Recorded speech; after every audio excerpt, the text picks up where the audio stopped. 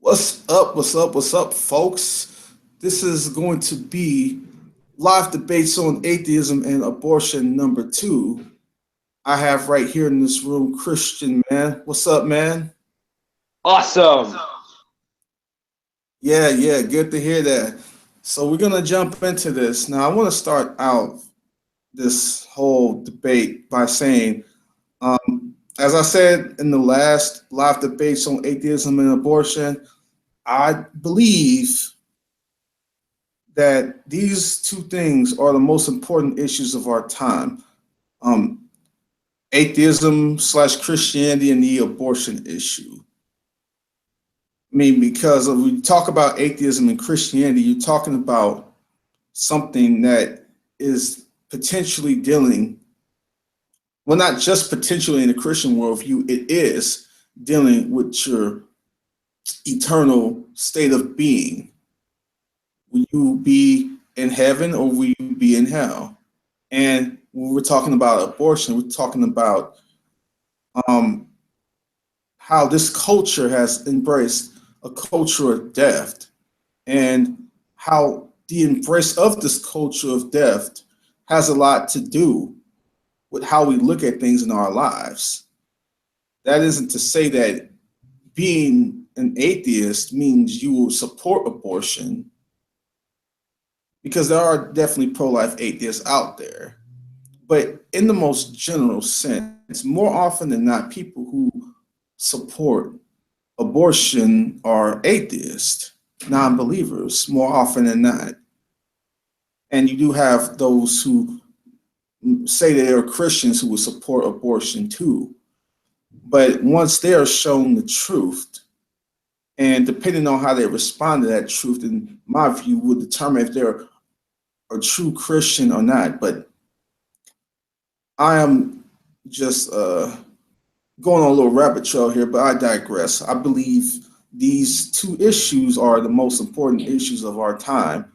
So I'm going to be doing a lot of these sorts of hangouts with a lot of debates on atheism and abortion. So, um, what do you have to say about these issues, Christian man? And then I'll be putting the link out in a sec. Those who hate me love death. Proverbs, I believe. Amen.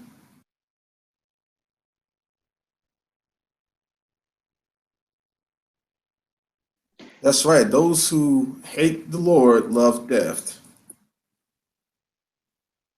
There's nothing more important in my view than these two issues. Some people will try to make it seem like that something like abortion should just be left sort of on the side. You know, it's not really that big of a deal. It's only to what the woman wants and all this other garbage. But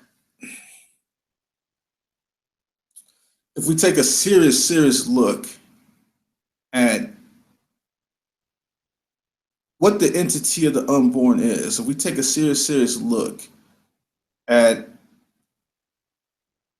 who is us, basically, because we all came from that place, right? We all came from being just a little tiny embryo, zygote, fetus at one point. That's what we all were. There is no difference in nature from where we were then to where we are now. There is literally no difference. If at any time someone justifies killing the unborn, they're literally justifying killing themselves. If at any time they think the justifications which apply outside, or well, rather inside the womb, that men can decide arbitrarily when a human being has life and does not have life, then those same source of justifications will inevitably apply to them outside the womb.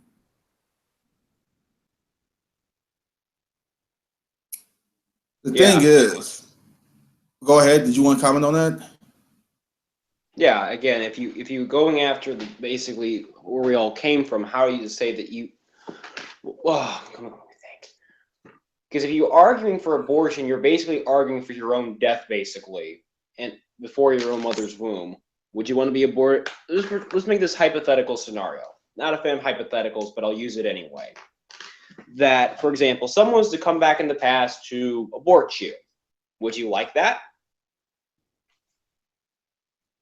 And you would say no, because I wouldn't be here, and that would be my argument.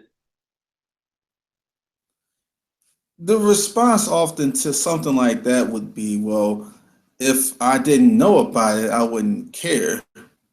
As if the lack of awareness affects the moral issue. That is literally one of the dumbest responses I've heard to that point. Yeah, that would be pretty dumb. You say? Yeah, I said, yeah, that would be pretty dumb. So your lack of awareness, has this sort of magical justification to the act. That makes a whole lot of sense. Oh, yeah, that would make a whole lot of sense for someone who was in a. Let's just pretend someone who was in a coma, was in a coma and was raped, and she didn't have any, and she didn't, and she was unconscious and didn't feel anything. Right. You could kill her quick in her sleep, and she would never even know it. But then what they'll do is they'll move the goalposts and say, well, you can't apply that to an underdeveloped fetus or zygote embryo. So you defeat their point about awareness, right? And then they have to move the goalpost somewhere else. This is what pro-choicers or pro-aborts specialize in. When you take away their grounds for argument in one area, they'll move the goalpost somewhere else. That's all the pro-choice position really is. It's just a position of goalposts moving. And appeal to emotion, and to appeal to these rights, quote unquote, to where they come from, I don't know. Mm-hmm. Because wouldn't rights mean that some type of objective power gave you to those rights? That's right.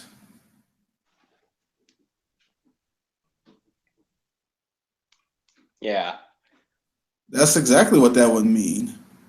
So when So you're arguing for specific, what does a specific deity want for rights? Oh, that all men, that murder is wrong. Okay. mm-hmm. And so if we can make a case, so if the Bible says that any child conceived in the mother's womb is a child, then your argument throws out the window. Yep.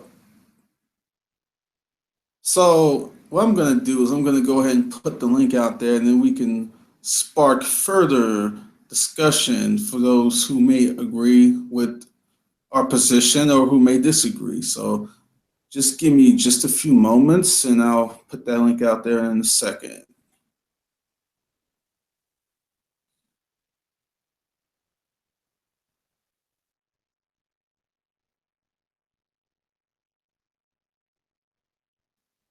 Oh, and Hilarious Zulu, if you are listening to this, you are invited to come into the room at any time.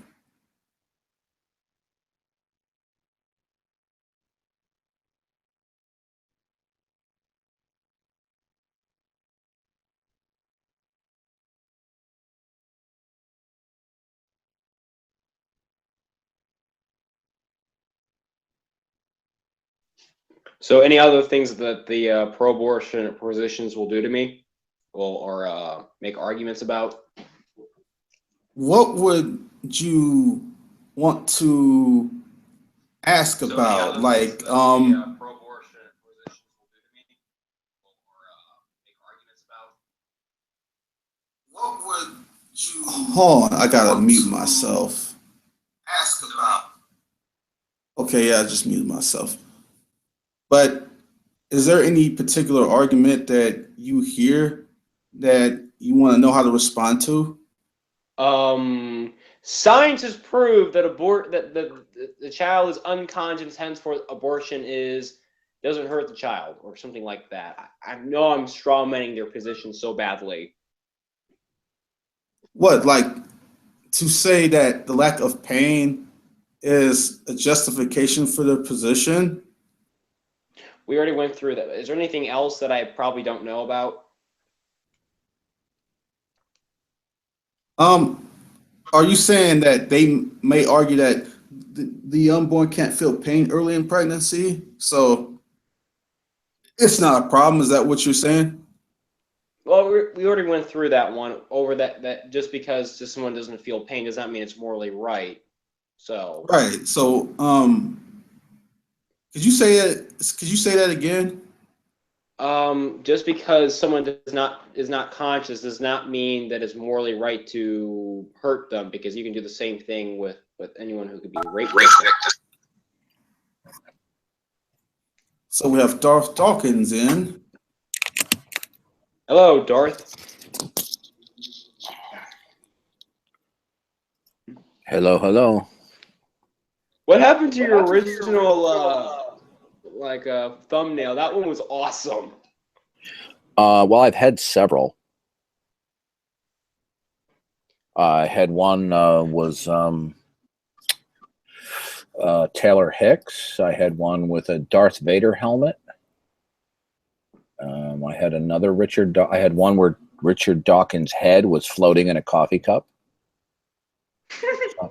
I've had several. That was hilarious. That time, Yeah. the first time I ever met Dawkins, you made me laugh so hard during that time. Oh, well, what did I make you laugh about?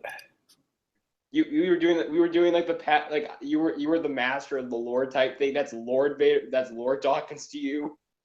That's Lord Vader. You can call me Lord Vader. Well, actually, it was an atheist who gave me the name. My nick used to be Duncan Dawkins. Because I wanted to spoof a prominent atheist, and I love Dunkin' Donuts coffee, and so I did Duncan Dawkins. What's better than having Richard Dawkins' head floating in a coffee cup, in a cup of coffee, I should say. That's good. Well, some people find me amusing sometimes. All right. I'm looking to see if Hangouts is showing up, Antonio. It's not showing up in the Hangouts. It's not showing up in the Hangouts. This Hangout that's live. Let's see. I have tags. Okay, well, wait a minute. It's showing up under Atheism Live. Atheism Live. Okay, let's see.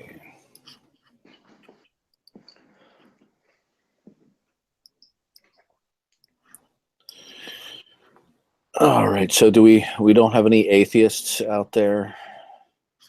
Do we have any atheists in the audience who are watching? We have 12 viewers. The link is out there. Yeah. Yeah, and if they come in and snipe, just restart the room again. It's no big deal. Yep. That's how it's done. The only reason it's only predominantly two people that are doing this: Realistic Nihilist and his big fat girlfriend, Godless Girl. The only reason why anybody was able to snipe the last time was because I was just slow on the draw.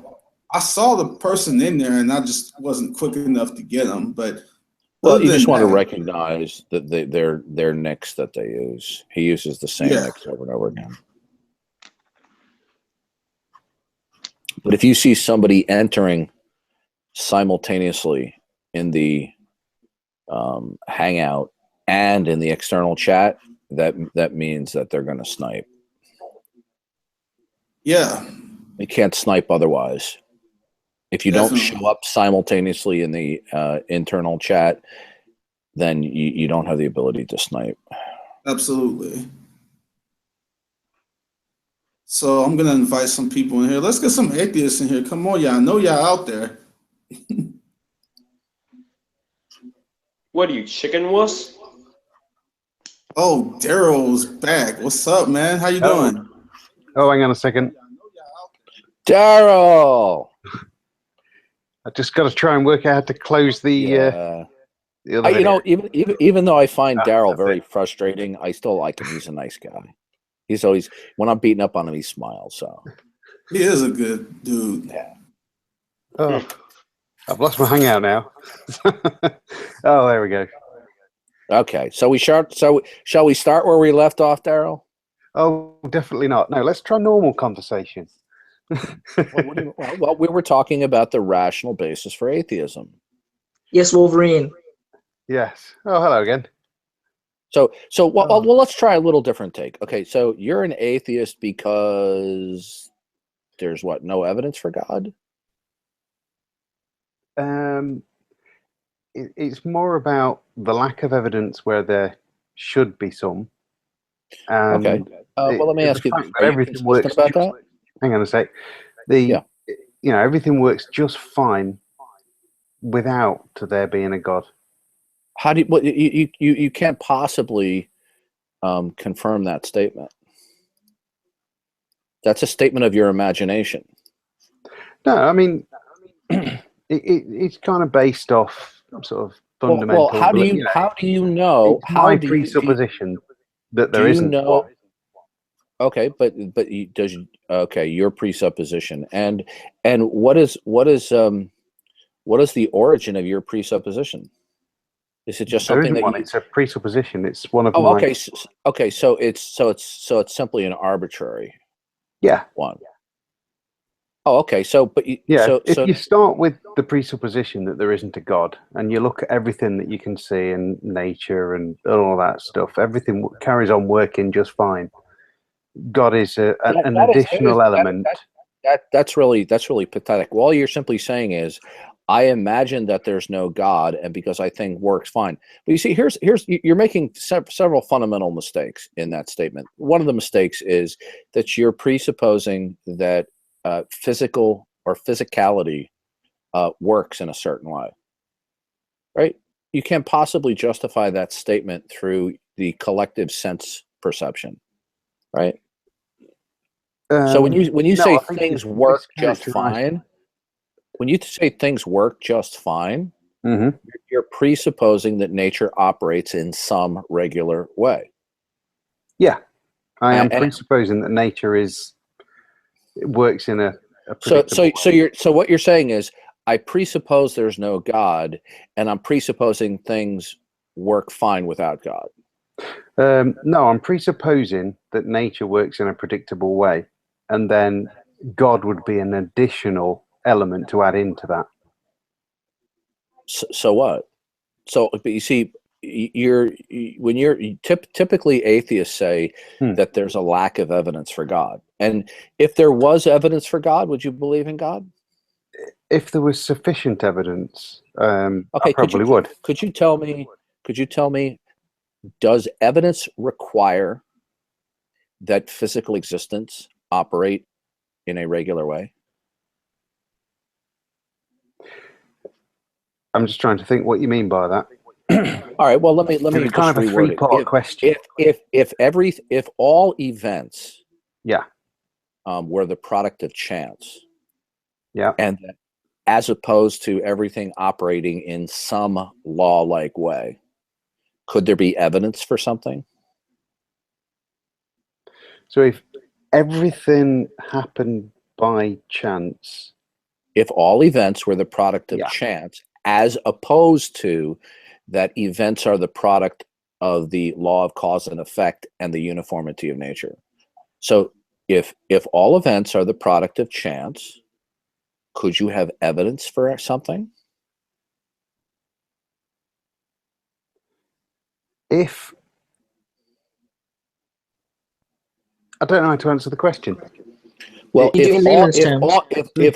if every single event that would be observed or unobserved were not caused by the uniformity of nature, or the law of cause and effect. The reason why you argue that there's evidence for some things is because you believe that there is a law of cause and effect. I mean, I try to avoid putting things into terms. It's not a trick question. Cause and effect is something I'd go by. Evidence means that you're pointing to something else, something as an indicator of something else. All right. So when you talk about evidence, you are presupposing the law of cause and effect. Well, I'm presupposing the uniformity of nature. So yes, right. So if physicality, if all events in physicality were the product of chance occurrences and not the uniformity of nature, could you have evidence for things? I don't see, as you can really sort of, I don't see how that's a difference. It's not a trick question, Daryl. It's one that doesn't make sense to me. The answer is no. You can't have evidence for anything if all events are the product of just simply chance occurrences and not the law of cause and effect. Okay, now, could you please I'll grant you that then. Let's move on. Yeah, this is an uncontroversial point. Now, you say that there's a lack of evidence, but you're presupposing that you live in an existence where the events that you see, the particular consistencies or inconsistencies, are the product of a law like nature. How do you justify that nature operates in some law-like way? Well, I don't need to. Yeah, you do need to. Otherwise, your claim that there can be evidence for something will be specious. It will be meaningless. Well, no. One of my my basal assumptions is the uniformity of nature, which relies on that. Okay. Good. So, in other words, you can't evidence, get beneath evidence that. there is no justification for it. Right. Good. Then therefore, evidence is whatever you assume. No. Right, which means I can make my basal assumption. Daryl. Yeah. Which means I can make my basal assumption died, and there's nothing you can do about it. Daryl, that's right. Yeah. Daryl, when you talk about evidence in the English-speaking world, it carries with it the idea of the law of cause and effect, that something can be pointed to as being caused by something else. Okay? Now, usually, yes. Right. So when you say there's evidence for something, all you're simply saying is your observation will comport to whatever you assume. No. So therefore, I can have any assumptions. No. You see, you're not understanding the problem here. You are holding to two conflicting ideas. On the one hand, you wanted to simply say that the uniformity of nature is a mere assumption and not an assertion. Well, if the uniformity of nature is just an assumption. Is there a difference between an assumption and an assertion? Of course there's a difference. In a real meaningful way. But Antonio made a good point a second ago. It was that he presupposes God. And I would say that the only real difference between most of us in reality is that you guys presuppose a God and I don't, but everything else pretty much works the same. Well, you don't know what you see. You don't know how things work because you're just arbitrarily assuming it. Because you just said that. What? You just said you assume the uniformity of nature. So when you say things work a certain way, all you're simply saying is, I believe X. That's all you're telling us. No, it's you're not telling us. You're not being informed. No, you're not being informative about how things are. All you're verbalizing is, let me just give you a ridiculous example. Suppose you were to say, I assume that behind all events, pink fairies are causing each event. Well, that's just your assumption. So when you just assume the uniformity of nature, that has no more substance or value than saying pink fairies cause each an individual event. If you like, but So therefore, from my evidence, perspective- according to your definition, evidence is whatever comports to whatever you assume. No, Well, you're contradicting yourself now. I'm not. But Okay, good. Could you tell me Yeah.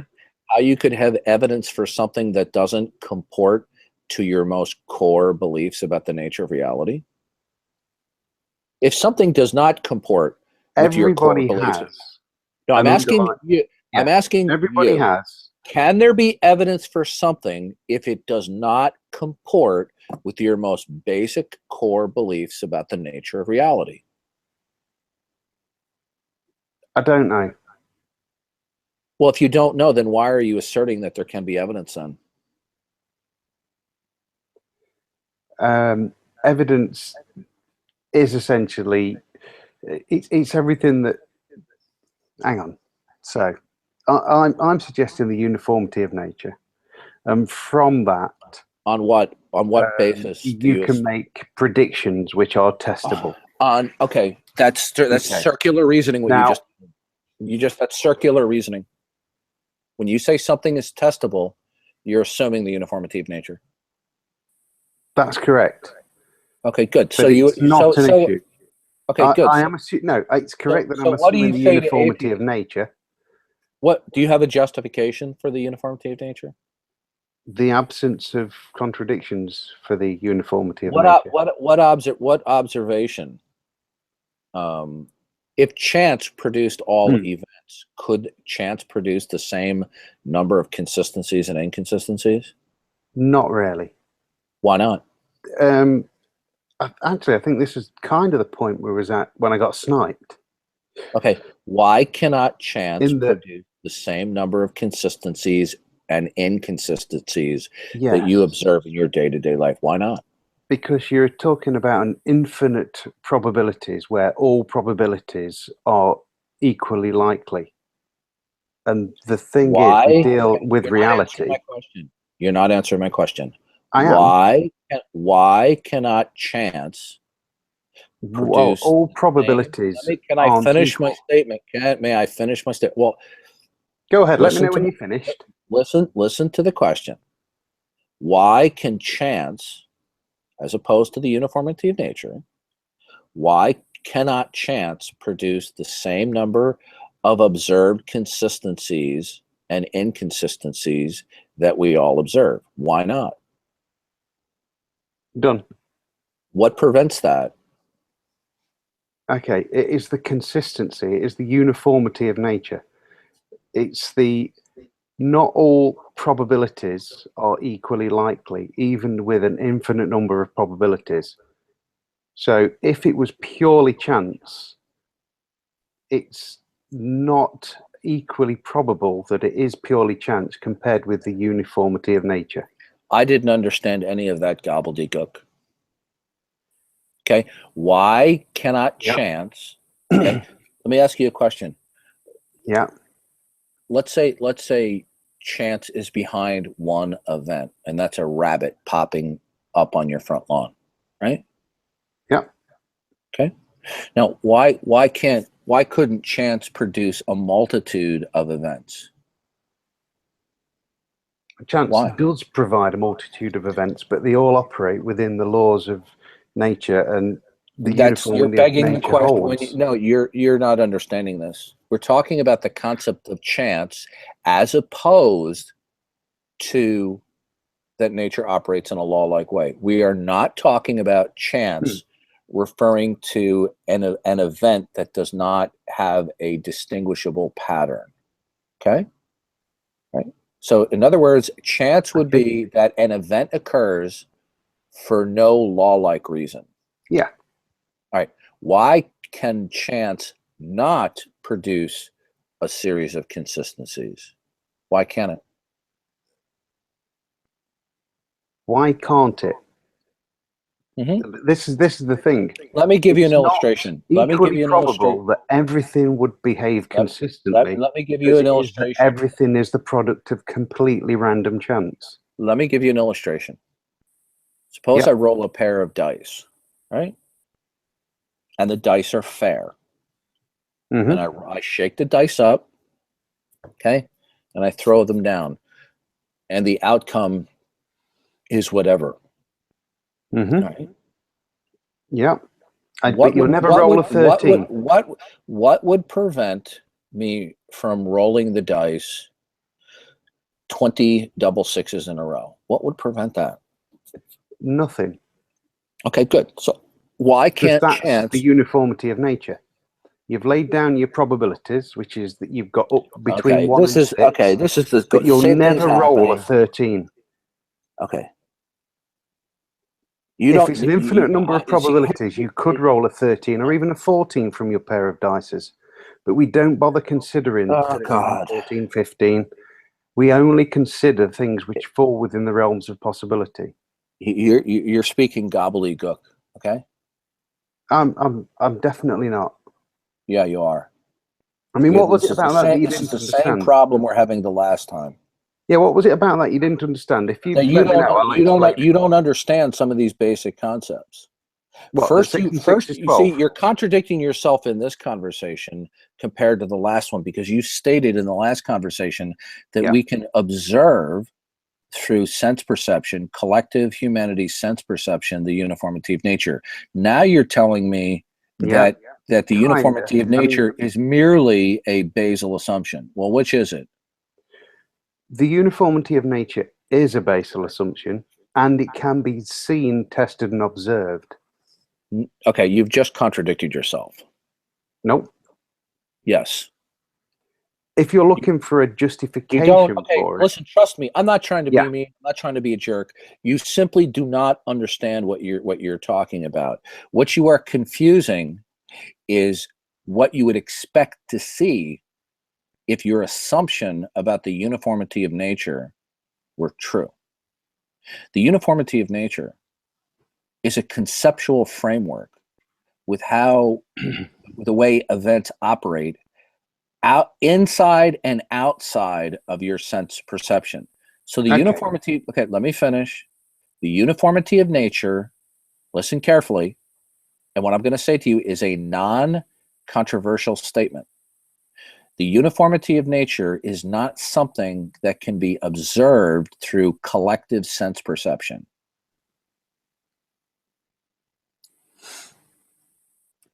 You think? What I just told you is completely uncontroversial, because the uniformity of nature is a concept about the whole of physicality, not merely the part that you pick up via your sense perception, right?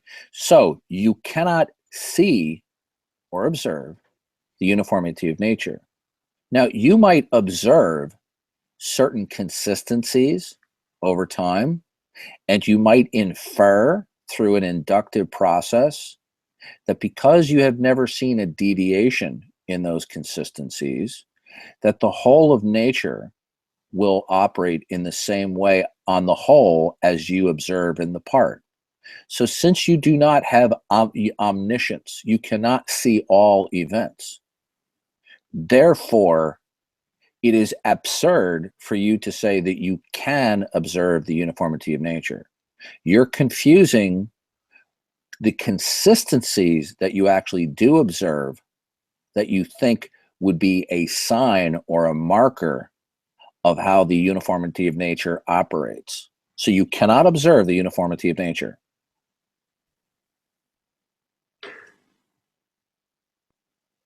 Okay, so that was a lot to try and remember and take in. So, I'm thinking of two things at the same time. So when you tell me So, that's go the on. way things work, Yeah, all you're simply telling me is just a arbitrary assumption. right. So, Because you see, Oh, chance. yes. Okay, let me So- illustrate it for you. Let me illustrate it. I take a pair of dice, right?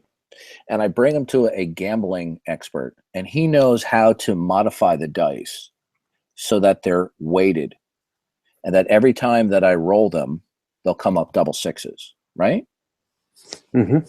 Okay, so now that those weighted dice, that when you shake them up and you roll them out on the crap table, they come up double sixes because of the weightedness of it. So so physical necessity or a certain type of uniformity will produce the double sixes from those pair of dice every single time. So when I do roll those dice every time on the crap table and they come up double sixes, you and I would not say that the double sixes coming up a dozen times in a row was the product of chance. You would say that the double sixes came up on the dice because of physical necessity, the way the dice are weighted, that there's a particular type of uniformity. Now, we're going to replace those dice now with dice that are true. They are not weighted in any way. What would prevent me from rolling those dice double sixes a dozen times in a row or a million times in a row?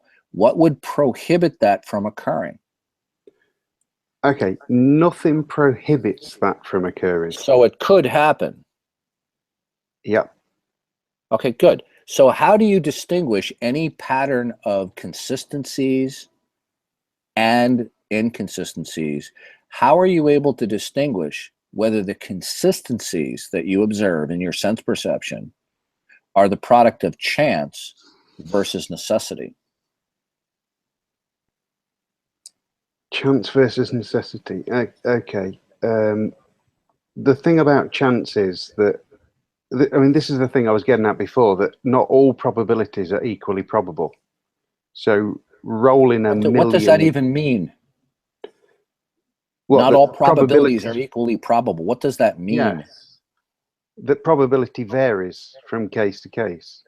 It's like there is an absolute possibility that you cannot roll a 13. Okay, here's the mistake that you're making. Or a 1. When you assert that probabilities exist, you are inadvertently asserting the uniformity of nature. Well, it's one of my assumptions, so it doesn't matter. Okay, good. So when you tell me that's the way things work, all you're just simply saying, I assume that nature works in a law-like way. And I can come there and say, well, I assume that green fairies are making everything happen. Okay. And your statement would have no more substance or value than what I'm saying. Okay, I can perform experiments to test things that happen in reality. No, here's the mistake that you're making. Here's the mistake that you're making. You have to presuppose you didn't actually let me finish. Nature. All right, go ahead. But you're repeating the reason why I interrupted you is you're repeating the same thing you wrote up. I already rebutted this, but go ahead.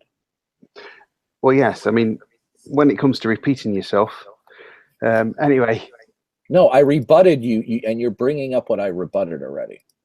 You rebutted me. So does what you're saying reflect your position?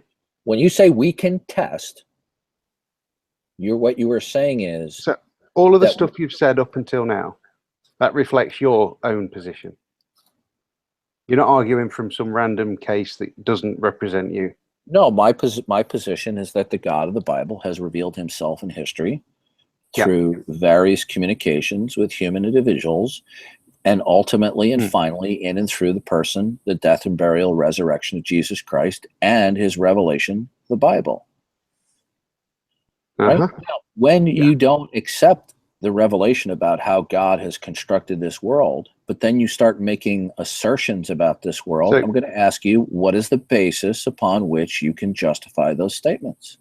How does the addition of your presupposition of that God affect any of my presuppositions? In what way does it impact or change any of them? Because what you consider to be my starting point, my presupposition, is in actuality a revelation of God that cannot fail to reach me.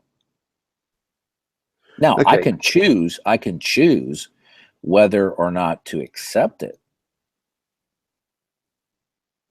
Yeah, I think we've kind of now come back in full circle, which is essentially we're in the same position, but you presuppose God, and I presuppose everything but the God part. No, we're not. We're not in the same position. Yeah, because you see, in the Christian worldview, when it is the case that the Christian God exists, yeah, we can actually know some things. We can actually have a foundation and a basis for rationality.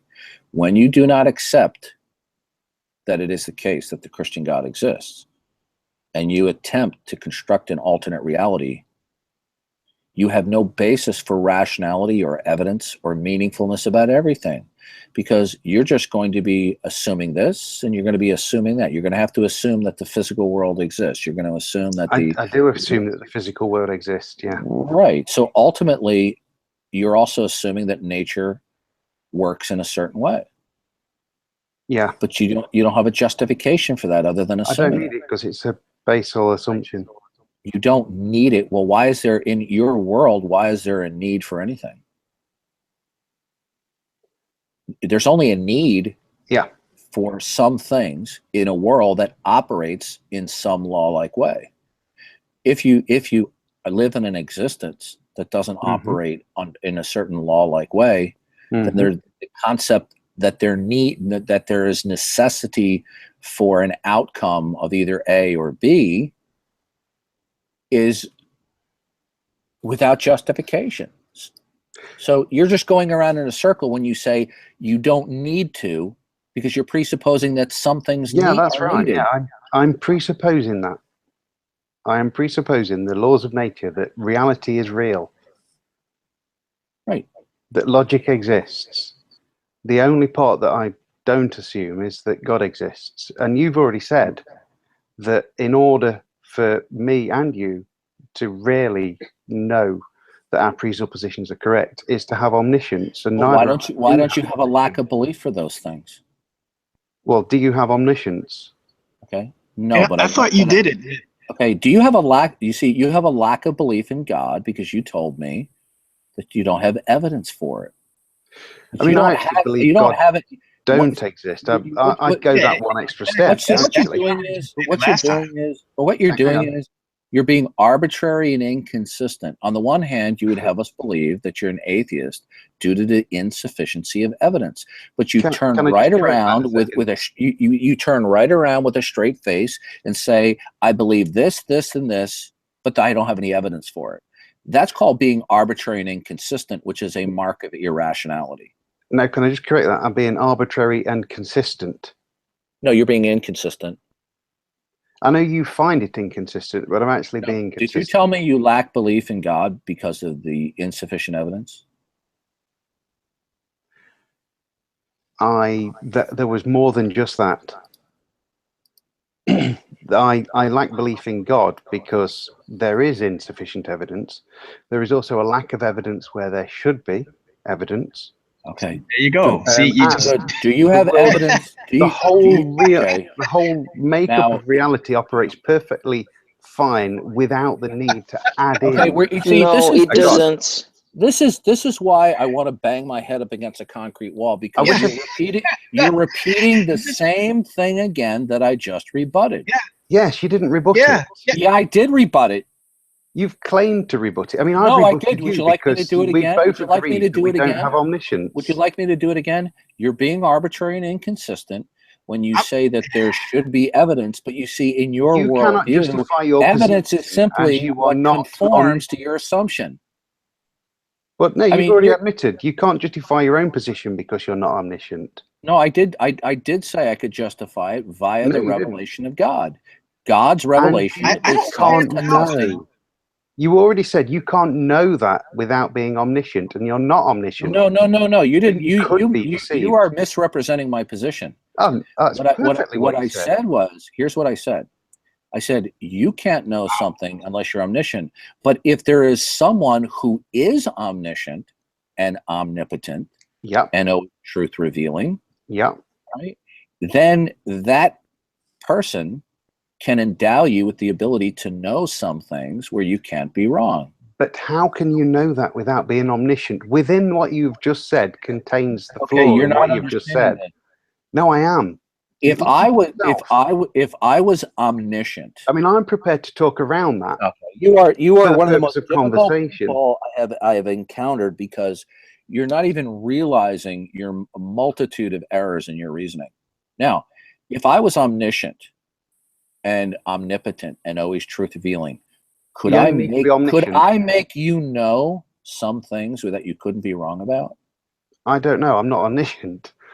Okay, so then how can you, when you say certain things, why should we believe anything you say about the nature of reality? Especially when he don't makes these agree. dogmatic claims that there's no sufficient What's your evidence of foundation? God. What is your foundation You for can't your possibly ability to make people reason? like that. What is your Don't have foundation? omniscience. I mean, What is your foundation to be able to even be rational? Do the preconditions of rationality exist? Who am I responding to? There was 2 or 3 people talking at the same time. Me, I I heard asked the you- last bit of yours there, Darwin. Do the preconditions of rationality exist? Oh, we've moved on. Preconditions of rationality. Mhm. I don't know. Does rationality have prerequisites? I guess so. And what do you think those might be? I don't know. Well, then why should I've we not believe thought of that it you're in those rational? kind of terms. Well, you're Give me time. I'll probably portending think about it on the fly. you're portending to us that you're being rational about God, or not Well, I'm God. sure I am being rational, but whether You're there are not. prerequisites. Well, then if you're being rational and rationality requires preconditions, what would be some of those preconditions wherein you could be rational? I'd say one thing about being rational is the ability to change your beliefs based on new evidence. You didn't understand my question. This is a fundamental problem that we've had in the last 2 conversations. Well, ask me the What question would be- again so that I can understand what would be several preconditions in order for you to be rational? Okay, well, one would be the ability to change your opinion based on new evidence. You didn't understand the question. You've asked me You're for not- several things. I've given you Okay. one. Okay, is the existence that is that the physical world around us operates in some law-like way a precondition for rationality? Ask that again, sorry. Is the Is presupposition? the physical world around us that it operates Yeah. in some law-like ways a necessary prerequisite for rationality? I've never really thought about it. I would say as a guess. Okay. Now, how about Possibly that not. the law that nature functions according to the laws of logic, that for all entities Yeah. that exist, they equal themselves and they can never equal their negation. Is that a precondition of rationality? You phrase that in a really funny way. Okay. Okay. Are the laws of unusual way rather? When I said are- funny, I meant unusual. Are the laws of identity, non-contradiction, and an excluded middle? Are they necessary for rationality? I think so. It's only in the fact that you're trying to apply those to rationality that is throwing me off a bit. I would say those are the laws of logic that are they're necessary for completely rationality. essential. Okay. Do they exist? You cannot Do they be A and not A at the same time How do you know that? for the impossibility of the contrary. Well, flesh that out for me. Unpack that. That is the complete statement. What does that mean? requires no more. What does that mean? Provide me an example where A can be A and not A at the same time. You said If you provide me with one example, when you say I'll believe something is possible, right? Here's the problem. Yeah. When you say to the impossibility of the contrary, what you are simply doing is you are imitating a transcendental argument for the existence of God. Now, when you say that something I is don't know. right, that's all you're simply doing, and it's a very poor tactic. I've seen a few atheists do it. It's a very poor tactic because it's very easy. Demonstrate to me It's the very possibility easy. of the contrary. it's very easy to dismantle what you're saying because you asserted that No, it something is isn't. impossible. It's very easy to dismantle what you're How- saying. We are how in do you exactly know? the same position. Now you You're playing games. claiming Come how on, do man. you You know? just impossibility of the gave him an contrary. answer. How saying do you I'm that claiming the the impossibility of the contrary. Okay, which when is you obvious. say, You're when mod- you you're say, trying to hold on, mod- Vekel, hold on a second. Daryl, when you say that please some give an things are answer. impossible, Daryl, when you say some things are impossible, Hmm. what you are in virtue of arguing is that there are some absolutes in existence that cannot be violated, right? That is the nature of the laws of logic. No, I didn't ask you about the laws of logic. I said when you state that I know you didn't, but I something answered is the question. okay. You see, hey Daryl, you got to have a conversation like a normal person and stick to what your conversation partner is actually saying instead of responding to things that I don't say. Right now, Daryl. Well, you've not answered my question yet. When you are some things impossible? Yes. Okay, that means that there are some absolutes that cannot be violated, right? I'm trying to think if there's some kind of catch in the words you're using. Is there are some absolutes. If Well, some something is things are. impossible, there exists an absolute that cannot be violated. Is there a problem with saying that some things are impossible? Is that not a complete statement that stands on its own? Daryl? Yeah. Does there exist any absolutes that cannot be violated? If you're saying are some things impossible, then yes, I will say that is the case. What could you tell me one or two of these absolutes that cannot be violated? Okay, it's impossible that I am omniscient. It's impossible that I am your God. Okay, are you employing the laws of logic when you reason that way? Probably yes. Okay, how do you establish that these absolutes exist? Well, are you prepared to establish that I am wrong on either of those counts? Okay. Or are we in exactly the same position as each other? Do the laws of Again. logic exist absolutely and universally? The laws of logic are our expression of reality. They're a description of observations of oh God, what's the word? You can only speak subjectively about your claims about there being no evidence for the existence of God. Then No. Let's just stick to the issue. The issue is simply this: you're asserting that some things are impossible. Yeah. When you assert that something is impossible, you are saying that there are certain absolutes that exist. Well, I've just given you two examples of things that are impossible. Okay, you're only doing so in virtue of standing on the law of non-contradiction. Okay. Now, is the law of Which I hold to. non-contradiction? Okay, I'm glad that you do. Now, is the law of non-contradiction true at all times in all places? Yes. How do you know that? It's the nature of the laws of non-contradiction. That's entirely circular, what you just said to me. It is, but as a basal presupposition, I don't have to. So basically, okay, good. Okay, so now we've the same as your presup. Hang on. Right now, it's exactly the same as your presupposition that God okay. exists. Does everybody hear what you just said? Do you know what you just? You know what you just said? Okay. You said some things are impossible. Yeah. Because they comport with your assumptions. No. Yes. You're a very confused man, Daryl, because that's exactly what you said. Are you saying that I'm wrong on either of those two counts? Do you assume the law of a non-contradiction? I assume the laws of logic, although there are different kinds of logic, and I don't particularly study it. So, okay, are they absolute? Those particular ones, the law of non-contradiction is absolute, yes. Okay, and is it? How do you know that? Is it because you assume it, or that you're able to infer it via sense perception? I know it in the same way that you know it. As good as I can know it without being. The way I know it is it's a revelation of God. Yeah. And how do you know it's from a revelation of God without being omniscient? Okay, because God is omnipotent, is revealed to us in such a way that we cannot be wrong. Except Now, Wait a minute. now, you could have been told that you're not omniscient, so you don't it's know. not relevant. You see, here's the mistake you're making. No, here's the The mistake fact you're that making. you How don't do you accept the know? revelation of God. How do you know? I think he's just trolling now. now. All I'm right, not.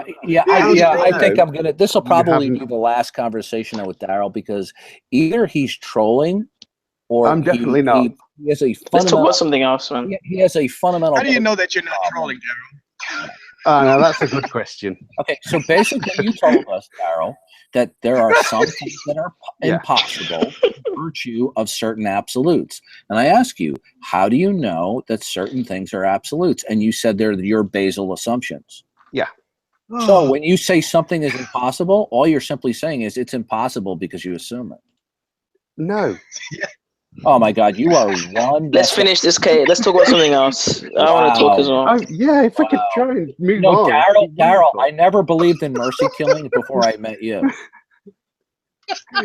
You've just spoke yourself round in circles really again and again and again. Daryl. It's a perfect time for me to sign out. I gotta head off to work. So Oh. I was hoping to say, hey, Becco. How you doing, Becco? Yeah, I want to say hey as well, Vic. It's a shame you didn't get a word in. I know, right? Oh man, this is yeah. Hey I man, know. listening Isn't to it these priceless, Beckel? It's priceless. guys being consistent with their worldview is part of this nutritious breakfast. I'll see you guys later, and God bless you guys. Take care. All right, God Bye, bless. Vico. You get a chance. So basically, every statement that you make about reality ultimately rests and is founded upon a collection of just assumptions. Same as you. No. Well, that would be an assumption as well. Well, I mean, not really. I mean, it really depends on. I mean, I've listened to you there before, Dee, and you seem to have a lot of problems with foundationalism.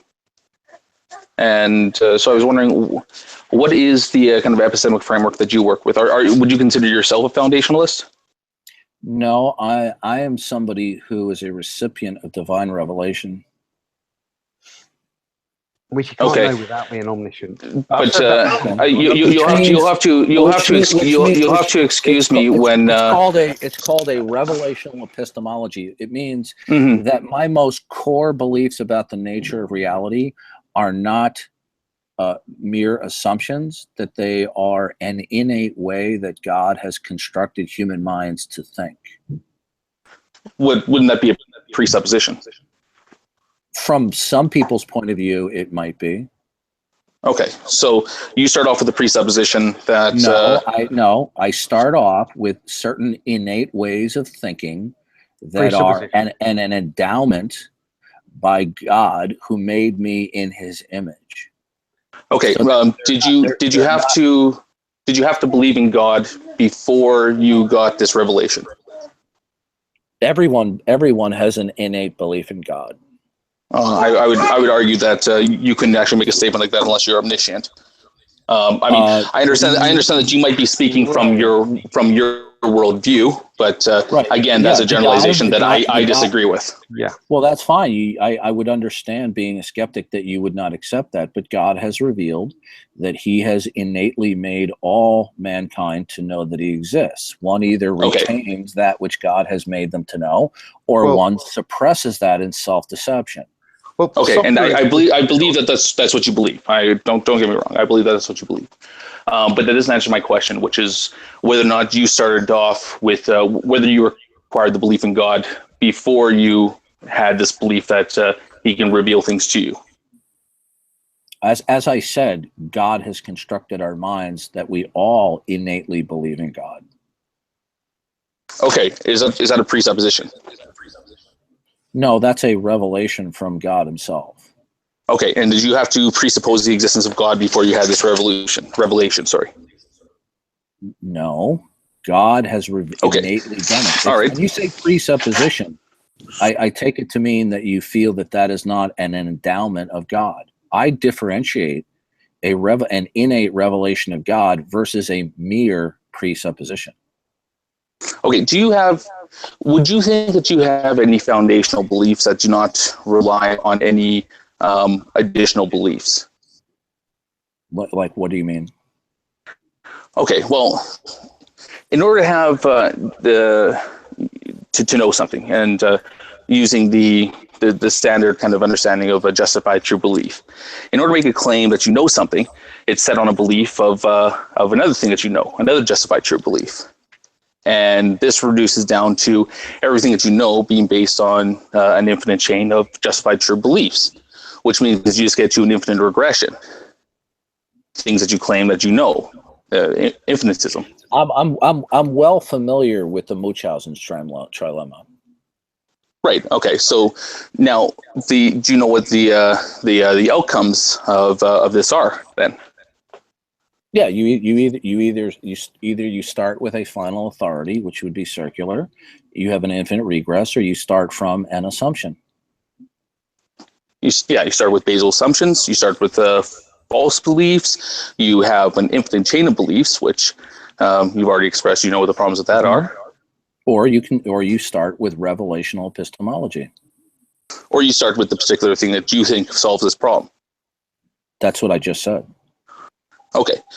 Now, you wouldn't put that in any of the other categories that are being presented, foundational belief or anything like that, right? Yeah. Well, my viewpoint is that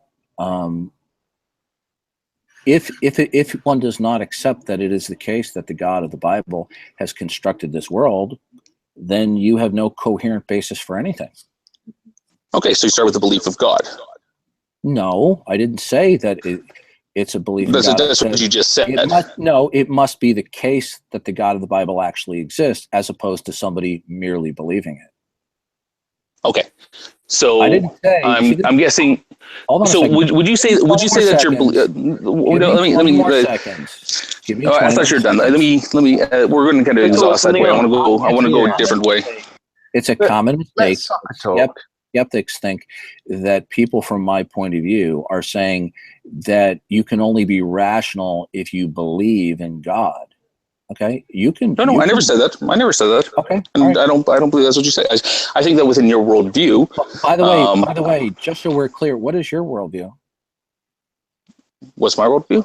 Yeah, I don't know. It's the sock account worldview. It's just a collection of beliefs that I hold. I mean, you have to be a little more specific about what beliefs those are. Are you a materialist, a non-materialist? What are you, an atheist, a theist, agnostic? Yeah, let other people speak, man. Wait. If he asks you about your belief, you're the one who have to be specific about him. Why does he have to be specific about your beliefs? Well, because a worldview is a collection of beliefs. Yeah. Would you agree with that, Antonio? Yeah. What is your basic worldview, if you were going to describe it? My basic worldview is I would say I have the socket worldview. Okay, well, listen, if you're going to be cutesy and evasive, then the conversation's over. Okay. Well, are you trying to be creationist or something? Yeah, you dancing, man. Why are you so afraid to tell us what your basic set of core beliefs about the nature of reality are? He's trying to be creationist, cut. That's why. Oh, okay. So my basic core beliefs. Okay, so that's different. See, when you ask me what my worldview is, you're asking me for my collection of all my beliefs. Now you're asking me for my core beliefs. Socket. Listen, you're quite familiar with me. I know you've heard me many times on Google Plus, Sokka. Are you there? Mm-hmm. Okay. Yeah, I'm here. If you're going to play cutesy right now, then the conversation will be over really fast, and that's the second time I've warned you. Okay. Yeah, let's talk about something else. When I ask you Darwin, we like you being here. Daryl, please. Dude, stop interrupting, Daryl. Now, Sokka, when I ask you what your worldview is, I don't expect a doctoral dissertation. Just tell us basically what your worldview is. Are you materialist, non-materialist? Are you a supernaturalist? Are you an atheist? Not an atheist, agnostic? What's your basic worldview?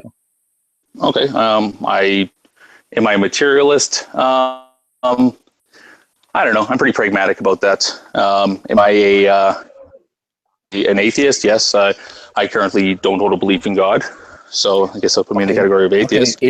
Is your atheist consist that there is no God, or that you just have an absence of a positive belief? Well, it really depends on what God we're talking about. I can't make claims about gods I don't know. I'm talking about any conceptual framework of a God that would be eternal, possess a consciousness and personality and the power to initiate the initial conditions of the universe. Okay, yeah, no, I'm pretty atheistic about most of the conceptions of God we have. Yeah. Okay, well, atheism generally is defined in the reference work as not a denial of some gods, but of all gods. Right? Because if you define, I said that I don't hold a belief in a God. I mean, you can take that for whatever you mean. So are you asking me if I affirm the belief that gods don't exist? That's a little different. So is your stop. position? I asked you very plainly and simple. Do you merely? Okay. Oh, seems like a couple of people have just dropped out. There was no sniping. It was just it's probably their phone glitch. Yeah. He'll be back. Notice how evasive he's being, Antonio.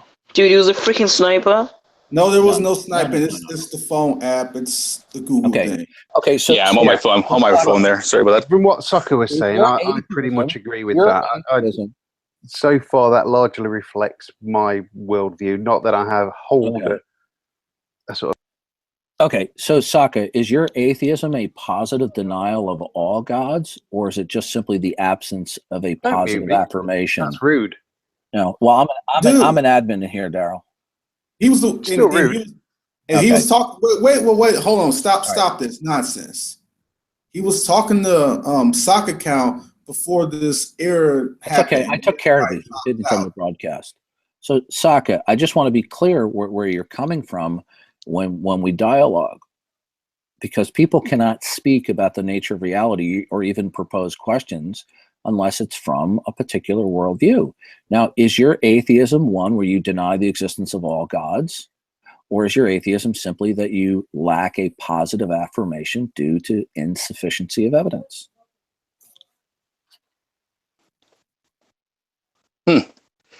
I don't affirm a belief that gods exist. I don't hold a belief in a god. Sorry. You were breaking is this better? Your last two sentences. My Wi-Fi connection is a little weak out here. Sorry, no, I don't affirm a disbelief in all gods. I don't make claims that gods don't exist or that it's impossible that gods exist. I just don't hold to any belief in a god right now. Okay, so basically then you would fit under the classical definition of an agnostic, not an atheist. Well, an agnostic would deal with more with the concept of whether I know a god exists or not. Atheism generally deals with beliefs. Atheism is defined in the majority of reference works as the positive denial of the existence of all gods, but you don't hold to that. Well, it really depends. I mean, even if you take a look at the way that we use the term atheist, sometimes it just refers to the larger group of those that lack a belief in a god, which could include agnostics, apatheists, theological non-cognitivists. But more specifically, in some cases, atheist does refer to those that affirm a belief that no gods do exist. Yeah, but so I mean, I've kind of lack of belief is ambiguous. Honestly, hold on. Let me finish this point. 10 more seconds. 10 more seconds. I've laid out. I've laid out pretty much what my position is. Okay, so basically, I mean, whatever you want to call me. You want to call me an agnostic? Cool. That's for the sake of this conversation. You can call me an agnostic. What I'm seeking for is non-ambiguous. Dude, if you're not gonna say who you are, then what's the point of even talking to him? Yeah. Everybody stop. Dude, just be clear on what your position is. Agnosticism and atheism is different. And I don't care what internet atheists on here try to conflate those as the same thing. They're not the same thing. Just be clear and tell what your position is. I did say what my position was. I said that my position was I don't affirm a disbelief.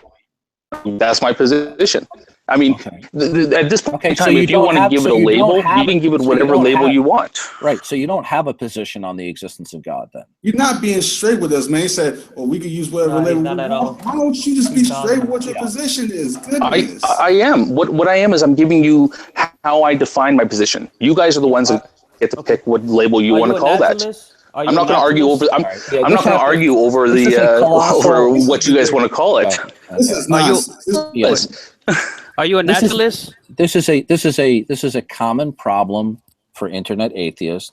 By defining atheism in a non-standard, non-historical way, we have confusion and ambiguity, because here's why, Saka. If one tells me that one has a lack of belief, one could be a positive or a strong atheist.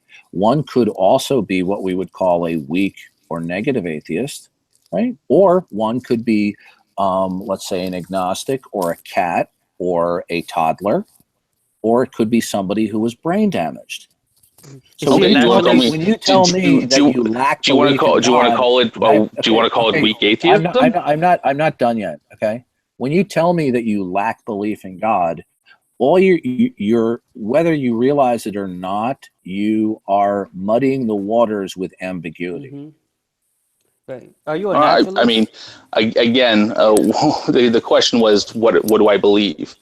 And I told you that I told you exactly what I believed. You told me you're an atheist, but then you said atheism is a lack of belief in God. But when you define atheism as a lack of belief in God, that just muddies the waters and creates ambiguity, because there are three different and distinct positions that could fall under the umbrella term lack of belief in God. So you're not being clear. Right. Okay. That's fine. And if you guys want to argue over definitions for the next half an hour, that's fine. If that's the way you really want to go. I mean, Darwin wants to make an argument with me. I'm not arguing over definitions. What I am attempting to do is point out the inconsistency and ambiguity of people who call themselves atheists on the internet. Hey, Dawkins, 1 second. I Hold on, agree. Saka, come. Hold on. Hold on a second. I just want to say I agree with Darth. What's your name? Darth Dawkins. Darth. I agree with Darth on this one, and it is a problem. I mean, there's many of threads that I've been in where people have argued over what is a true definition of the name, and that's why I find those labels pretty much inaccurate to fully describe, a position like that. I think it comes from one of the different. One sec. Can I finish my point? Thank you. Let's talk. I think it comes from one of the problems is that it's really hard to define things by what they lack. Defining something based on a negation of something else becomes really hard, because I agree. There are some God concepts out there that I will affirm a disbelief in. I don't believe in the Roman or Greek pantheons, for example. I will say that those gods don't exist. I think it's pretty evident for anybody that those gods don't exist. Well, how do you know they don't exist? Well, because I mean that's a simple one where you take a look at the claim like, hey, they live on Mount Olympus, and find them whatever. They're not there. There is no Mount Olympus. There is no gods there. I mean, that's something that you can go and seek out yourself, right? How do you know the Greek pantheon hasn't decided to take a sabbatical for 2,000 years because they're disgusted with humanity?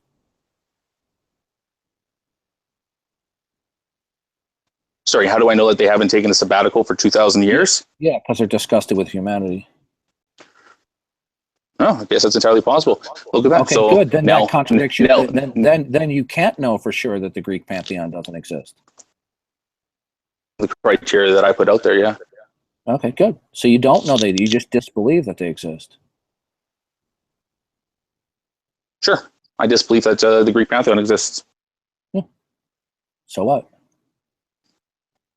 Yeah, that's exactly it. So what? An agnostic for this, and that's fine. I'm okay with taking that label. Can I ask a question? A quick question. Yeah. Okay. I just wanted to ask if Saka. I'm sorry. What name do you prefer to be called? Betty. Benny. Okay. Benny. Okay. Benny. Are you a naturalist? Like, you hold a naturalism? Like, am I a nudist? Naturalist. Philosophical naturalism. Not a naturist, a naturalist. Oh, Right. sorry. Naturalist. Yeah, my bad. I was. It seemed like a weird question to ask. Come on. You're philosophically astute enough. Do you know what naturalism is? Right. And please keep it closed on. I'm just saying. Oh, I mean, that makes sense. I mean, I wasn't sure why you wanted. I mean, so come on. Just in one or two sentences, you do not believe in God because. I do not believe in God because I don't know. I haven't gotten a revelation. Okay. Is there any other reason? No, that's it. I mean, it really depends on what God we're talking about here. I mean, again, if we're talking about the Christian God, for example, would you consider the Christian God to be a God that's hold on, let me finish answering your question. The Christian God is one that I'm not sure. Can I simply choose to believe? Or is it something that will come from revelation? Do I make the choice to believe in God, or does God make the choice for me to believe in Him? I have to step out for a few minutes. I gotta do something, but I'll be back. But I appreciate you coming in. I'd like to talk with you some more, Saka. Okay. I know we don't agree, but at least you're one of the few skeptics that has the testicular fortitude to come in and chat, and along with Daryl. Hey, Daryl, don't get me wrong. Even though I'm hard on you, I like you. You're a nice guy. Yeah, I keep trying to drag you out of your philosophical conversation to normal talk, and try and make it in real terms, but it gets difficult at times. I'm not going to touch that right now because I gotta step out, but I'll be back later on. Hey, Dawkins, before you leave. Yeah. Oh, he's gone. Oh no. Dawkins, are you familiar with Viserion? Have you ever heard of him? That doesn't sound familiar to me. Okay, look at Viserion and then look at Daryl. Who has better hair, Daryl or Saka? Look at Antonio. the pictures. It's Saka. Daryl looks like Wolverine. He's the one holding the plastic toy gun. It's a Nintendo Zapper, and my hair is pretty much just orange and green like thread. So I mean, Daryl has me. Hey Daryl, are you sure you wasn't on Logan or something? No, it's oh damn, it's Van Helsing. Oh heck yeah! Dude. Oh snap! Can I have an autograph, man? Dude, you look like Van Helsing for real. Except for like bad philosophy. Other than that, like you're definitely Van Helsing, dude. Straight up. Are you sure you're not related to Hugh Jackman in any way? I'm sure. Subtle difference. He's Australian and about 7'9" or something ridiculous. Completely inappropriate to play Wolverine, but he's done a fantastic job of it anyway. Okay, to get back on the subject, I want to talk about this, how we define atheism. I don't buy this whole internet argument that atheism is a lack of belief in God. I think that is literally just a stupid definition on how it's defined. I mean, it's not that difficult to see that people either believe there is a God or they believe there is not a God. It's really that simple. Or, they don't have a belief either way. But to merely define it as the lack of belief, it just reduces it to a psychological state. It doesn't mean anything. It's literally a meaningless definition with no kind of serious application. Could you give us an example of why? Well, like Didi said, you can fit a number of different things under merely lacking belief. Like, for example, what if someone were to claim that they have knowledge of any particular God concepts? Now, if they know something is true, then they don't believe it. They know it. So if you're going to define atheism as a lack of belief, then those who claim to know God exists, would they also lack belief too? Would they be atheists by that definition? It makes no sense. No, I think that with knowledge being a subset belief, I don't think you could know something and then make a claim that you don't believe it. What do you mean knowledge is a subset of belief? Well, in the traditional sense, in the traditional sense of the word knowledge, one of the most common, and while it has its own problems, one of the most accepted ways to define knowledge is to say it's a justified true belief, which would make all knowledge just a subset of belief. And all knowledge is just a belief. It's just a justified true belief.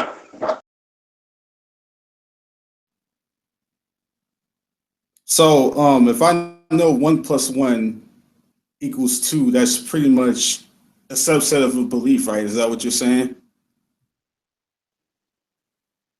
Yeah, I mean, to make the claim that 1 + 1 = 2 is just what you're talking about. Then at point in time is that 1 + 1 is equal. 1 + 1 = 2 is a justified true belief.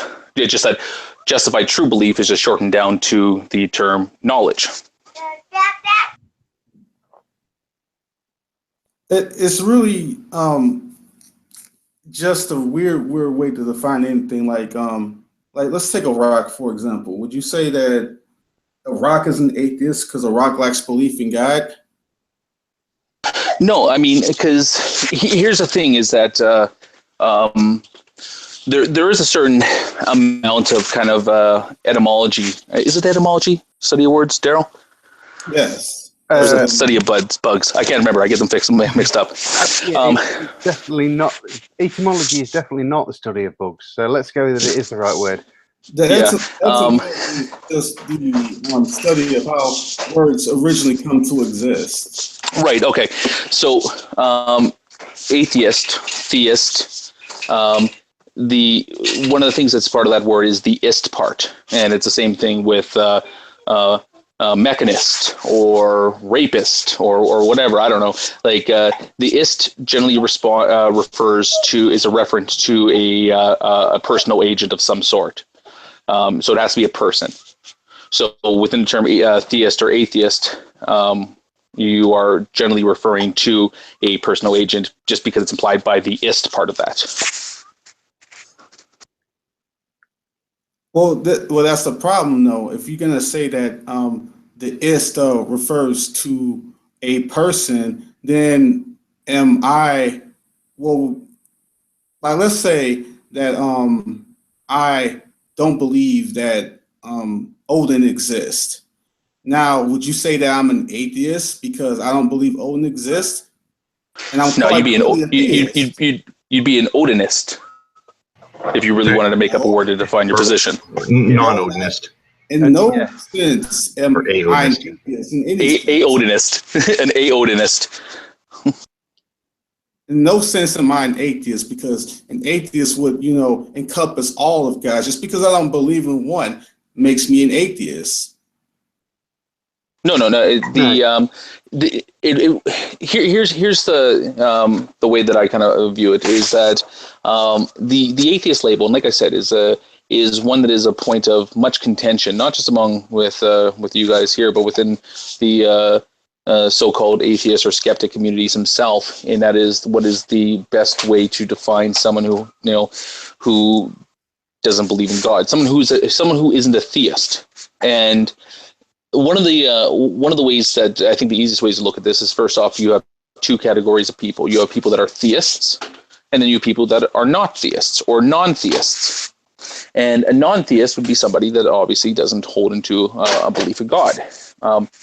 So in that sense, you can take a look at the category of non-theist being all-inclusive of those people that would recognize as agnostic or apatheists or theological non-cognitivists, or numerous other categories that are out there. Now, with atheist, with the term atheism, it's a little bit more difficult to kind of define that one, because even if you pull up like the Wikipedia page on atheism, which I actually read for the first time like a month or two ago, even within then they point out the one of the issues with this, and that is that you have one part of this which kind of conflates atheism and non-theism, that puts them into the same category. Then an atheist would be anybody that isn't beholden to any belief in a God.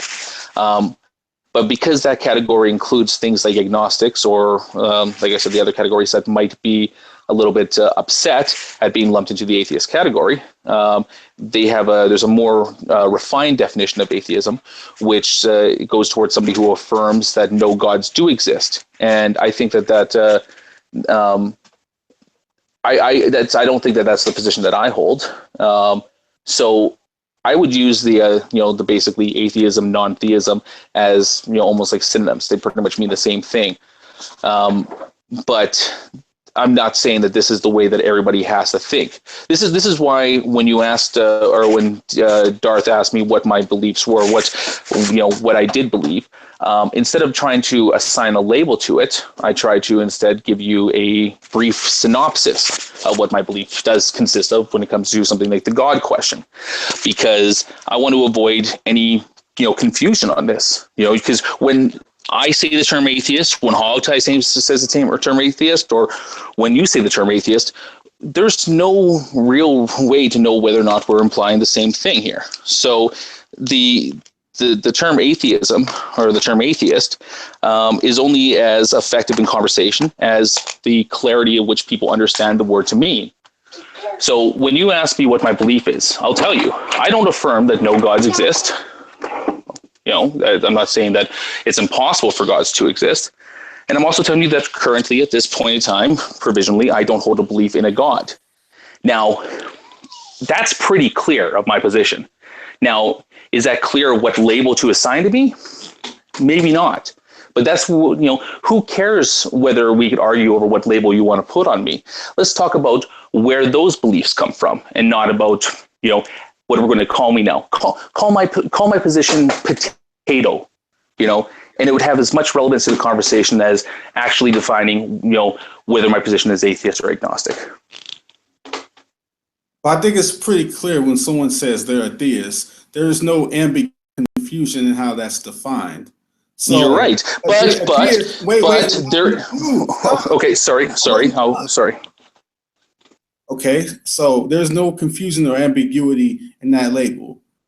So one can, accept the label theist, and we don't have all these problems. But all of a sudden, when someone accepts the label atheist, then we have a plethora of problems. I think that's an issue that needs to be resolved. Does the term theist define how many gods you believe in? It only defines if you have a belief in at least one God. Okay. But does it tell you which God you believe in? Does the term theism tell you which God you believe in? No, it doesn't. Okay. So if I was to say that you have a theistic worldview, do you think that would be an accurate representation of your position? Yes. Okay. Do you think that a theistic worldview that includes the subjugation of women and the public beheading of infidels is a theistic worldview? Say that again, what? Okay, within some sects of Islam, they have a theistic worldview as well, but their theistic worldview involves subjugation of women, murdering of homosexuals, public stonings for people that don't hold to the same belief that they have. It's a theistic worldview, but it's not your theistic worldview, right? Well, sure. I mean, it doesn't really matter. Well, it does, because what it illustrates is that. Stop! I'm gonna tell you something, man. If you interrupt me one more time, I'm gonna kick you out this room. I've let you finish your statements in their entirety, and for the last couple of times when I started to talk, you've interrupted me before I finished. You understand, like my connection is real crummy, right? It breaks up every once in a while. Yeah, can I just jump in for 1 second? I will say, listening from the outside, it didn't appear that he was trying to interrupt you. It was just a little bit connection and talking over each other. And can I add to sometimes when you pause as well, it sounds like you stopped talking. Yeah, and actually, Sokka and I just had this discussion the other day too, because we were doing it to each other as well. I think it's in part because Sokka's on a mobile device, and I think what the solution is that people just need to draw that extra breath. I mean, it's really the two of you going back and forth. And I know you don't want to leave a gap because that means everybody else wants to jump in. But I think if the rest of us can kind of just let the two of you go at it, if you start, that's kind of how Sokka and I got past it the other day when it was happening between us. So my apologies, Antonio. It was not meant with any disrespect. Yeah, it doesn't appear to be a delay on my end. It must be one on yours then.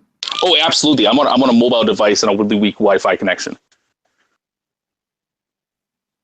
All right, so to continue this conversation, there is not just the label non-theist. There's also non-atheist. That's the other part of the conversation that's often not considered.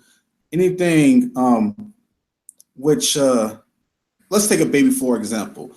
A baby would be in the category of things which does not, you can't put into the category of a theist or an atheist. So a baby would be a non-theist and a non-atheist simultaneously. I agree. So when people just limit it to either you're a theist and atheist or a non-theist or something like that, there are severely limiting what the real issue is, because there's more to it than just non-theist. And there's also the other side that's a non-atheist. Now, as a theist, I would like belief there is no God, but I wouldn't sit up here and say that theism is the lack of belief there is no God. I mean, that's just nonsense. Right, but what I'm trying to say is that, oh, sorry, did I interrupt you again? No, go ahead. No, what I'm saying is that I don't think that you can simply say in the same way that somebody has a theistic worldview, you can say somebody has an atheistic worldview, because I think that those things have, there are different subsets to atheism in the same sense that there's different subsets of theism. I would never, ever dare to conflate your theistic worldview with that of, a terrorist that's doing what they believe for the Muslim God. So under that sense, the asking what a worldview is based on and whether you simply think you can label it based on the term atheism or theism, I think both ways is really misleading. I'm not talking about the things that they do as those worldviews they believe in. I'm talking about simply categorizing belief sets. That's all I'm talking about here. Now, I agree. If I were to say that me being a theist means I like the belief that God does not exist. It's really a ridiculous way to define theism, because that would make babies theists too. No, I think belief that God exists, and babies like the belief that God does not exist. Would you call a baby? Yeah. No, I wouldn't. I think that, I think that we're on the same point here, and I think that you understand this when you say that you have a theistic worldview. That might be true, is that you have a worldview that does ground itself in some form of theism, but it doesn't really your theistic worldview is, because you could be, like I said, you could be a Muslim, you could be a Christian, you could be Jewish. So simply labeling yourself as a theist is, I think, insufficient in accurately defining what your position is. Well, it might actually encompass what your position is. To probably clarify, you probably want to know people know that you're a Christian, right? Well, of course, there's people who can be different sets of theists. I understand that. I mean, even right. And so under atheism, what's that? So under atheism, there's different sets there, where you can have people that affirm a belief in that no gods exist, and you could have people within that paradigm that simply, they don't hold to a belief right now, or they might be hold to a firm belief in that some gods don't exist, but are unsure about others. So you're telling me there can be theists that merely hold to, they can hold to this stance that they merely lack belief that God does not exist. So theists can do the same thing, and you end up with the same sort of confusions. Technically, because if you take a look at somebody like an agnostic would be somebody who lacks a belief in the existence of God. But an agnostic might also make the claim that they lack a belief in the non-existence of God, which would put them in the category of a theist, wouldn't it? So an agnostic, if you define them as somebody who lacks a belief in a God and somebody who lacks a belief in the non-existence of God, can fit the category of a theistic worldview and a non-theistic worldview from the broadest of definitions, which is why those labels themselves, I feel, are inadequate in actually defining what somebody's position is. That's why when it comes to defining what do you believe, instead of trying to label it as, I believe, this, and then, having to argue from there, being like, okay, well, that's not exactly what I believe. It's better to lay out what you do believe. Ask me or when Darth asked me what my beliefs were, I laid out clearly what my beliefs were. And in that case, you can, at that point in time, choose to put whatever label you want on those. Like I said, you can call it potato, and it really doesn't matter. So when we talk about like terms like non-theist and non-atheist, we got to look at the prefix non. Non is a set theory term. It's just the way that things are categorized. Again, so would you say that, like, let me put it this way. All non-theists or all atheists are non-theists. I'll put it this way. All atheists are non-theists, but not all non-theists are atheists. Does that make sense? Yes, I would agree. I would agree with that. Yes. It's just like saying that all oak trees are trees, but not all trees are oaks. Yeah, absolutely. Yeah, no, I agree with that 100%. And so what we're doing here is when we confuse things like an atheist with an agnostic or an atheism with a non-theist, what you end up doing is you end up categorizing babies as atheists. Now, if I was to confuse a non-atheist with a theist, you would end up having babies as theists too, and you would have the same problem. But we clearly know that babies are not atheist or theist, right? Yeah, I would put them in the category of non-theists. Speaking of which, I got a non-theist crying right here. Yeah, so babies would be non-atheists and non-theists because they haven't been introduced to the God question. So the point is, when you confuse a non-theist with an atheist, that's what you end up running. These are the sorts of problems we end up running into. We end up even calling babies atheists. We even end up calling rocks atheists. Now to get rid of all these problems, it's simply put, either one believes that God exists or one believes God does not exist, or one doesn't have those beliefs at all. That eliminates all that confusion and all that nonsense. Right. Oh, absolutely. You know what? I completely agree with you. And this is why, I mean, like I said, when Darth asked me what I believed, he wanted to put me into categories. So when I told him what I believed, and the first thing he wanted to do is he wanted to put me into the atheist category. And okay, well, if that's what you want to call me, and then I clarified my position. He's like, okay, well, in that case, no, you're going to be an agnostic now for this conversation. Like, okay, fine. If that's what you want to call me there. It honestly, he knows what I believe, because I've laid out what I believe. He can, at that point in time, for the sake of the conversation, call me whatever he wants. And I have something to add when it's my turn, if that's okay. Yeah, I mean, he can call me a revelation denialist if he really wants to, and for the sake of the conversation, I'll take that. Because it's going to make the conversation easier if we don't worry about what the definitions are. And I agree with you. I think that non-theist and the theist designation is a lot clearer, and I think that the atheist designation is not quite as clear. All right. Other people can comment so we can continue the discussion. Okay. Yeah, and I'll be as quick as I can. Just a quick note about sort of the history of it, because I had sort of briefly even fell into this myself, the whole babies are atheist thing. Where it had come from initially was sort of some atheist advocacy from several years ago, where what the point that these non-believers were trying to make was that, look, you aren't born with an essence of God and then you have to turn your back on it later. But in our view, you're born and you sort of, your parents are there, and then at some point in your life somebody comes along and says, hey, we need to tell you this story about there being a God in the sky and about coming down to earth and being crucified, dying for your sins. These are things that we're told, and if nobody, again, this is just stating the view, not meaning to argue about it, but I'm saying that in our view, the had nobody ever told us about Christ's death or resurrection, or salvation being available through Christ, it never would have occurred to us. This is not something that's actually revealed to people. So this idea started to come out that basically we need to get the message out that, well, people are born atheists and then they're taught to be theists. And it's that culturing that causes it. And it's really unfortunate that that's the way it went. That sort of, some people call it bumper sticker atheism, where you start to base your atheist advocacy or your debate style on these little bumper sticker phrases.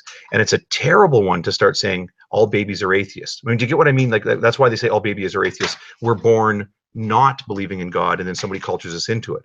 But the problem is exactly what Sok has described. So, and I appreciate he did it so clearly that I won't have to restate it all. But if you want to now use the word atheist to mean something important in conversation, and that is that as a thinking agent, this is a conclusion I've come to. It's my belief that there aren't any gods. We need a word for that. Well, now if somebody else is coming along and saying, well, babies are atheists, and then you can go as far as Bionic Dance, who actually says that like rocks and tennis shoes are atheists. And so I'll have to admit to a period of my life when I was like, yeah, all babies are atheists. That's a great point. But I absolutely reject that sort of thing because it really, really hurts the conversation. So, and then ditto what Sokka said. It was a great description of how the words can be used in a way that helps us converse in a meaningful way.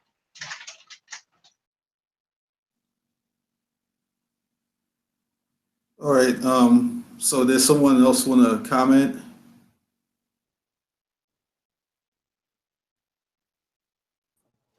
Yeah, I guess I will, since nobody else wants to talk. I disagree with the premise that I don't even remember everything he said about the worldview issue. That there's no, I think he said that Sokka said that there's no such thing as an atheistic worldview. Okay, all a worldview is how you see the world. Atheists see the world differently than theists. Their worldview doesn't include a God. My worldview does. You know, and when I say a God, let me be quite specific. I mean the God of the Bible, or the God of Islam, or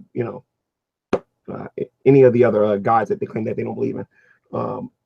And if you talk to them about the diversity of life, talk to them about morality, you talk to them about really any other topic, God is never going to come up in it.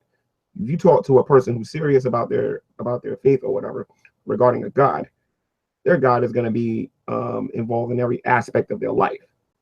So my worldview is rooted in Christianity. Sokka's worldview is rooted in secular humanism or his atheistic view of science, his atheistic view of morality, his atheistic view of everything that goes on in the world. And if you want to know whether or not I'm trolling or if I'm trying to be funny by saying these things, simply ask them what is the basis for their morality, what is the diversity of life, and how do they know that any of these things are true? And you'll get your answer. It's always going to come back to man, or it's going to come back to nature.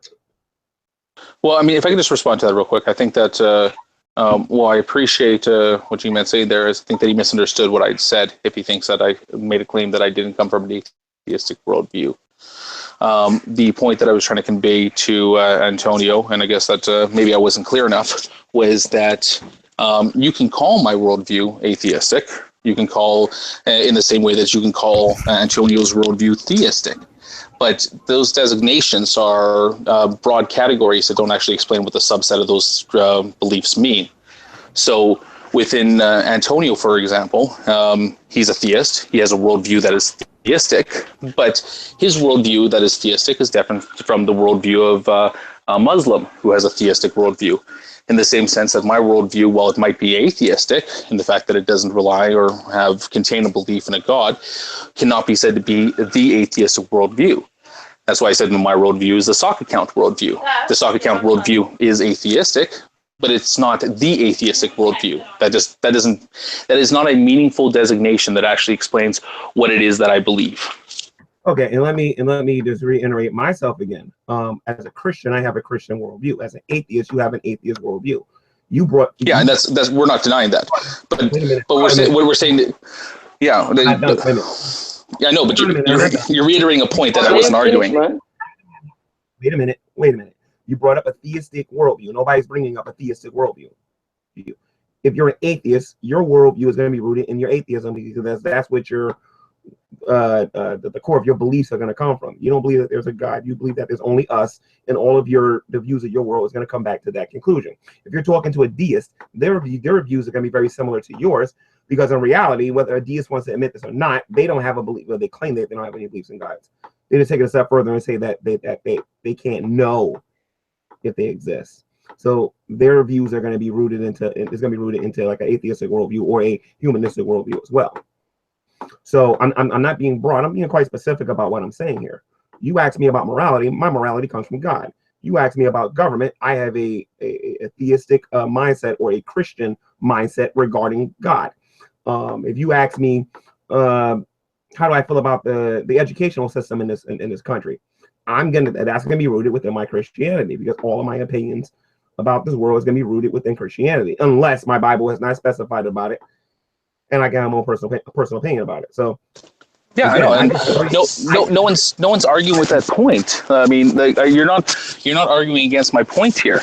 And I mean, I'm glad that you clarified that you have a Christian worldview, and I'd like to clarify that my worldview does, just like your worldview, fits under the category of theistic worldview.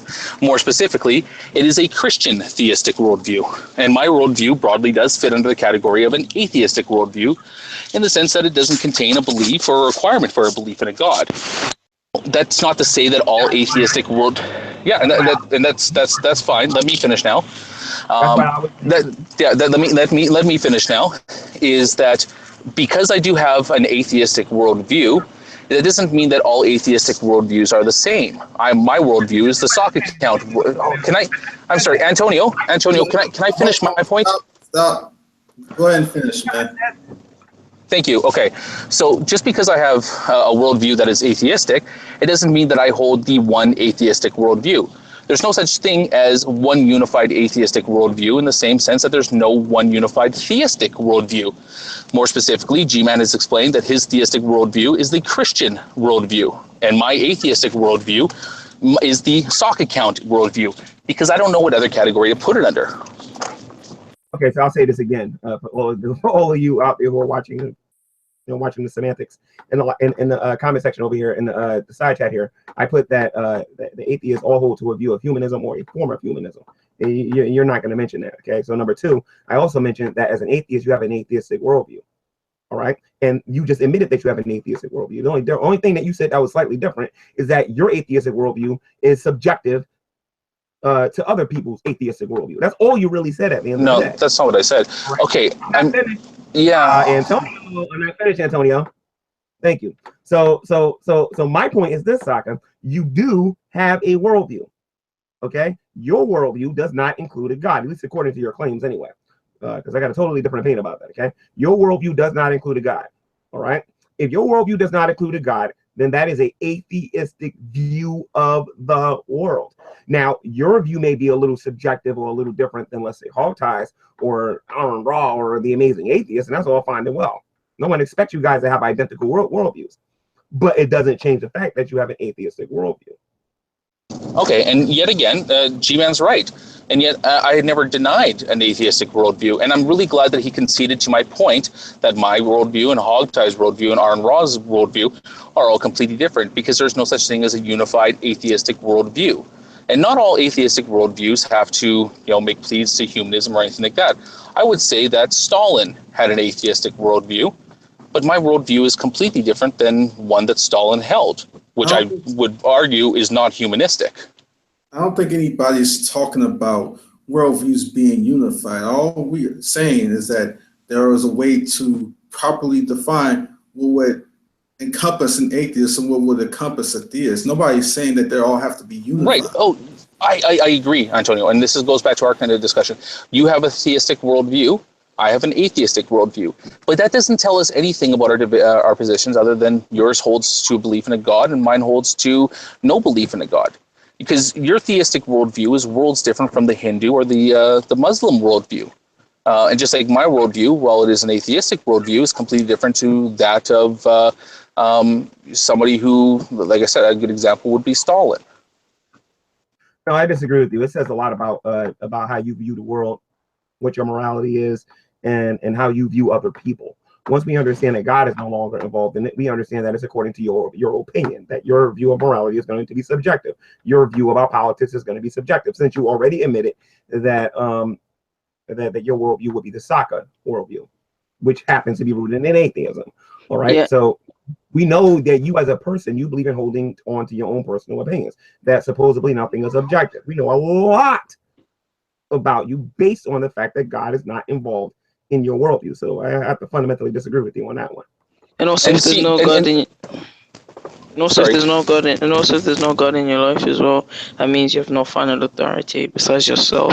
So you have really no pressure to do good, or you don't really have any anything, any thinking of forward of afterlife or anything like that. So you pretty much have the concept of YOLO, just do whatever you can now.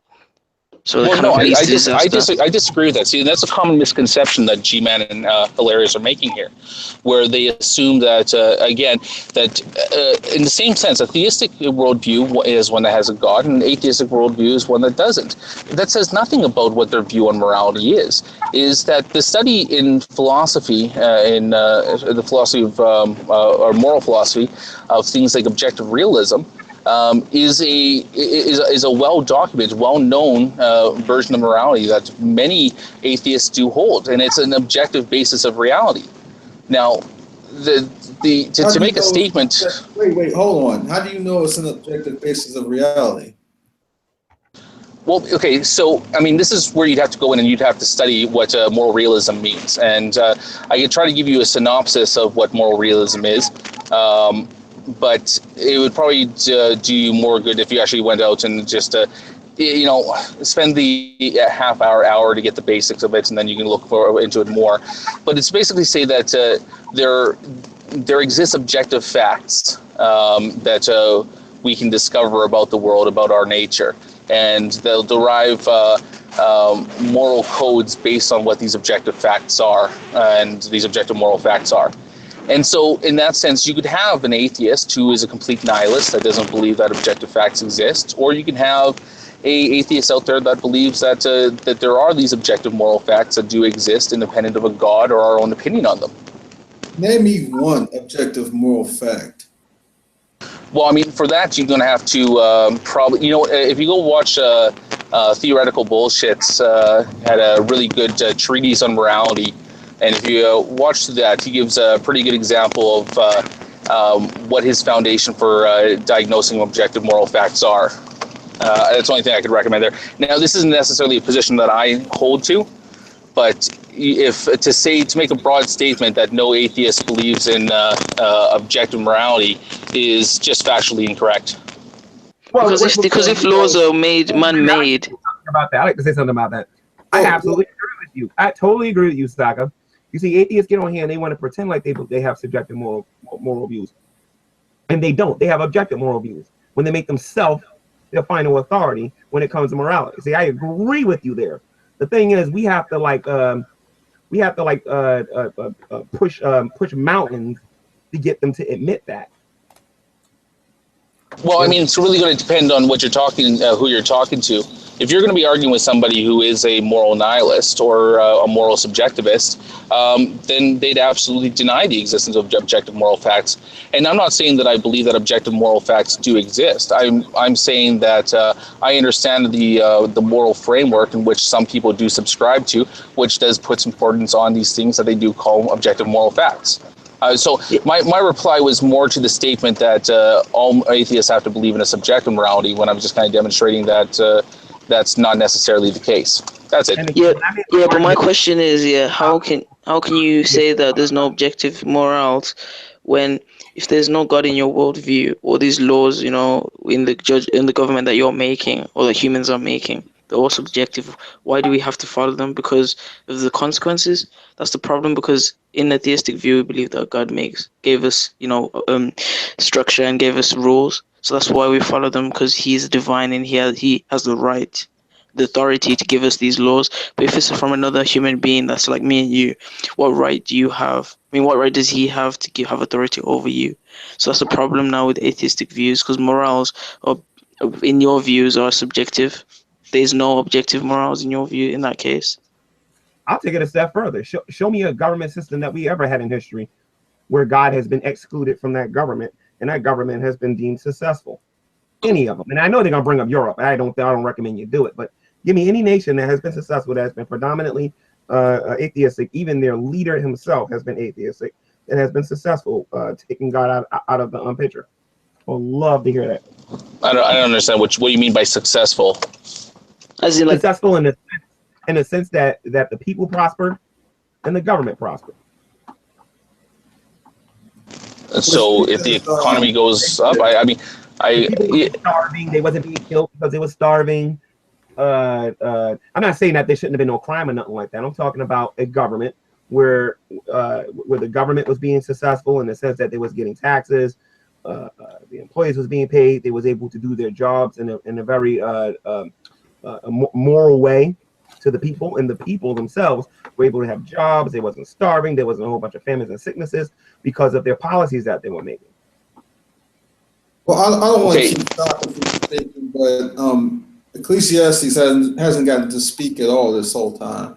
I just wanted to say, you guys were talking about coming up with labels, a new label for, worldviews.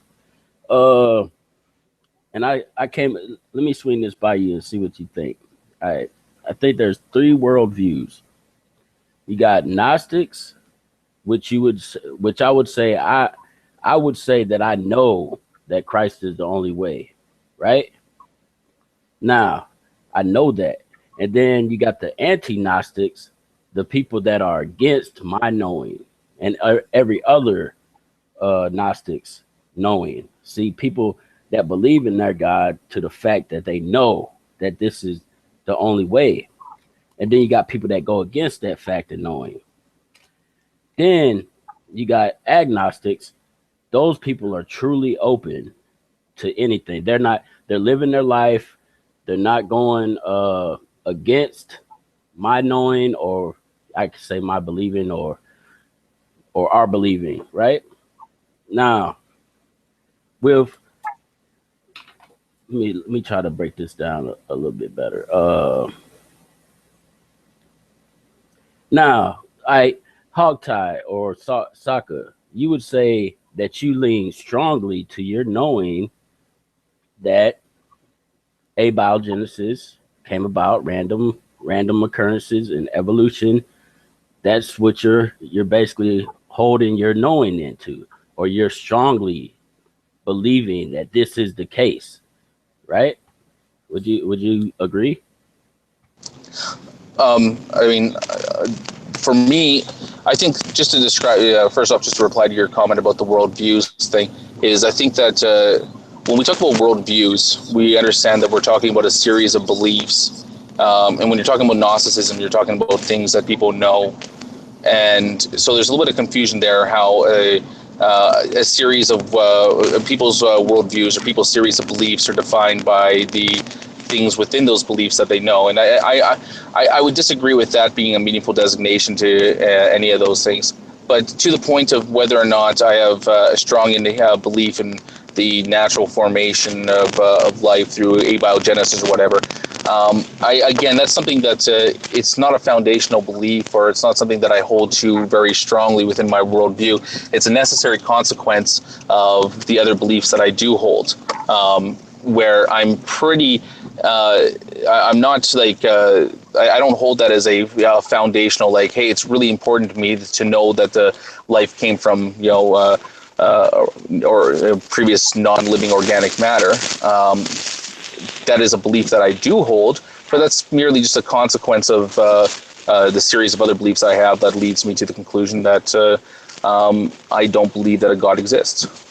What do you mean, like a necessary consequence? Because you literally could not build your worldview, it seems to me, without that initial bottom line foundation that life comes from previously non-living organic material or whatever. It seems like you couldn't even get elsewhere without that starting point. Well, no, I mean, you definitely could get elsewhere from that starting point. What I'm saying is that the conclusion, the conclusion that I have that abiogenesis is most likely the case is a result of my belief that the collection of my other beliefs that doesn't entail the existence of God. Well, can you explain to me how you would get elsewhere without that first initial point? Well, I mean, for me to make any type of belief or statement of belief about anything, I don't have to start with the foundation that life came from non-life. If I was a foundationalist when it came to theory of knowledge, that wouldn't necessarily have to be one of my fundamental starting parts or one of my basal beliefs or axiomatic beliefs or presuppositions or anything like that. The belief that life arose from non-life would be based on rely on other beliefs that I must hold prior to that. I mean, you can't use that. That's a conclusion. You can't use that as a foundational belief, in which case using it to define an entire worldview seems meaningless. No, there's a dichotomy Wait. that we got to consider. So like this. How did you come to the conclusion that life came from non-life? How did you come to that conclusion? How exactly did you come to the conclusion that life came from non-life? Well, I believe that life came from non-life because I don't believe in a God, and I think that it's the more likely explanation. It's a belief that I do hold. How do you know that's a more likely explanation? The science behind it. How did you come to the conclusion that life comes from non-life? I'm aware about I'm aware of abiogenesis. I've been reading up on it a little bit. How did you come to that conclusion? We're not talking about religion. We're not talking about anything like that. How did you come to the conclusion that life comes from non-life? Well, like I said, it's a conclusion of my other beliefs out there. See, in order for my worldview to make sense, it's got to be coherent. Okay, it's got to be within its own self-contained framework. It has to be a coherent framework. Okay, so within all my other beliefs that lead me to a conclusion that no God exists, it'd be contradictory for me to hold a belief that a God exists because it created life. So it's a coherent part of my worldview to assume that at that point in time, if I'm not getting to the conclusion of God in any other part of it, then when I take a look at things like abiogenesis, which is still a subject that's not really known too widely about, well, no, it is what you asked me about, because you're asking me how I came to that conclusion, and I'm telling you exactly how I came. I'm sorry, Antonio, am I going to get a chance to finish? Hold on. Hey, man, hold on, man. Hold on, man. That's not what I asked right now. That's not what I asked him. He said that because he doesn't have, I want you guys to pay attention to this. He said because he does not have a belief in God, okay, and then he came to the conclusion that life comes from non-life. There was a so-called science out there called abiogenesis, okay, and this talks about how the origin of life. I'm sorry, I thought we were going to get to the part where I could finish, Antonio. Wait a minute. No, can I finish? Stop. I'll let you finish your point, G-Man, but you gotta let him finish his entire statement too, man. He's answering a straw man. He's not answering what I asked him. That's why I'm trying to clarify it. He's answering a straw man. So I'm asking him. He said, I'm sorry, I thought Antonio just gave me permission to finish, G-Man. Can you wait? I said G-Man can finish what he's saying, but he has to let you finish your entire point too. Okay, so when I answer exactly the same, gotcha. Okay, go ahead, G-Man. Okay, now I'm going to be a little bit cruel with this one and whatnot, because Saka, I think you're being intellectually dishonest right now. Okay, you just said, and I quote, that because you don't have a belief in a God, then you have come to the conclusion that life arose from non-life. I'm aware of. Now I'm going to tell you right now. I've been doing a little bit of reading about abiogenesis. I'm not claiming to be no scholar or nothing like that, but I've been doing a little bit of reading about it, and I've made this claim for a long time. That abiogenesis is not actual science, for the reasons that I've stated in the past. You are saying that you don't believe that life originated from non-life because you have a lack of belief in a God. I asked you, and you knew this is where I was going. What science are you using to come to the conclusion that life came from non-life? That's what I was asking you. And you started going on a tangent about stuff I didn't even bring up. All right, so please stay on topic, okay? You said that you don't believe that life arose from non-life because there is no God. Now, I would like for you to go into the science on why you don't believe life came from non-life. Now, I already know that's your worldview, and I know what that comes down to at the end of the day regarding what you said about God, and that shall be used against you later. But I want to know what is the science behind the fact that you're saying that life that life came from non-life? What science are you using to come to that conclusion? Or is this a religious belief that you have? Now, before you go, God allow him to say his entire statement without interruption, man. Go ahead. Okay, so what Jima just asked me for is he asked me two different questions, which have two different answers. One of them is how did I come to the conclusion that life came from non-life, and the other question was what science did I use for that? Now, the first one is pretty easy, what my conclusion is. And I'm going to restate my answer for how I came to that conclusion. And that is that within my worldview, I have not come to a conclusion of God and anything else. Okay? So I hold a belief. It's not really a conclusion. It's much like I said, it's a belief. I hold a belief that life most likely came to be from previous non-existing living matter.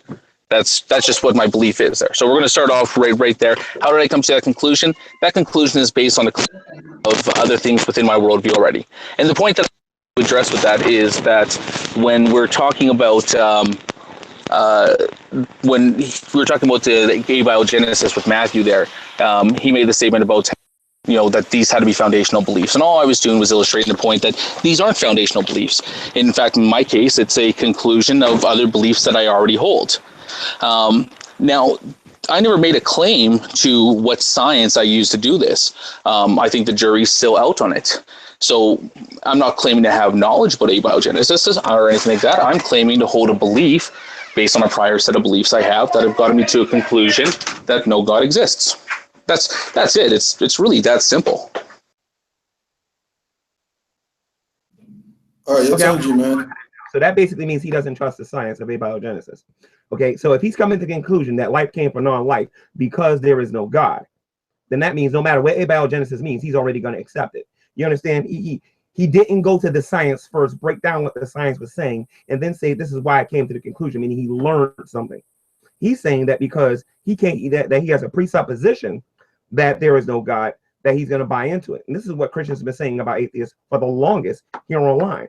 That this has nothing to do with science or scientism or anything like that. This has everything to do with the fact that because you rejected God, that you are buying into these these ideas that life came from non-life. And you already admitted that, Saki. You have no idea what you gave me. Number two, you're lucky Didi is not in this room and heard you say that. And you're lucky true empiricism wasn't in this room and heard you say that. Because you guys get on him on and on and on about knowing this, about not knowing the sciences and not knowing what he's talking about. Again, you are clarifying and you are saying that you believe that life came from non-life because you do not have a belief in a God. It has nothing to do with abiogenesis. It has nothing to do with science. You understand that? You have no idea what you're doing right now, but I do. And I also want to point out that before I came home from work to participate in this Google Hangout, you asked Didi a question. Does a person come to the conclusion that God exists because they believe in God, or before they believe in God? I think that was the question. Sorry, Antonio, can I respond to his first point before he goes into a different direction now? Wait a minute. No, hold on. He lets you finish your entire statement. You gotta give the same respect to him. Okay, so that's exactly what he's doing. He came to a belief before he believed in the science. So as an atheist, you can know that God exists before you can actually make the claim that he exists. You understand? Okay. Yeah, I understand. Can I answer your question now? He is saying abiogenesis is true before he knew the science. Why? Because in his own mind or whatever, he doesn't believe that a God exists or there's some intelligence out there that would have put all this together one night. He ain't bring up no science whatsoever. That's why I say you have no idea what you did, because I've been watching the show. Okay, can I, instead of narrating, can I respond now? If you do that one more time, I'm booting you out of here. Quit doing that. Yeah, so I want the audience to pay attention to that, because the semantics are about to begin. Saka already admitted that you can have a belief in something before you actually believe it, and that's what he just admitted when he said that that he came to the conclusion that the abiogenesis was true, that life because there is no God. Now watch him twist the words, guys. You just watch him. I'm gonna mute my microphone. I'm dying to hear this. Now, and as I said, I have to give him the same respect, G-Man, so don't interrupt him. Okay, so what G-Man just did there was completely straw man my position. And the reason there is that he's trying to say that I held on to the belief about abiogenesis before having the belief about abiogenesis. That's not what I did at all. In fact, it's pretty clear, and I think that, let me just, I'll ask one person here, Antonio. Did I say that my conclusion that abiogenesis coming about most likely by natural process was a result of previous conclusions that I've had, or did I say that I held to that belief beforehand? Well, from what I can recall is that you said that it wasn't necessarily based on abiogenesis, and that you didn't start with that conclusion. That's from what I remember. Right, and that's exactly what I said. So G-Man's first claim that I held onto a belief of abiogenesis before holding onto a belief of abiogenesis is just clearly false by anybody that's actually paying attention to the conversation. Now, I'm not a scientist. I have not done any scientific research personally on abiogenesis and how it happened. I've read some stuff on it, and I do hold a belief that abiogenesis through a natural process is most likely the case. But that's because, like I said, there's other conclusions that I've come to that have reached a conclusion that more than likely no God exists. But those conclusions, while they kind of play into a belief that I have about abiogenesis, is this basically because my worldview or my series of beliefs are a coherent set of beliefs that point to a conclusion. And so it would be incoherent, or it would be self-contradictory for me to hold to a belief that all these other conclusions have come up with no God, and then all of a sudden I have one conclusion where it must be a God. Now, I'm not saying that it's impossible. I'm not saying that it's impossible that abiogenesis came about through some type of supernatural means. I'm not saying that at all. I mean, it's entirely possible that, something sparked, created the first spark of life or whatever, and that thing could be God. The only claim that I've made is that I hold a belief that it's not that way, and that belief is based on of other series of beliefs that I have. That's it. I mean, this is not a controversial thing, and I don't know why G-Man is going and trying to get to say it's some type of gotcha question. It's a very honest question. If you ask most theists that have come to the conclusion that God exists within their worldview, it would be incoherent for them to say that something else was completely natural without God's interference. So the same thing that G-Man's accused me of is probably the same thing that most theists do with every single aspect of life. In fact, he said that already earlier when he was describing his theistic worldview. He said, I have a theistic worldview because I know that God affects almost every aspect of my life. Well, that's exactly what he's trying to now punish me or scold me for doing, is having a, hey, how you doing? How are you? Ron is here. Sorry. That's exactly what he's trying to do by saying that because I have an atheistic worldview, then all of a sudden that somehow I'm wrong for assuming other conclusions based on the worldview that I have. Well, hold on a second. Why is it okay for him to do that, but not for me? So you can definitely see the double standard that he's trying to play out here. And nothing I'm saying is contentious. I'm not asserting anything as the way that it has to be. I'm just merely talking from a position of what I believe. I'm done.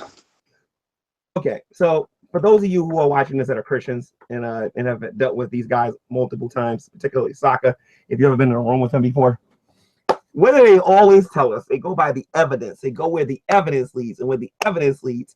And a lot of them trust in their science. They believe that evolution is the way to understand the diversity of life, and that if we become more educated in the sciences, then we will eventually come to the conclusion that there probably is no God. That's what they constantly tell us. Maybe not necessarily the people in this room, but the atheists in general that we see in some, not all, in some of the videos that they make here online, right? So because he doesn't have a belief in a God, he comes to the conclusion that life came from non-life. So whether it's abiogenesis, somebody makes up a belief called branch cookie cutters that has a belief that the diversity of life that life came from non-life, whether it's DVDs created non-life or whatever. The bottom line is he's always going to agree with those things because of his lack of a belief in God. We were talking about worldviews earlier and how we can tell how an individual is going to be based on their worldview. If you don't have a belief in a God, of course you're going to buy into all the science stuff and whatnot, because you're going to come to the conclusion that science is the best way to understand the things of the world. You're going to have a form of scientism. So I'm going to say this again, Sokka. Abiogenesis, according to your community, according to the people that's in your community, a lot of them hold to that as science. Maybe not necessarily a proven science, but a science nonetheless. All right. If abiogenesis is a science and you can study abiogenesis and come to the conclusion that everything that they're presenting to you is correct, then you have a valid argument that life comes from non-life. However, you are saying to everybody that you have a faith-based position that because you haven't proven that there's no God, okay? Your faith-based position is because you don't believe in a God, then that means life came from non-life. See, here's the thing, Sokka. If that's true, then guess what? Me, Antonio, Christian man, hilarious, true empiricism, and every other Christian out there and whatnot, every last one of us can say that we believe that God created the heavens and the earth because we believe it, and it is valid and it should be respected. It should not be mocked, it should not be ridiculed, and we should not be debated on that topic. You understand how that works? If you are going to sit there and say, oh, I believe life came from non-life because I have a lack of a belief in a God, or I don't believe in a God, then you just justify my position as a Christian. And this is what you're not understanding. But later on, maybe when you get in the quietness of your bed or whatever, when you're reading your books or whatever it is that you do in your free time, you'll understand what you did tonight, because you just justified my position as a Christian. You just justified Antonio's, Christian's, man's, and everybody else here. Because if it's okay for you to sit there and say, because you have a lack of that you don't believe that a God exists, therefore it's okay for you to have a belief that life came from non-life, then guess what? Because I have a belief that God exists, I don't have to provide any evidence for any of that. Because I have a belief that God exists, and guess what? I also believe by faith that God exists, and He created you, Hogtie, and all the other people on YouTube that are claiming to be atheists. And that's what you're not understanding. Okay, you know what? And I want to thank. That's not what I said, but that's okay. I really want to thank G-Man for being the first person to honestly admit that he holds to a belief in God creating life because he already holds to a belief in God. Now, that's completely different from what I said, obviously. I said that it was based on other conclusions that I already came to, and we can talk about those other conclusions and how they translate into that one. But you're just saying basically because you hold a belief, that's fine. You know, we could talk about then why you hold that belief and what conclusions you had to come to the belief on that. My conclusion had nothing to do with abiogenesis. Like I said, it's unfortunate. It's a consequence of the other beliefs that I have. It doesn't really matter. But you want to say that just because you simply hold a belief, then therefore you justify everything else. That's not what I said at all. I said because I have conclusions that have come to this conclusion in the past. That my conclusion that I have about life biogenesis, or not really a conclusion, it's just a belief that I do hold, which is held provisionally and subject to change, is influenced definitely by some of the other conclusions that I've had. Again, G-Man, he's fine. I mean, thank you for being honest. That's simply saying because you hold a belief in a God, you believe that that's why life came about because of God. That's great. That's the most honest that I think I've ever seen you, and I appreciate that. Thank you. But to that point, again, that's not what I said. I said that I had other conclusions, came to the conclusion that, God most likely does not exist, or to a belief position where I believe that, I don't hold to a belief of a God. And from there, I can draw and use inference to come to the conclusion that life probably created by natural means then, until showed otherwise. I mean, that's a provisional belief I hold, but it's not a foundational belief, like I was saying to Matthew, and it's not a conclusion I held just in fact of because I started off with a presupposition that God doesn't exist. No, these are conclusions. These are conclusions that have come to based on other beliefs that I have. I acknowledge that. I highly disagree with that. Now, tell me how you reason and come to your conclusion without presupposing that God does not exist. How do you do it?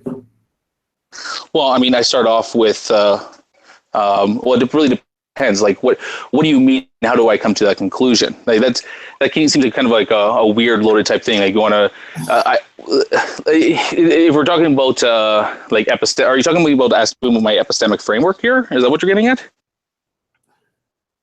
Are you going to play this game on how do you define this and how do you define that? If you have a basic experience in these discussions, you would know what someone means when they ask you, how do you come to this conclusion? Okay, so because I assume, like you've suggested, that you have a basic framework in these discussions there, Antonio, I can tell you that I'm a coherentist. Okay, and because I hold to a coherentist view that doesn't involve the inclusion of a God, that's how I come to the conclusion that, and justified conclusion that there is no God. what is so Does that? hard to understand about asking you about how do you come to the conclusion that you reason your position without presupposing the Christian guide? What is so difficult to understand about that? Again, Antonio, again, like you said, if you're equipped for these discussions, like you just accused me of doing, you would understand that if I took a coherentist position does not involve presuppositions. A coherentist position is a position that's based on an epistemic framework of beliefs that works kind of like the spider web, where they all kind of support each other's. They're justified by purely the coherence of the system that they're in. So therefore, my system that I have, my worldview, is perfectly coherent without the existence of a God. And therefore, you'd have to show how one of my beliefs that I do hold is incoherent. And what do you base that on? And what do you base that on? Because I'm a coherentist. I'm not a foundationalist. See, you're trying to get me to argue from a foundationalist framework where I'm basing this on some type of axiomatic basal belief. I'm not. There's no way you can argue without basing it on something. Period. And it's called coherentism. Wiki it real quick. What's coherentism on? So it's literally based. I'm sorry. Coherentism is basically based on the on how coherent the system works as a set of entangled beliefs that you do have. They're justified purely based on the coherence of the system. That's why it's called coherentism. So it's based from nothing and by nothing, right? No, it's based on the coherence of the system. So it's based on something. Yes, coherence. A presupposition then. No, not a presupposition, because there's nothing that's presupposed. There's no foundational belief there that relies on me having a previous belief. Every single belief is supported by how coherent the system is. Coherentism. You gotta start somewhere. You can't just start from nowhere. And if you start from somewhere, you can actually. This is stop. If you start from somewhere as the basic bottom line point, then that will be your presupposition. Period. Not in a coherent system. I mean, here's the problem with when you guys get your epistemology from guys like Darwin's deity, who argues against foundationalism and then asserts that foundationalism is the only epistemic framework that exists. Now, if you guys don't even know the basic of what I'm saying when I say I'm a coherentist, and then ask me what my presuppositions are, you're really making a mockery of the entire study of epistemology. Like, really, guys. Number one is then you can't start. I know where you're starting from. 1 second, Antonio. I know where you're starting from, Antonio, and I put it in the chat over here many times. It's faith. You already admit it because you don't believe in a God. Therefore, abiogenesis is true. You understand what I'm saying? And you want to know what? I have to say this to you too, because you're the weirdest person who claims to be an atheist I've ever met. All right. So you don't base your beliefs on evidence, do you? No, you do not. You base it. No, I do. I base them completely on evidence. Okay, so why does life come from non-life then? Because you don't believe in a God? That's why? It's coherent within the set of beliefs I have in my worldview. I can't talk to you seriously, bro. You're funny. That's not evidence, bro. That's not evidence. I don't think you know it. Really, is coherence of an epistemic system justification or not? Just think about it. I mean, if you had an epistemic framework that wasn't coherent, would you say that that's a good epistemic for system? Can you at least agree it's not based completely? This thing about coherentism, this thing about coherentism you're talking about has necessary presuppositions within its framework. No, it doesn't. Coherentism doesn't have necessary presuppositions. Okay, what is a presupposition there, Antonio? What in your mind? What do you think a presupposition is? A point from where you start from to reason anything. Okay, and from a presupposition, can a presupposition be justified by any other beliefs? What's that? Yes. Can a presupposition be justified by other beliefs? Okay, so in that case, if a presupposition is justified by other beliefs out there, then the beliefs that justify that your so-called presupposition turn into what the actual presupposition is. This is the conversation that I had with him earlier, where we're talking to. No, hold on. Let me finish this because okay.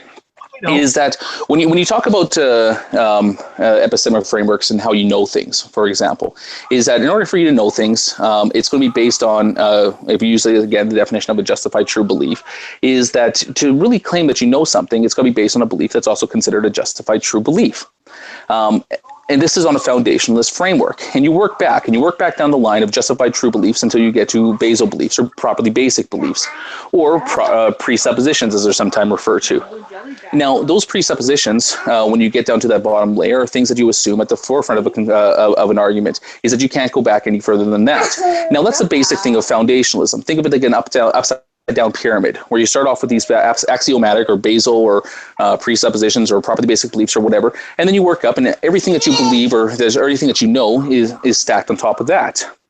Now, when you talk about something like coherentism, there's certain conclusions that you come to, but there's conclusions within the system. When you talk about justified true beliefs, they are based on other justified true beliefs, but those justified true beliefs work in a coherent system where the justification within that system is based on how coherent the system actually is. So this is a different epistemic framework compared to foundationalism, where it's called coherentism. Now, granted, there are some problems with coherentism in the same way there's some problems with foundationalism, but one of those problems is definitely not the reliability of presuppositions, because a coherentist system does not start with axiomatic beliefs or foundational beliefs or presuppositions, as you guys are trying to put on me. Now, this is, like I said, the problem when you try to get your knowledge about epistemology from guys like Darwin's Dede that argues from a position of foundationalism. And his main challenge to that system is basically challenging those foundational beliefs. Now, if you guys take a 5-minute search of coherentism, and take a look at what a coherentist system relies on, and whether it actually relies on trying to justify something through these basic beliefs, or whether or not they justify it through the fact that the entire web of beliefs that you do hold are basically held to in a coherent system. You can't possibly know that. Okay. Number one, dude, when you sit up here and say that we get these ideas from DD, don't assume how we come to this whole thing, where we reason from, because that's really disrespectful and rude that you said we get these from DD. And number two, even if we got these ideas from DD, that wouldn't necessarily prove that they're true or false. If you're going to say where something comes from, you need to deal with something on the merits of the case, not where it originates, because that would be the genetic fallacy. And you know what? I retract my statement. I don't think that that's the case. What I do think is the case, though, in the position that you did lay out, is when I tried to give you an wasn't done. Sorry, Antonio. My apologies. Please finish. Okay, and number three, let me ask you a simple question. Is this coherentism you're talking about based on something or nothing? Which one is it? Sorry, 1 second, this got the crying baby. But to answer your question quickly, it's based on the coherence of the system, hence the name coherentism. That's the something. I mean, when you say you base it on something, I mean, I'm guessing you're asking how is it justified? And coherentism, like I said, is justified by purely the merits of the system itself. Sounds circular to me. Well, circular would be if I assumed the conclusion of okay. So when you talk about like a circular argument is a conclusion that can be I mean, you've seen that little diagram. You know, the Bible says it's true because the Bible says it's true because the Bible says it's true. That would be circular there. Coherentism doesn't really play to the circular nature. Really, what it does is it's think of it more. Oh, jeez. Give me 1 second, okay, guys. Sorry. Okay, and why he's doing that? Yeah, it's not circular. It's trolling. That's what that is. He's actually arguing that he can come up to his worldview by faith, but we can't. Yeah, he's making absolutely no sense. It's based on something. There's no way it's not based on anything. It's based on faith. He ain't running that game with nobody in here. It's based on faith. But he's entitled to do that. He just can't talk about us and our faith no more and what we believe. If I start talking about, well, because of my faith, I believe that people shouldn't have the right to do this, that, and the other, he can't say nothing to me because he came to the conclusion that life came from non-life because there's no God. Okay, well, sorry, I'm back now. Again, I just want to point out to G-Man's position is that that's not the belief that I hold. That's fine. I'm sure that you can misrepresent me on your channel just as easily as you can do it here.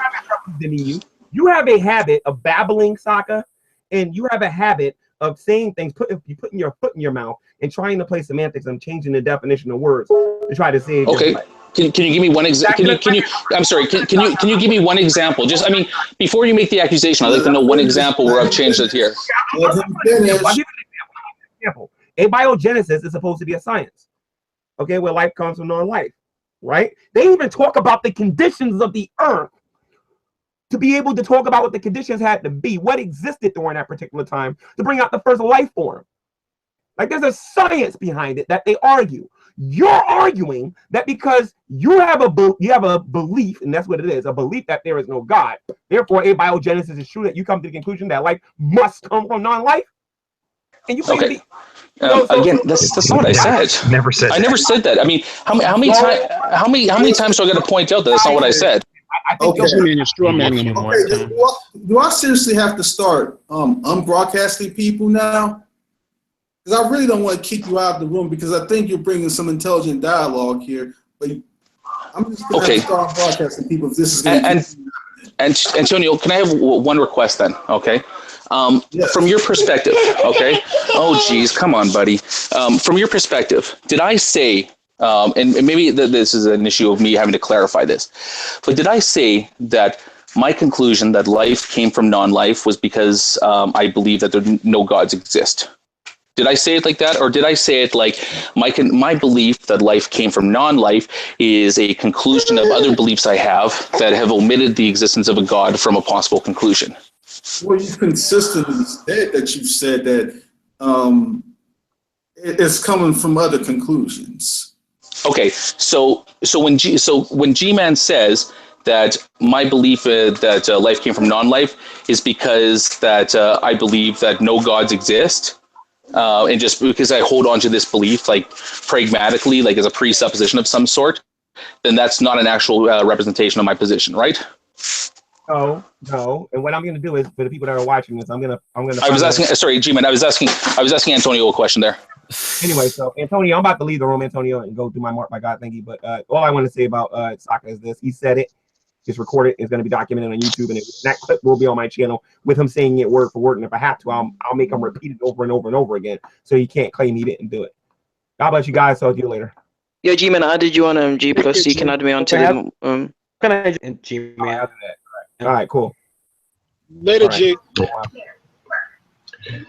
Well, see, if you can't argue against the guy's actual position, right? I really want to break this down. Now, is this coherentism position you have, is it based on something or nothing?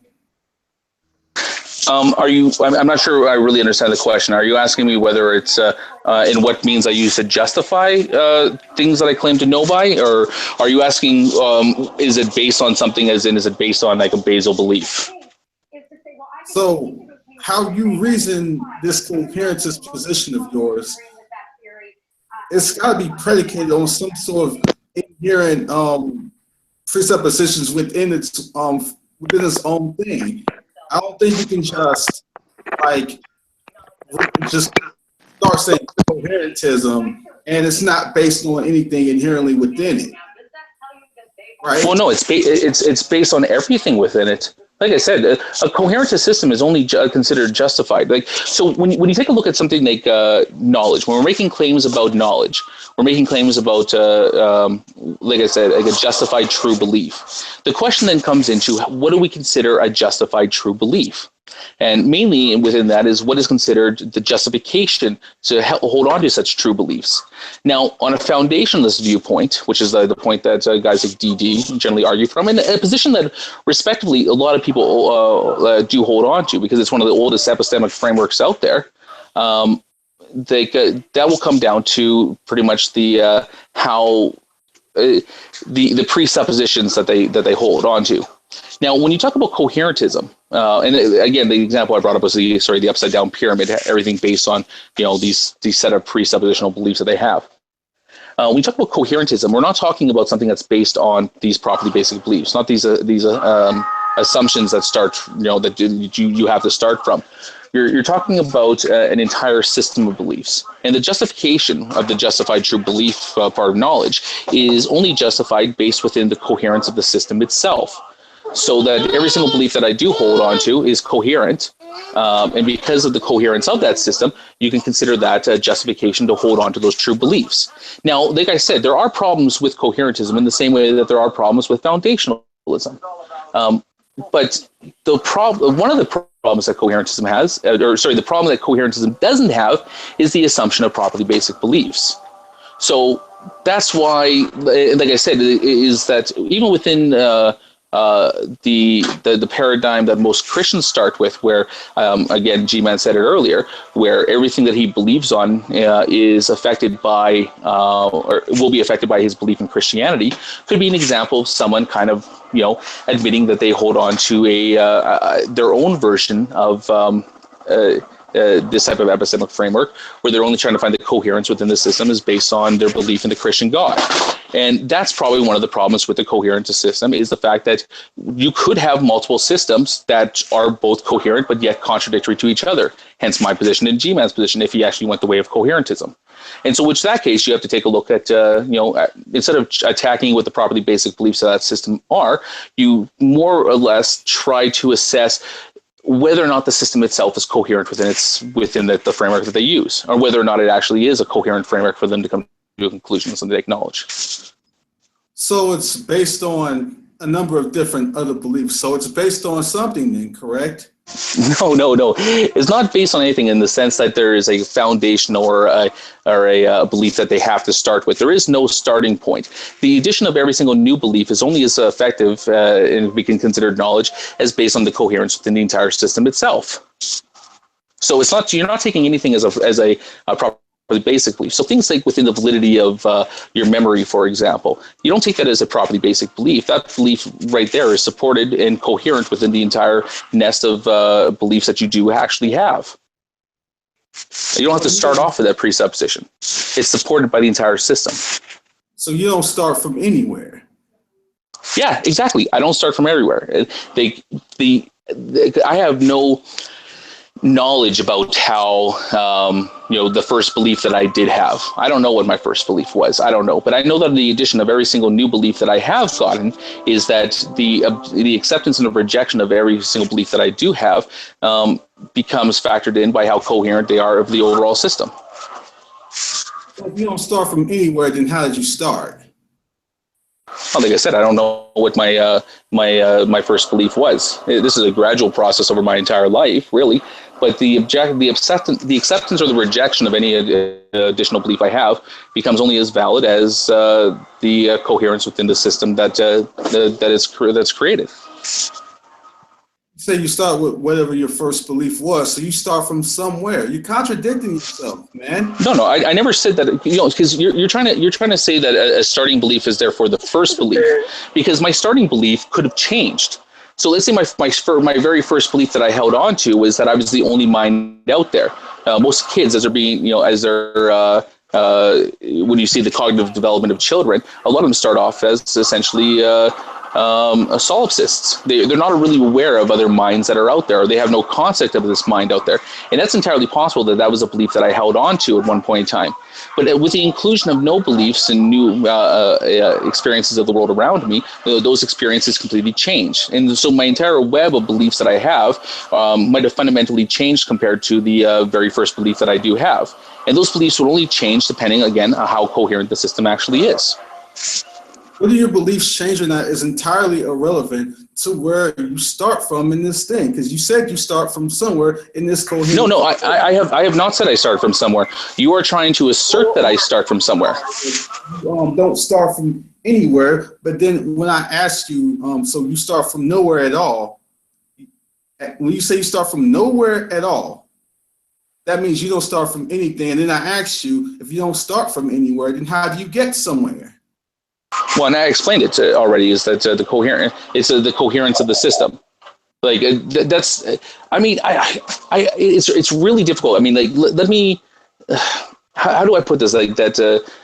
Have you heard, prior to this conversation? Have you ever heard of the term coherentism?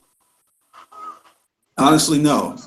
Okay, so the challenges that you're trying to levy against it, you're trying to do this from the position of somebody who. I will admit has experience dealing with some of the epistemic problems of foundationalism. Now, the introduction of coherentism within like the last couple centuries of philosophy there has been one of the ways that people have used to get around the one of the problems that people have had with that system. Now, like I said, and I admitted this earlier, there are problems with people that do adhere to coherentism, but one of those problems is not one of assuming a starting point or a starting belief, because there's nothing that you have to take as this axiomatic belief that can't change. Every single belief can change. Every single belief is subject to change, and those beliefs will be subject to change and will change dependent on how coherent they are with the whole system. So there is no starting belief. We're talking about a web of beliefs.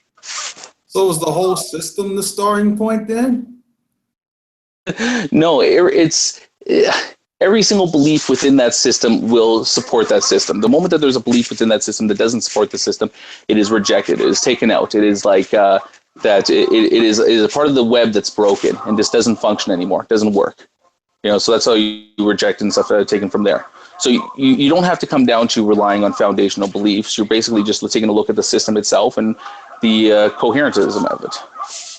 So you don't start from the whole system, but it somehow has something to do with the whole system. Well, it has to deal with the justification of justified true belief. So when you ask how I know something, what is the justification for it? If we're going to use the justified true belief as the definition of knowledge or how I can know things, the justification for me is basically the coherence of the system. So would you agree that a coherent epistemic system would be considered justification for itself? Can I try an analogy when permit? No, okay. I remember hearing Ozzy kind of explain this too, an analogy that, I don't know if this is the same principle, but let me try it, see if it works. Is suppose that you were going to go like across a lagoon. You need to float across some body of water. So you pick up some driftwood or something that you can float on. And as you're out there floating along, there's other debris, there's other floating wood, whatever. And then you pick up another piece of floating whatever that you find from a shipwreck or whatever, and you lash it onto your existing raft that you made out of driftwood. And as you go along, you find more of these pieces that are floating around, and you sort of lash them on too.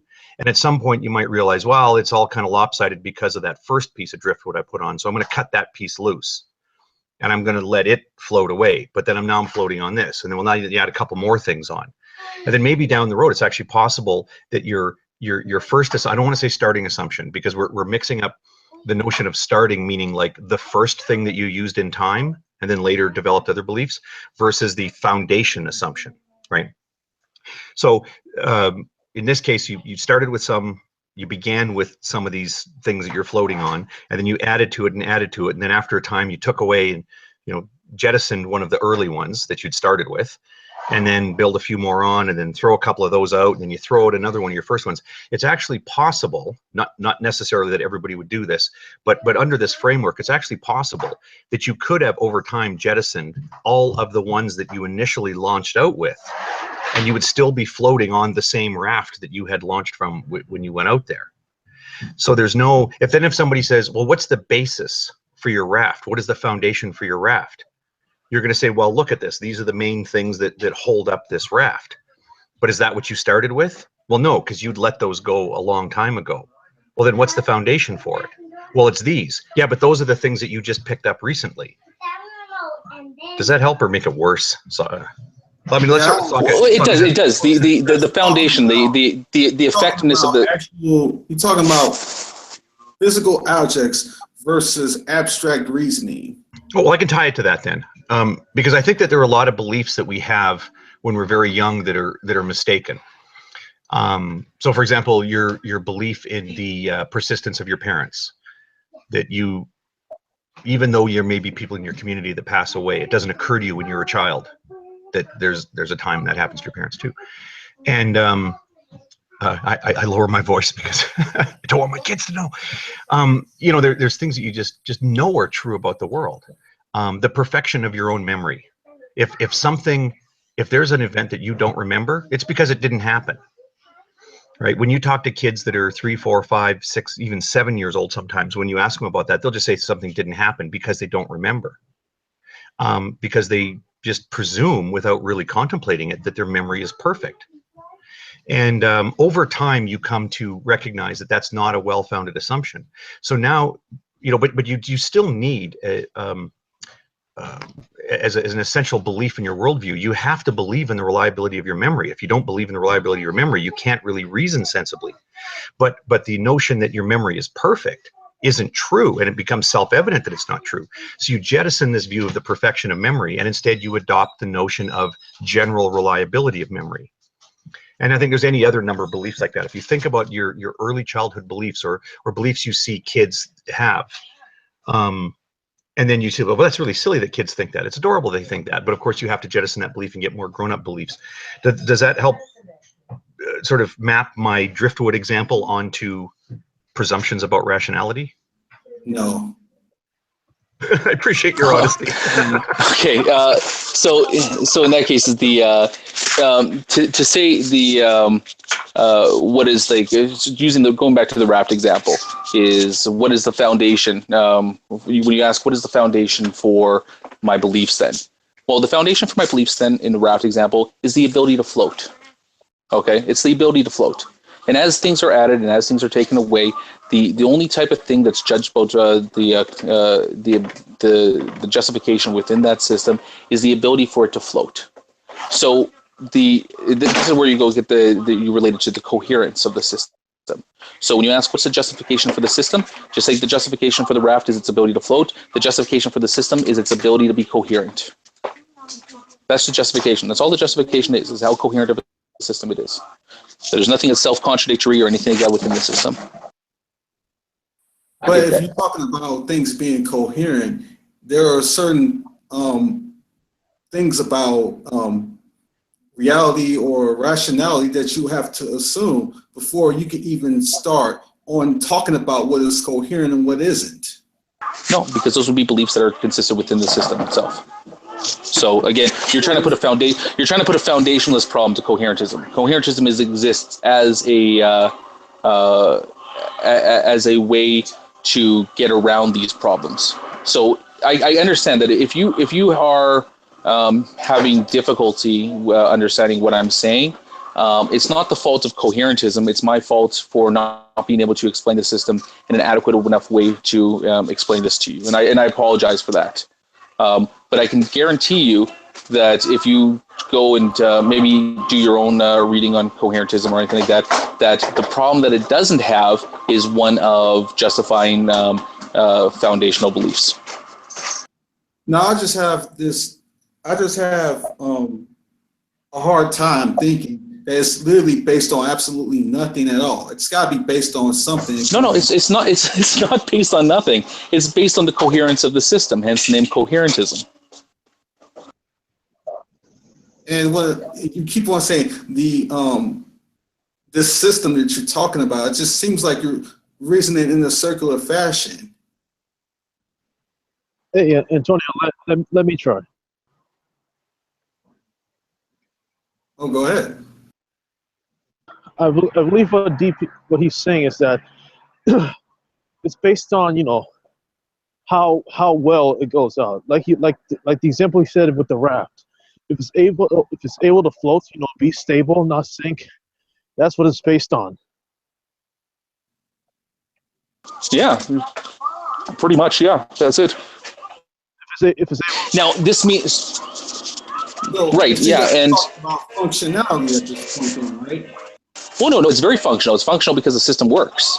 The problem that you can bring up here is that if you can present to me your own coherent system that includes a belief in a God. So now your coherent system of beliefs is completely would be opposite of mine because we've reached different conclusions on things. So now at this point in time, what we'd have to do is we'd have to take a look at those beliefs in there, and we'd have to see whether or not your system is actually coherent the way that it is. Or we might have to admit that there are two avenues for which someone can come to what they believe to be knowledge, and these two coherent systems can be held in contradiction to each other. Now, you just say it works, But to say that it works, there are underlying foundations and presuppositions you have to work from to say it works. No, it doesn't. Again, you're trying to put a foundationalist problem on this by again assuming that there has to be presuppositions within the system, and there are no presuppositions. I'm just you keep on going back to that point, and I just want to correct you. Hold on, let Antonio finish. You just keep saying it works. Based on what?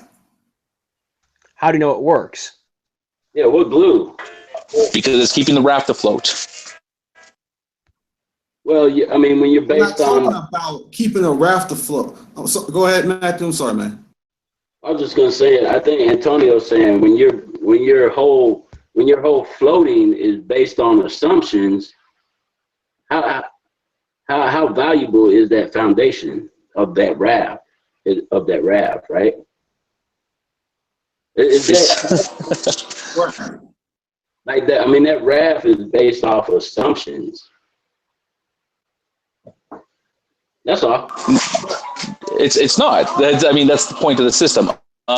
Here, let me try this. Okay, let me give me a second here. How is it not based on assumptions? Exactly. He just says the whole system or whatever he's referring to. I'm trying to find out where he's parsing this from. I'm trying to really unpack this.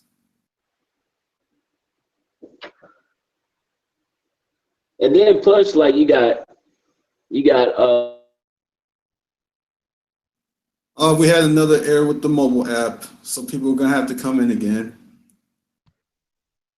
That might be me. Goodness, Google's gonna have to fix this crap, man. This is ridiculous. So just letting people know, nobody got snagged. It was just an error with the mobile app. Yeah, it's just give me a second. I'm trying to open up another window here, and so my phone's being really finicky right now. Give me a second.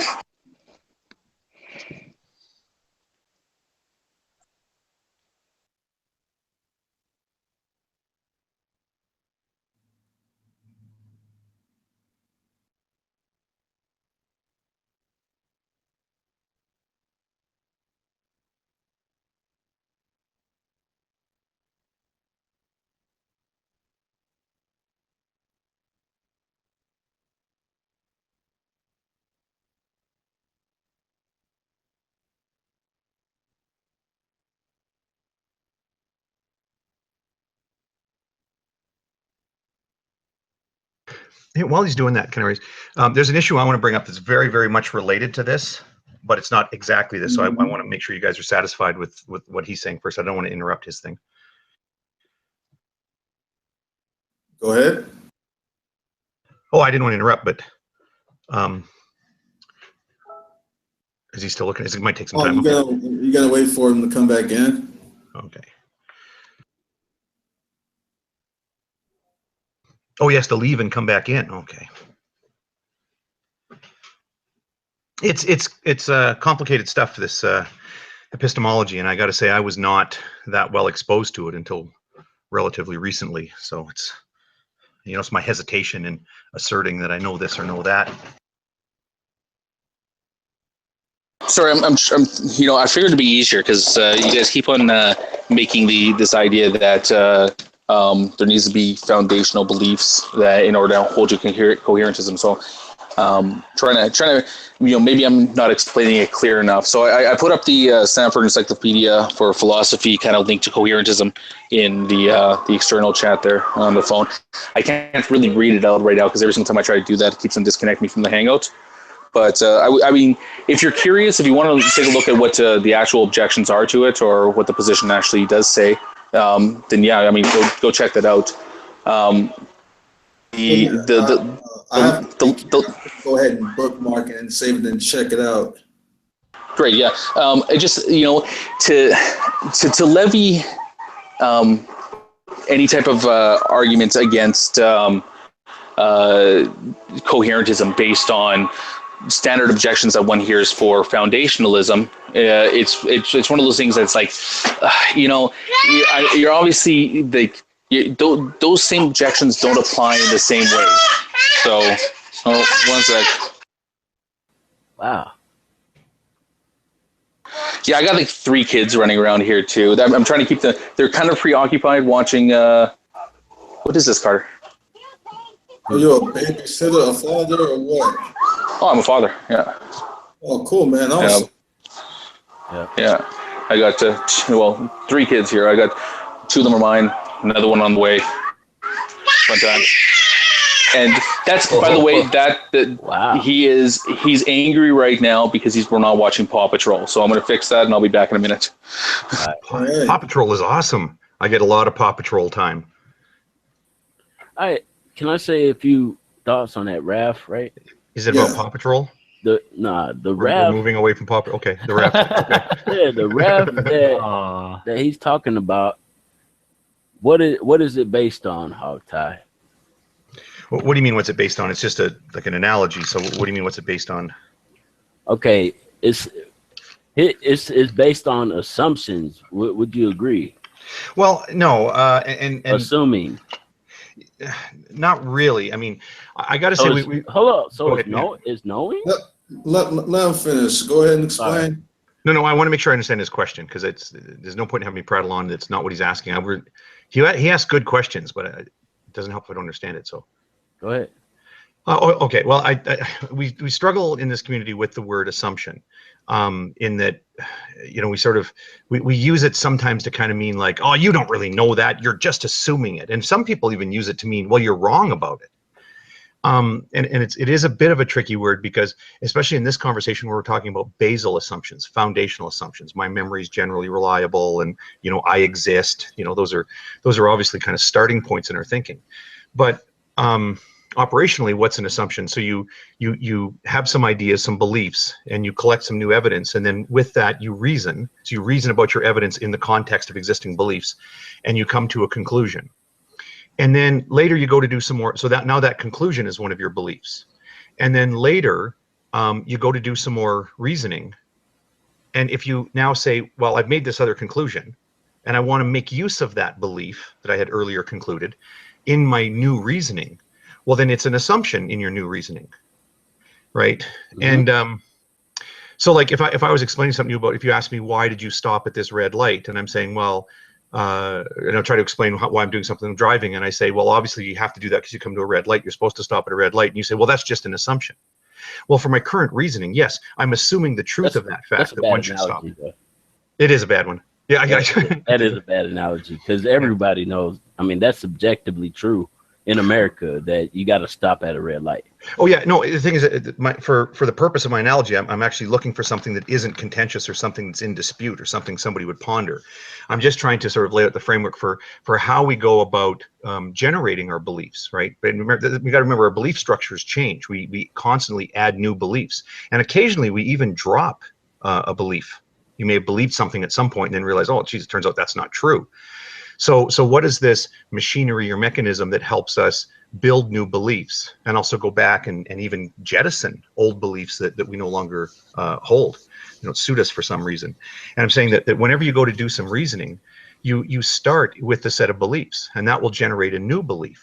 Well, now that belief is part of your belief set, and it's therefore assumed to be true when you embark on new reasoning.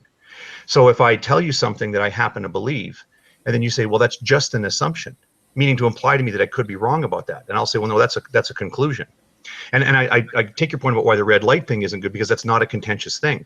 But we have had this discussion before about the belief in God. A number of times in these conversations, I've had people say, well, you're assuming that there's no God. And I'll always say, no, it's not an assumption, that's a conclusion, right? A long time ago, I had done some reasoning based on some beliefs and some observations and some reasoning ability, and I came to the conclusion that there are no gods. And then now today, when I do some reasoning, that will be an assumption that is, that will be a belief that is carried forward as an assumption in my new reasoning. But it's not just an assumption, like merely something that I just went, okay, I'm just going to assume for no reason that there's no God. So that's why that the word assumption kind of is problematic in how we communicate here, because yes, when I do reasoning today, one of the assumptions entering into my new reasoning is that there are no gods. But that is not merely an assumption. That's the reason it exists in my belief set. is because it's the conclusion or the result of some reasoning I had done some time ago. Okay. So, Now, Raft, yeah, go ahead. Can you give a logical argument for your conclusion? Yeah. So if we wind the clock back and say, well, how did you come to that conclusion? That was based on, if I were to sort of package up what my starting assumptions were, it was based on my developing view at the time that the best way to come to accurate beliefs. So first off, I'm motivated to want to hold true beliefs, and the best way to reason towards true beliefs is to look at facts, at evidence, things that are agreed upon things. And when I looked at those things that had motivated me to believe that that God is real, and looked at the evidence that I knew motivated other people to believe God is real, the biggest thing that I saw as the best evidence for God is the Bible. It's a very clear account of people coming to believe in God and the works of God in the world. And I entertain the notion that there may be another explanation. You can't deny, by the way, when I say that, you cannot deny that the Bible exists, right? That's why I say that's an agreed upon fact. Mm-hmm. Right? We all have, so you picture, we all have these Bibles in our hand. Now, also in our possession, there's the Quran and all these other holy books, but it's not really relevant here. The point is we have the Bible. And if I say, well, what are some good explanations for how the Bible came to be in my hands? And I'm trying to give you the short answer here, and that is I think that there are other more sensible explanations for how the Bible came to be. One explanation, of course, being that God did inspire and enjoin the authors to write this book as a true record of what God wants us to know. Right? That's one possible explanation for why we have the Bible. Another possible explanation is that, well, that's just what people did.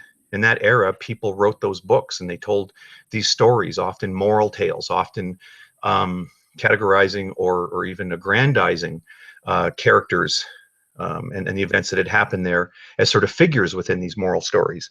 And quite often those things included things like so-and-so was speaking with God, or God had done this, or so-and-so was struck by this spirit, And when I look at the historical context, I see a very sensible, plausible account for how the Bible came to be that doesn't involve this idea that God selectively appointed, inspired, and enjoined a set of authors to write the Bible as we see it today. That's your logical argument. Yeah, well, that's the short version of it, because I think what I'm trying to characterize for you, and then you can pick at any issue that you want, is I'm saying at the time when I really started doing this thinking, I said, well, the best way to come to understand the truth of a matter is to look at evidence. And then I put, and this is why I have to sort of go asterisk footnote, there's a lot of stuff here. I looked at all of the evidence. I didn't simply look and say, well, oh, there's a Bible, do I believe the Bible or not? But I looked at what we were learning about the world. So, I mean, there's a reason why whole books are written on this topic about how people come to the idea that there isn't a God. I'm just trying to, in sort of hangout form, just sort of give you a little, in a nutshell, explanation.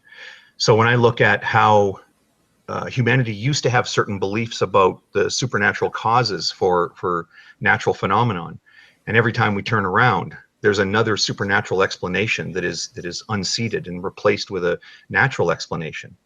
And when I look at the diversity of holy books, I have a reasonable account for lightning. I have a reasonable account for hurricanes. I have a reasonable account for the beauty of the birth of a human child.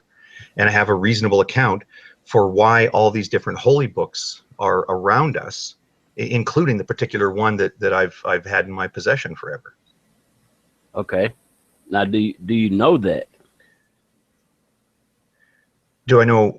Do you know that your logical argument or whatever your reasoning is based on sound factual evidence, and you're not basing this off of assumption? You know this. What could you give me a link or some of the stuff you studied? Before you Apologetic answers, I just want to interject real quick. Antonio, thanks for the hangout, man. I got to feed the kids and do all that other fun stuff now. But thanks for the hangouts. I hope I didn't anger you there with the disconnecting and stuff. Or the You know what, man? I apologize for getting upset, man. Delays happen, and that's not necessarily your fault, man. But I appreciate you coming by. Thanks for the discussion. Yeah, thank you very much. I hope to talk to you guys all again. Tend to those. You're welcome. Thank you for the discussion too, Saka. Yeah. Just real quick, one thing I really like about Sokka's contribution too is he's here to he tried. I mean, he's apparently taken some of the stuff in philosophy, and knowing what he does for a living kind of surprises me that he's that. He must have really enjoyed this stuff when he went to school, and I like that he comes into Hangouts and he's like, okay, I'm gonna. If you guys are interested in this stuff, thank goodness. Like, I don't know, maybe his wife isn't interested and he doesn't get to talk to her about it, but you know what I mean? It's like he likes to come in and say, oh, I want to talk about foundationalism. I want to talk about, what was it, coherentism today. And he's not necessarily here to argue and bicker. He's here to say, oh, you're interested in this? Okay, fine. I'll do my best to explain it. It's complicated, but I'll give it a go. But I'll look, so there's always a possibility I could be missing something or incorrect. I'll look into that link you sent me to see if I could understand what he was getting at, but it just didn't seem satisfying to me on the surface. But I'm not gonna sit up here and say that my potential lack of understanding, means that he didn't know what he was talking about. So I'll look into it. Well, it's difficult stuff, and actually, can I Ecclesiastes, if you want to come back to those questions, I don't mind doing it. But do you mind? Because there's a point I want to raise, and I'm hoping it's interesting, and it's something I kind of want you guys to think about. I think now is a good time, sort of a good bridge there, and that is, in fact, I want to say it this way. I want to kind of accuse you guys of something, and I don't mean that in a snide or insulting way. Yeah, no. Like. I want to. I mean, I could do this by asking you questions, but I'm going to assume your answers. Rather than do the back and forth thing.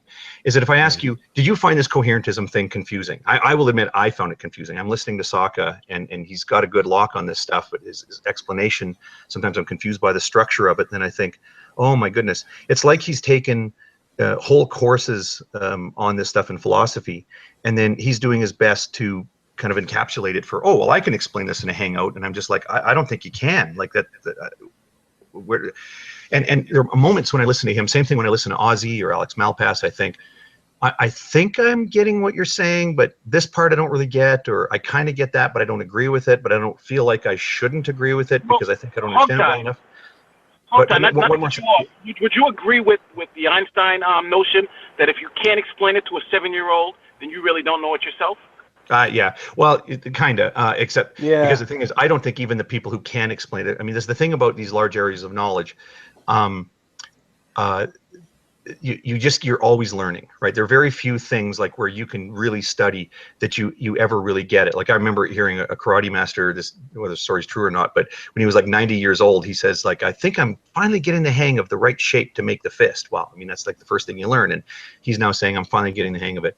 I think all these areas are like that. When it comes to philosophy specifically, I think it's really hard to understand that stuff and hard to explain it because it's made up crap. And I'm going to sort of be the little bit insulting here, but you know what I mean? They're struggling, right? The philosophers, there's a reason why philosophers never agree on things. There's a reason why they answer back and forth to each other with pages and pages and pages of papers.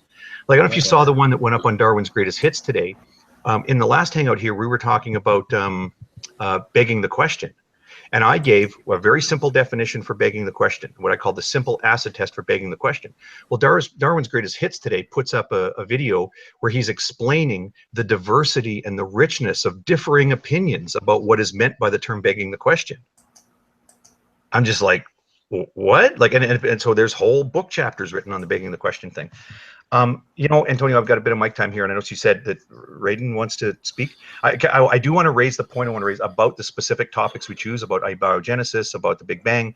But why don't we let him speak while it's got it fresh in his mind, and maybe we can come back to me shortly.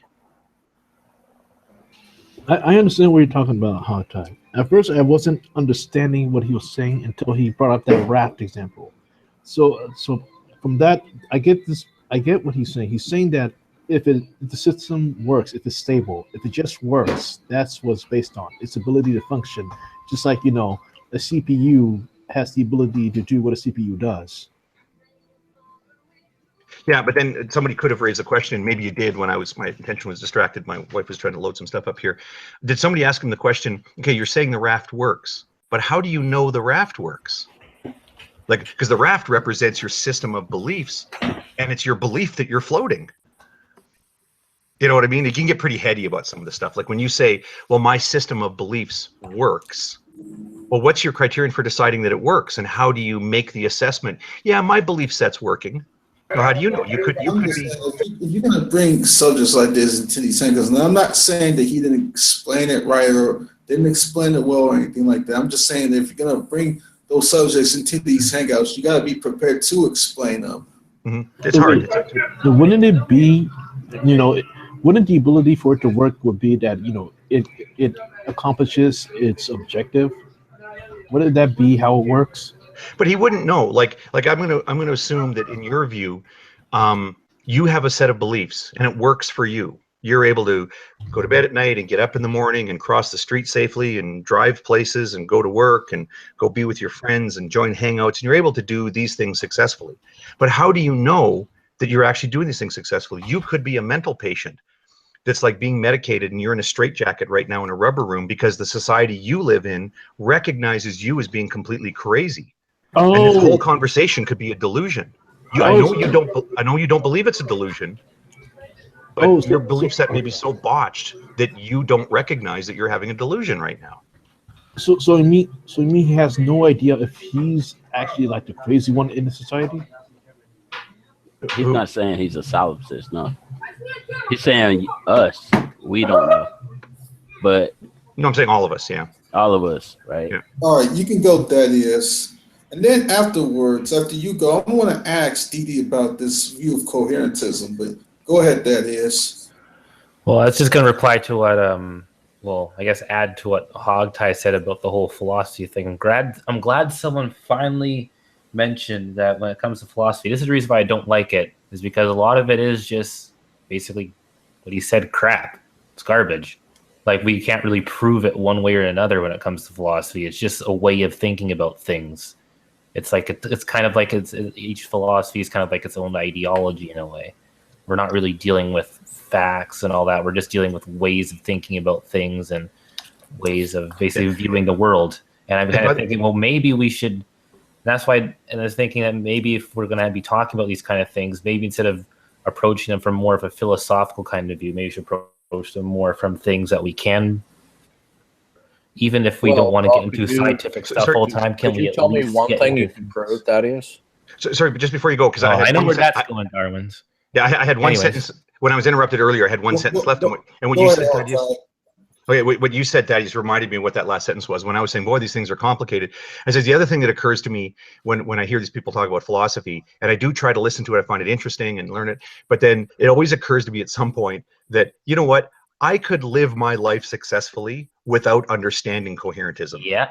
You know, that's that's your point. Yeah, is that I'm sure we could find things to talk about. That I mean, I think we need to sort of stretch and extend our boundaries. I like listening to them talk about. I think people should approach things on more of a practical level, because then we can actually get somewhere. I mean, you're just scaring a whole bunch of other people off with this philosophy stuff. It's a new language. No, it's not. The accusation point too. Are you a theist, an atheist, agnostic? What? The closest thing to what I would call myself, because I don't really have a good label, it would be misotheist. And how do you define that? As like either a hatred or a dislike of the Christian God. Well, of gods in general, but I'm talking about the Christian God in my case. And why would you have a hatred toward the Christian God? Well, there's been a few stuff that's happened in my life that, without getting too much detail here, because I do have to go pretty soon. Let's just say, has it been pleasant? And it has to has to do with faith specifically, and there's quite a bit of rules that I don't really agree with as far as like what is considered moral and what's not. Do you feel that you're entitled to a better life than what you've gotten? Do you feel I'm entitled to a better life? Well, why would you have hatred toward the Christian God if you presume he exists, but you're dissatisfied with your life experiences? Are you entitled to have a better life? Not entitled, but this doesn't have to do Well, if you're with not entitled to a better life, then why would you have a hatred toward the Christian God? you can still have emotions. There's a lot of things I feel upset about that I I understand. didn't say you couldn't have emotions. I said, what would be your basis for having hatred toward the Christian God? Would you be entitled to a better life? Would I be entitled to a better life? I think it could be better. I didn't ask you if it could be better. What I said is, do you feel that you are entitled, that God is obligated to control temporal circumstances to be better? Not necessarily. Well, if God's not obligated to make this lifetime better for you, then why would you have any hatred toward him? Well, if this is supposed to be the God that you worship and we're supposed to call him good and all that, I think if he's a good God, then maybe it should be better. But if we're just saying God in general, any kind of God can technically do what he wants because he's a God. Well, okay, so would you say the bad experiences that you have was evil? I would. It was. So is it your you hate God because God doesn't eliminate some evil? Is it your position that God should only eliminate some evil but not all evil? I feel like he should eliminate some unnecessary evil. Well, wait a minute. Is it your position that God should or is obligated to eliminate some or all evil? Some. And what do you base that on? Well, I base that on the fact that I feel like life should have why not some and all evil? Could you tell me why you... Because life should have some sort of conflict. Otherwise, we don't realize what the good is. No, I said, why would you say why. God is obligated to remove some evil? Where do you get this bifurcation that some evil is acceptable and some isn't? Because I'll tell you right now, if the God of the Bible were to administer justice in this temporal time frame in human history, would you be alive right now? What do you mean? Oh, like if he were to if God were to judge all, if God were to remove all evil from this planet right now, would you be left standing? It's a good question to think about, but I guess technically no. Okay, okay, good. So in other words, I didn't say all evil. You just want God to say other evils, but not all evil. You just want your evilness. You want God to tolerate that, but you want God not to tolerate other evil. I said some evil, and I wasn't. And I'm not just talking about my evil. And so, where did you come up with this? Where did you come up with this line of demarcation that God should or is obligated to prevent or stop some evil as opposed to all evil? Yeah, and I'm talking, of course, within this historical framework as opposed to eternity. Okay, well, maybe the word, because it's interesting, maybe the word should isn't necessarily a good word to use. Well, then why would you hate the Christian God then? Well, because, again, I already told you that it's more of an emotional thing. This isn't about entitlement or who should or shouldn't. This is how if God is not obligated in any evil, then why would you hate him? This does not logically follow. Yeah. Only because you have a sense of entitlement that you should be given a better deal in life, or that God should remove only some evil that you arbitrarily choose as opposed to all evil. You see, God has an appointed time. The God of the Bible has an appointed time when his plan for human history is over, which isn't far away. And he's going to remove all evil and restore his creation for those who want to have a loving relationship and have their sins forgiven for all eternity. But you see, as far as the Christian God goes, you're entitled to nothing. Exactly. Therefore, you have no basis to hate the Christian God, especially when that God has stepped into human history to save your soul from hell if you so choose to want to be forgiven. I agree. What do you mean, no basis? You had a question to ask you. You have no philosophical or theological basis to Maybe I don't need justify a your philosophical or theological one. Good. Then You you're, can then say you're it might be more basically of an your emotional hatred of one. God. There's lots of people that then, have reasons for hating other people and right. stuff Then your based on reasons would emotional. either be irrational or unjustified. Okay. Well, that I didn't say my position was based on logic, did I? I'm not one of those atheists, logical, free I thinker didn't people. accuse you of saying that. I just simply pointing out Okay. that your hatred is due to your own misunderstanding of the nature of human history. Basically have no basis for hating against the Christian God, man. Now, Ryden Drance had a question for you. All right. Go ahead. Are you there? Ryden. Yeah. I don't even know if he's here, but Well, Multiple wanted to say something. He could go first. Sure, go ahead, Multiple. I think you did at least. Well, one thing, I don't think, for instance, if God was to come and make this judgment that all evil would be removed from the earth, I don't think that I would be one of those things that would be removed. I generally consider myself to be a good person. I don't consider myself evil, even though I may have done evil things in the past. I have done also more good, I believe. And all those good things, it's almost saying that you could never do really any good. And I believe if God has created me as this flawed individual who he knew was going to make these choices, good or bad, then I don't feel it's proper for him to hold me responsible. I do. I feel entitled. If we're talking about just logically speaking, I don't feel that he can now hold me responsible for choices I am compelled to make. Because again, even the words that you are going to say to respond to what I just said, God will have already known if you are compelled to say if you are caused to make them, then they're not choices.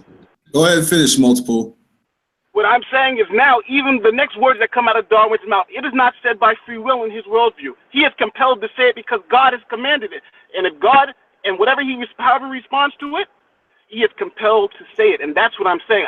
You have, and your issue is that you present this argument, but take away free will from it, then we're just robots. We have no personality. Exactly, and we're not robots. So when someone gives you an emotional reason for something, it shouldn't be that invalid right away like that. Let's deal with the issue of evil. From God's point of view, as he has declared, all human beings are evil. All human beings are sinful. That's right. So you have. Hold on a second.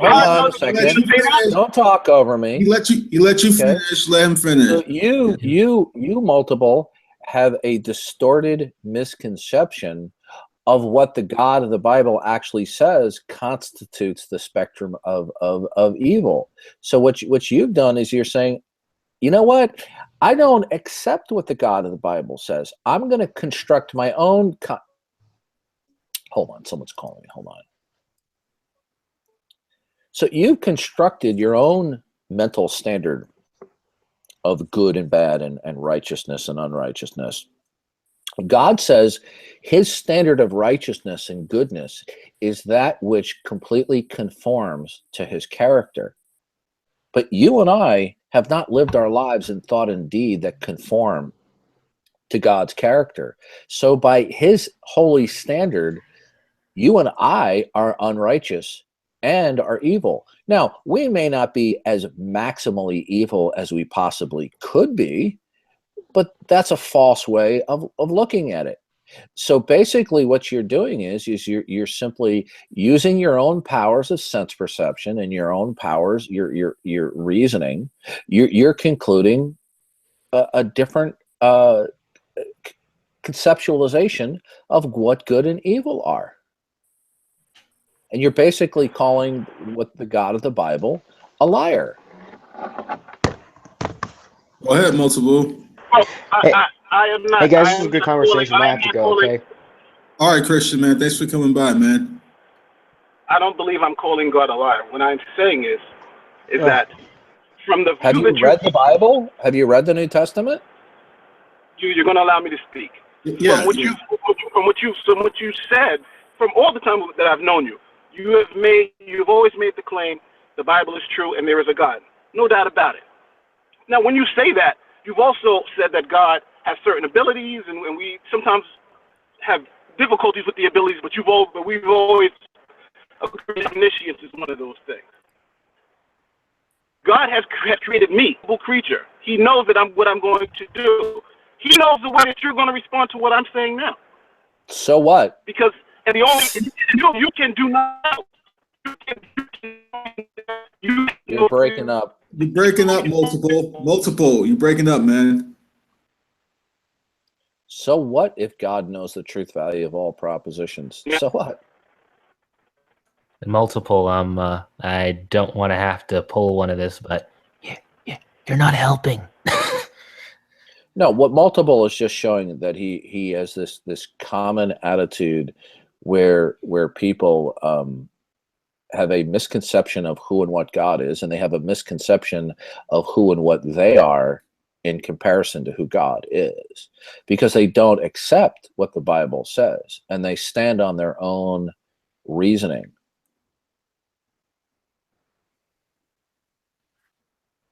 Yeah, he wants to define evil as everybody who's worse than me.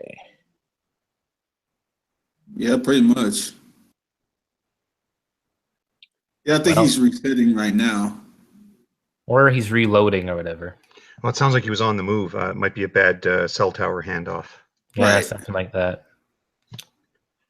Plus, even the fact that I kind of got locked into a position where it's like good or evil. I don't even know if that's like the proper terms to be using. Because maybe it's not based on a overall good or evil. It's more about, you know, what works for what your life is going to be about and what doesn't, kind of thing. Well, unless you start from the position that it is the case that the Christian God exists, then you're not going to be able to support that anything works in any way. You might strongly believe it, except for personal experience. No, you couldn't even appeal to personal experience, because you see, the events that you witness through your sense perception, those events could be equally produced by chance. There's no way for you observationally or through your sense perception or through your powers of reason to differentiate those sequences of events, whether they're consistent or inconsistent, are the product of chance versus that they are operating from nature that operates in a law-like way. You may intently believe that due to the improbability of chance producing those consistencies, but that assumption won't help you to actually ascertain whether chance or nature actually works in a certain way. So unless it's the case that the Christian God exists, then you're not going to be able to establish that nature works in a certain way.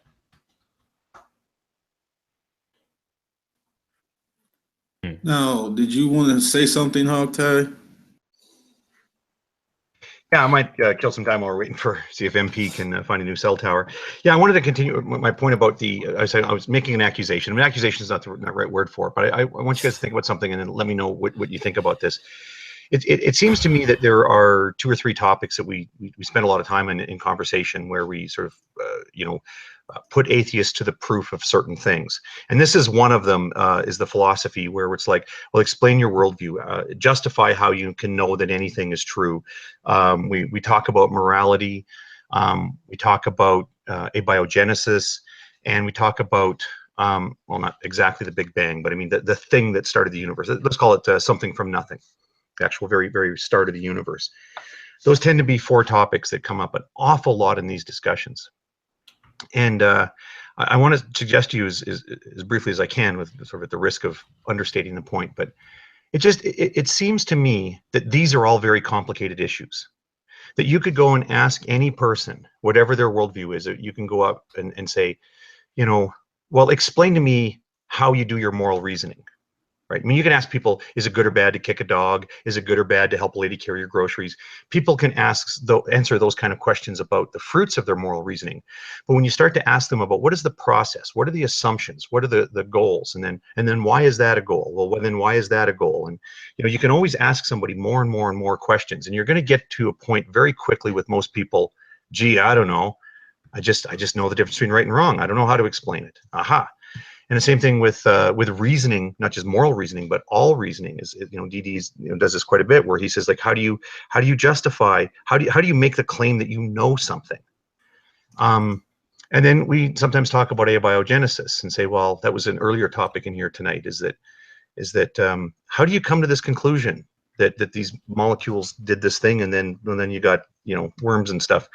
You know, how do you do that? Well, how do you explain that to somebody? I mean, how did I come to that conclusion? Do I even understand what those scientists are saying when they did that? Do I understand their reasoning? Well, it's very easy to get somebody to say, I don't know. And then, of course, the same thing, without repeating myself, the same thing for the start of the universe. Ask me how the universe started.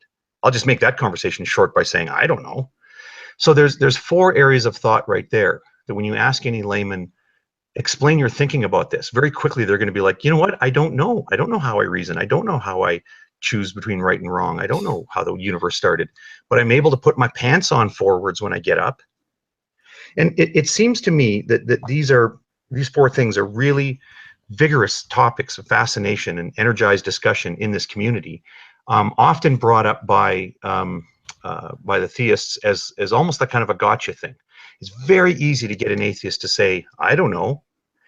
And does it not strike you as just the search for the remaining gaps, right? I mean, this is obviously, is the way I'm presenting it. It should strike you. What I'm getting at here is the structure of a God of the Gaps presentation.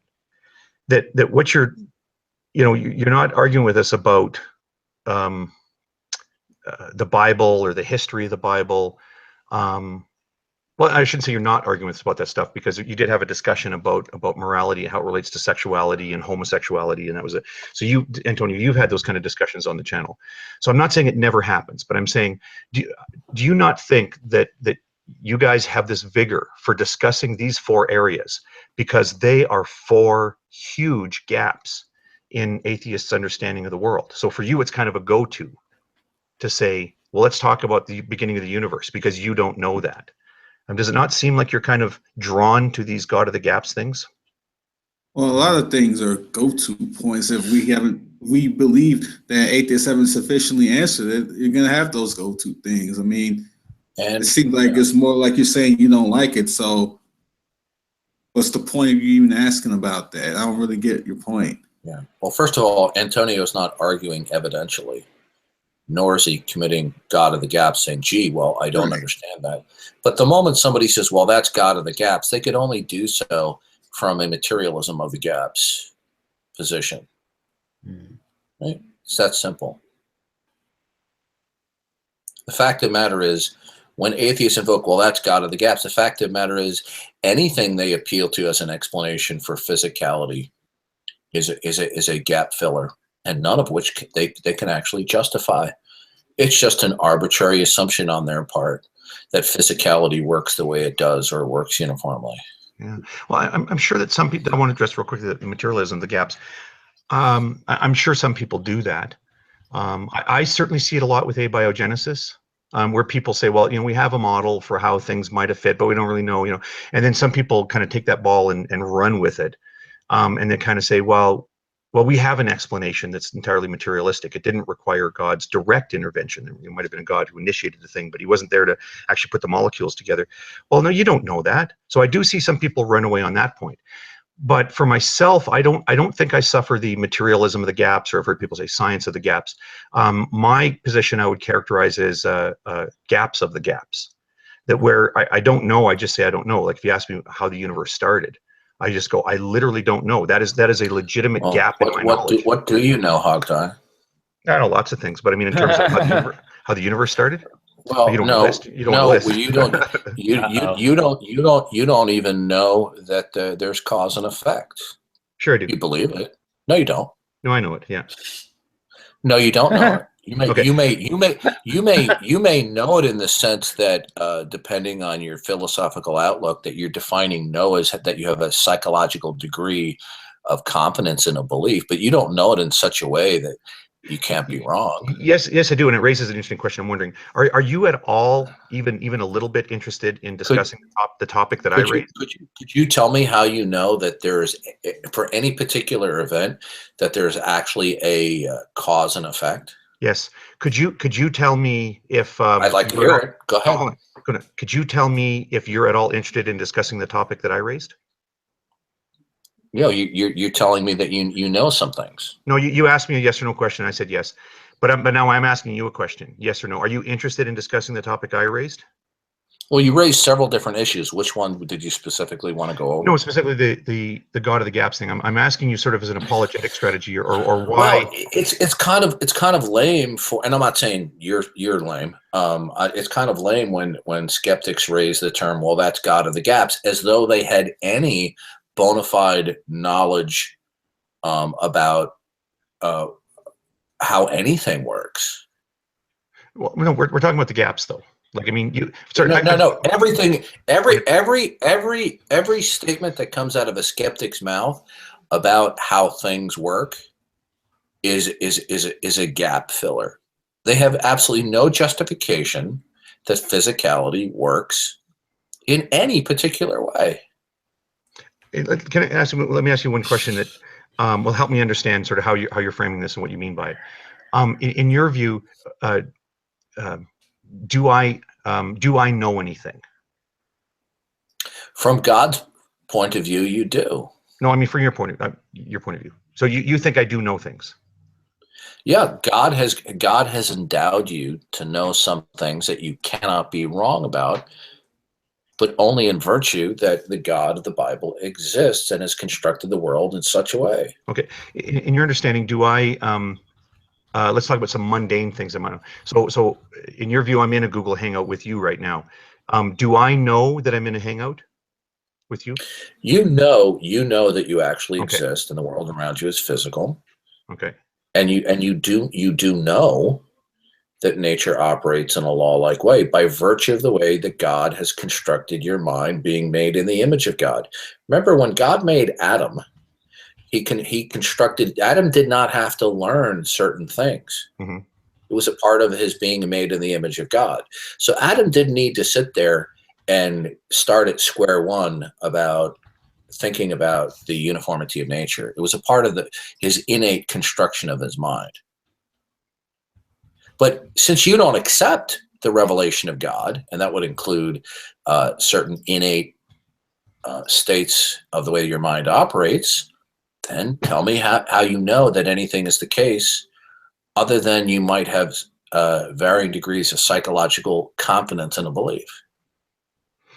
Okay, so I do know things. Okay, that's and I know grand things and I know mundane things, and I think we differ on our account for how it is even possible that I could know something. But at least you're not arguing that what I think we agree is a silly point that it's not possible for non-believers to know things. On your worldview, you have no foundation to defend that you know something.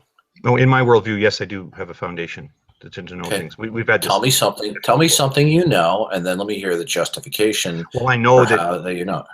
Okay, I know that you don't seem to want to talk about the topic that I raised. Do you want me to provide a justification for that knowledge, for how I feel? And how would you know that?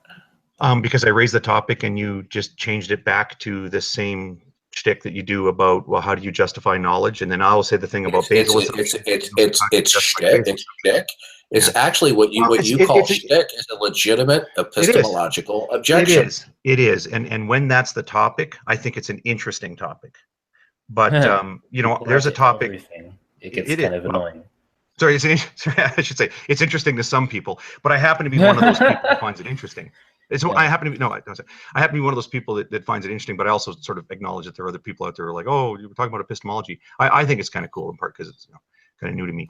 But if skeptics are going to step up to the table and say, I don't accept this revelation of your Christian God, and they're going to be offering opinions about the nature of reality, I'd like to know the basis for that.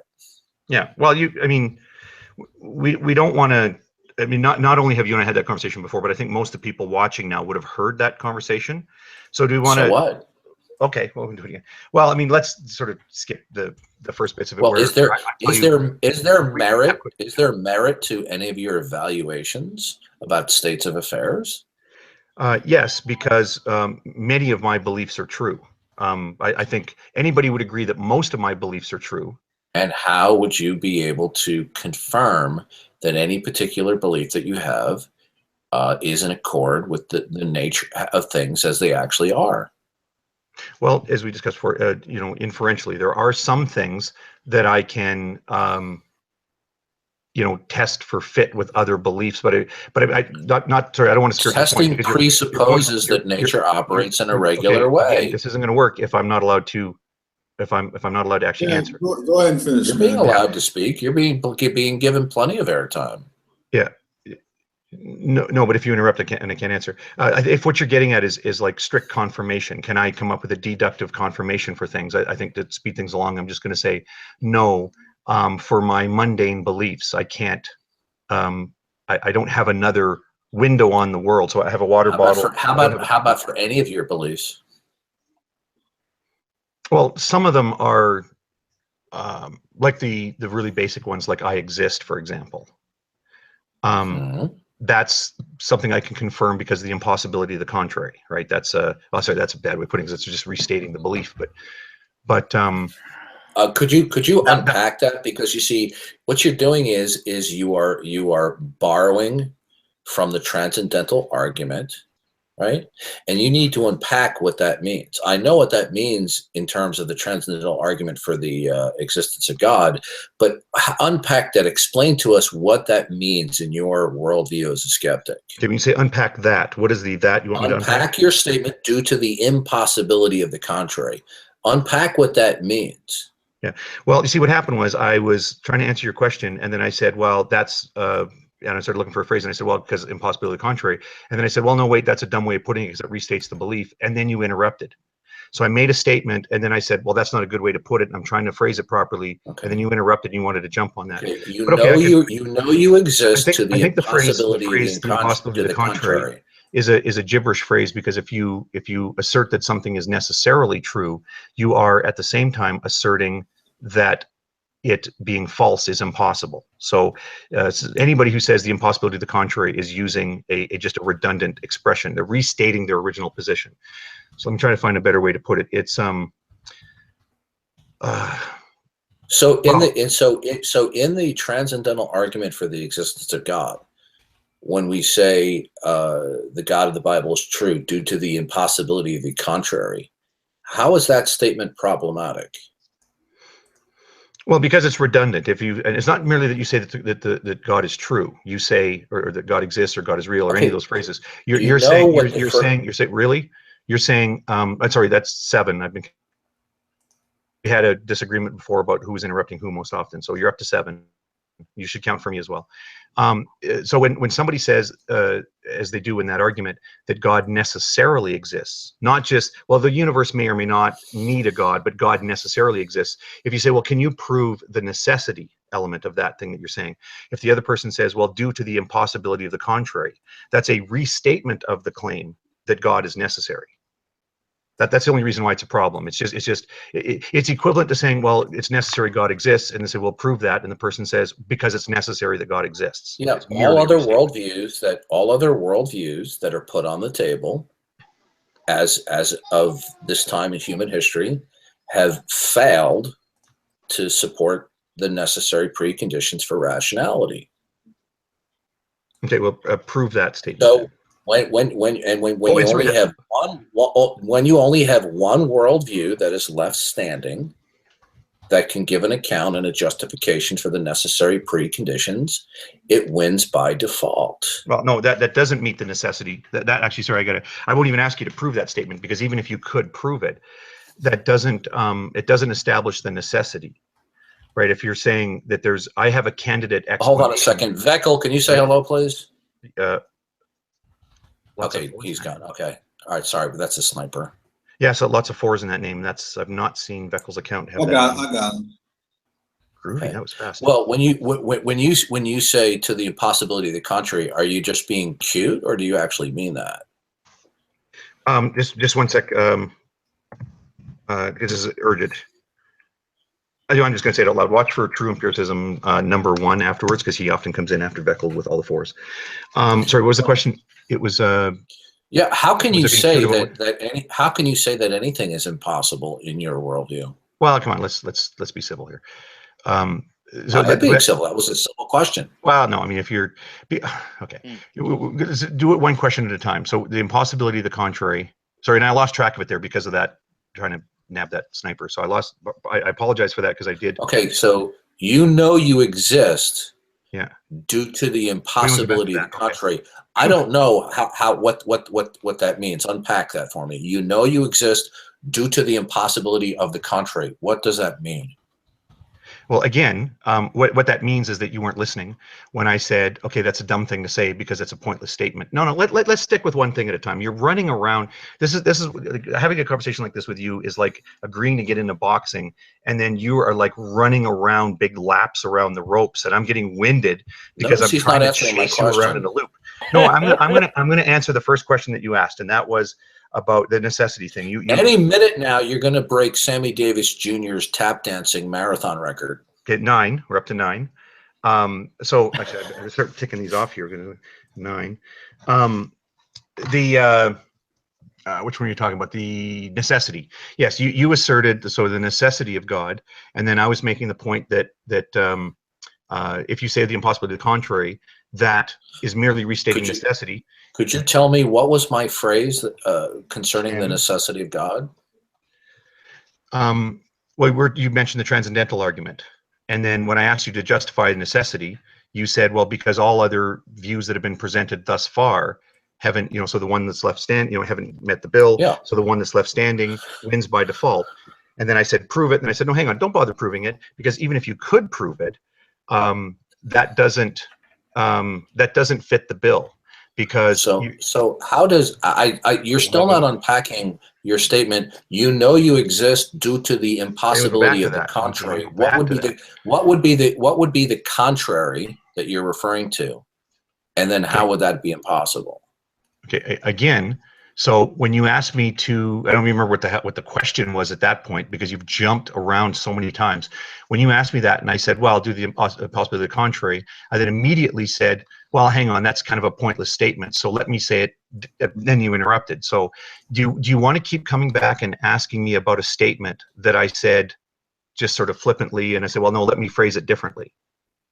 Do you want to? Well, I said, were you being cute or being serious? I was being floundering. I was looking for the best way to explain, because I wasn't sure. Are you asking me? So you weren't being serious. Okay, so I can ignore that as a serious statement by you then.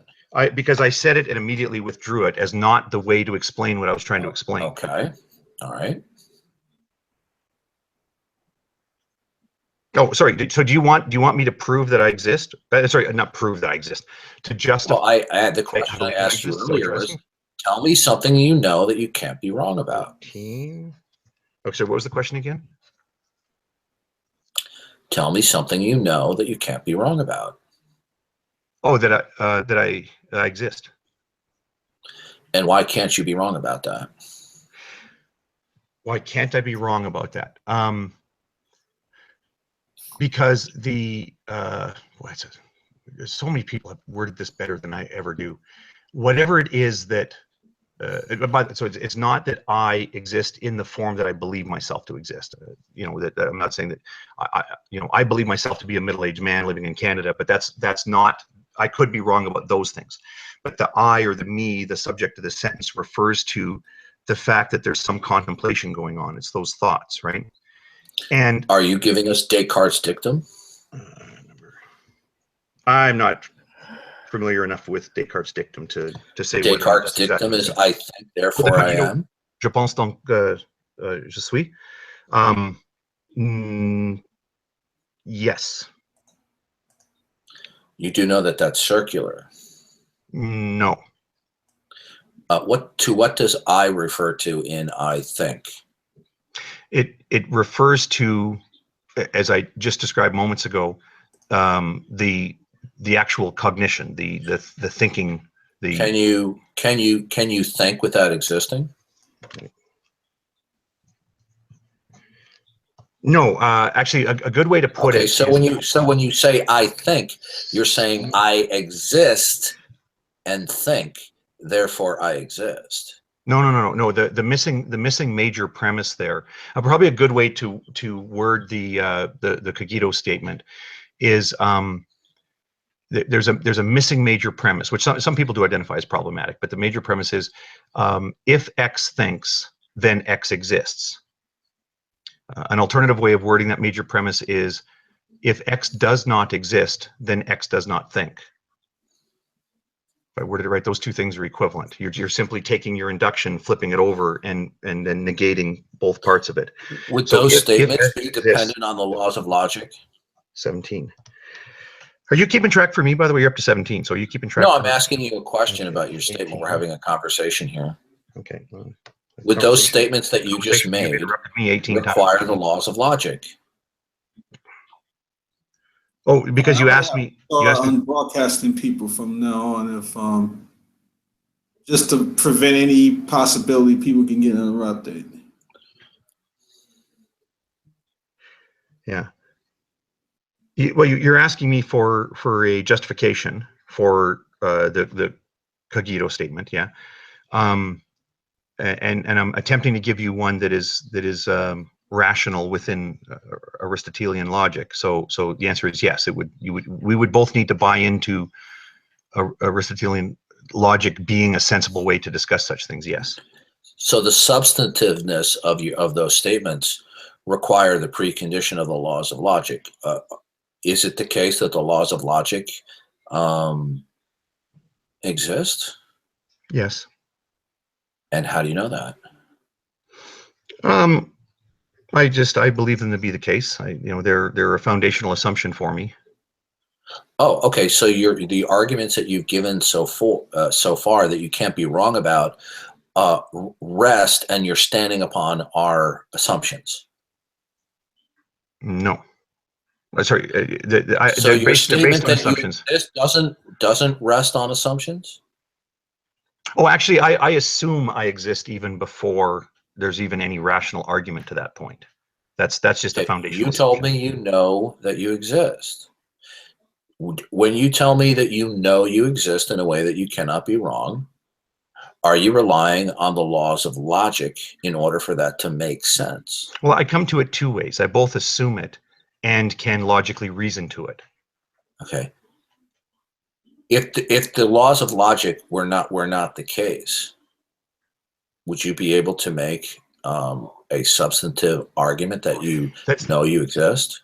Yeah, that's a great point. A lot of the things that, like everything that sort of follows from this view, where you got these foundational assumptions, there's a lot of these things like, well, what if there's no universe? What if, and you're right, if the laws of logic didn't exist, then my belief that the laws of logic exist would get me in a lot of trouble, right? Or if I misunderstand the laws of logic. But the thing is that would be selfish. Yeah, that would be so. That wouldn't be my biggest problem. Let me say that I'd have bigger problems, right? If the laws of logic didn't exist, and I'm walking around thinking that they do, and that particular laws of logic exist, but they actually don't, then my inability to communicate with you effectively and my wrong beliefs about the world would be the least of my problems. Okay. Does your statement that you know you exist, is your knowing in a way that you cannot be wrong dependent on the precondition of the laws of logic? Yes. Okay. Is it the case that the laws of logic are universal? I'm going to say yes. That's my belief. Yeah. I didn't ask you if you believed it. Yes, is it the case? Yes, you did. Okay. And what is the basis for your believing that the laws of logic are absolute and universal? Well, I assume that they're at least consistent in my local world. That's kind of a necessary assumption to bootstrap my thinking. Whether or not the laws of logic refer to. The laws of logic are that the law of identity, non-contradiction, and excluded middle are true at all times and all places. Mm-hmm. Now, you believe that the laws of logic are universal. Do you have a means by which you can arrive that it is the case? That is not an assumption. No, I assume it. Yeah. Okay, good. Therefore, your claim that you know that you exist is dependent upon the assumption of the laws of logic. Yeah, and so that would mean that therefore you don't, because it could be the case that the laws of logic don't hold, unless you have an argument that they can't. Yeah, sorry, no, I don't believe it's the case that it's even I don't believe it's the case that the laws of, sorry, you said the laws of logic might not exist, or it could be the case that the laws of logic don't work. In your worldview, unless you are able to tell me how they could not exist, No, you're opting that the laws of logic are absolute and universal. But you haven't shown that you have a means by which you can determine that. No, in my worldview, it is not possible. You know, in my understanding, my worldview, my belief set, it is simply not possible that the laws of logic don't exist. And how did you? Is that an arbitrary belief? Are we using the DD brand definition of arbitrary? Because I'll just say yes, make it easier. Do you have a means by which you could know that the laws of logic were absolutely universal, or is your acceptance of it that it is the case an arbitrary one? If the laws of logic, in my view, it is not possible for the laws of logic to not exist. You've already said that several times. Because the laws of logic not existing, 23, would the laws of logic not existing would be inconsistent with my foundational beliefs. So it would just be inconsistent with an assumption. Yeah. Okay, so your claim to know something simply rests upon your assumption that existence operates in a certain way. In specified ways, yeah. Does it necessarily operate that way? Okay, is it necessary in the sense of modal logic? I would have to think about that for a moment. I don't want to drag us down here. So, sorry, we say operate that way. Let's be more specific. You see, 1 + 2 = 2, Hogtie. You tell me you know you exist, and you told me that knowledge claim that you know you exist in a way that you cannot be wrong is dependent upon the prerequisite of the absolute and universality of the laws of logic. But then you telling me that precondition that existence operates in this way is an assumption. So you're telling me that you know something that you can't be wrong about, and that position is standing on a grand assumption that that existence operates according to the laws of logic, which is just an assumption. It might be a correct one. Do you have a concern about? Oh, it might be correct. It could be a brute fact. But you see, here's the problem. In your worldview, there's no way for you to establish that anything is a brute fact. Right. There are no brute facts in a skeptic's worldview. You might need to explain that or justify it in some way. There are no brute facts. Yeah, that's my point. Oh, it's just your assertion. It's just your assertion. No, you're not understanding. All right. If somebody says something is a brute fact, okay, well, how is that the case? Just because you say it is? Well, I could green fairies picking their nose and scratching their buttocks on pink planets with daisies all over it are a brute fact. Well, that's why I say that I'm kind of concerned about the phrase brute fact, and I kind of don't even like when people use it. It means uninterpreted by one's experience. Okay, one for Brojo. It means what? Uninterpreted? Yeah, something that is true. Sorry, go ahead. First, Hogtie tells us, well, I know in such a way that I cannot be wrong that I exist. And then I asked Hogtie, well, you know something that you can't be wrong about. Is that knowing something that you can't be wrong about dependent on a precondition, meaning laws of logic? He says, yes. What's your basis that the laws of logic hold? Well, I assume them. Well, if you assume them, you could be wrong about them, right? No, you're slightly mixing up that particular example. I mean, we were talking about a few other different beliefs. Could you be wrong about the laws of logic being universal? Not in my worldview, no. It's not. Well, how do you know that you couldn't be wrong about the nature of existence? About the nature of existence, you're talking. I'm wrong about several things about the nature of existence. You're talking about specifically. Well, when I say I'm talking about the nature of existence vis-a-vis the laws of logic. I know that in your worldview you believe that that's a brute fact, but how is it that it is the case that you determined that the laws of logic, other than that's your worldview? Yeah, I don't make the assertion that it's a brute fact. And as I was saying that I don't even like when people use that phrase, or what's the other thing they say, like self-evident, self-attesting, these phrases that when you're put to a challenge of, well, how can you demonstrate this, or how do you justify this? And somebody goes, well, it's a brute fact. I'm just telling you honestly, candidly here in conversation, I don't know how that helps. I appreciate there are some things that when you're challenged to justify it, you're like, well, how would I justify that? I don't think that it is actually an adequate justification then to just say, well, then it's a brute fact, or it's self-evident or something like that. We just have to acknowledge that there's some things that we can't justify. I'm sure that there are people who have a lot more philosophy training than I do who would be able to explain that to me a little bit better, so I might be mistaken on that point. But no, just keep in mind though, about the thing that about I exist, I say that's a presupposition. Right, it's almost like an ingrained my thinking. But you told me you couldn't be wrong about that. Yeah, I can't be wrong about that. Yeah. Well, why not? Why couldn't you be wrong? Well, because then when you ask me that question of how would I provide a justification for it, then I went to what would be like a deductive argument that would lead to that.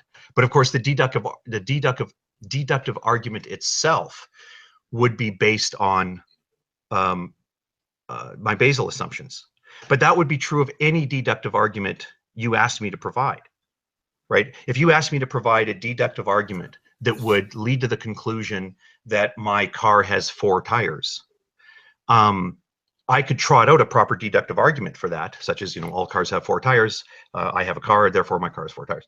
And then you would say, you could reject that deductive argument if you permitted yourself the grounds to reject any deductive argument on the basis that, well, that starts with assuming that the laws of logic work. That starts with assuming that deduction is a proper way to reason.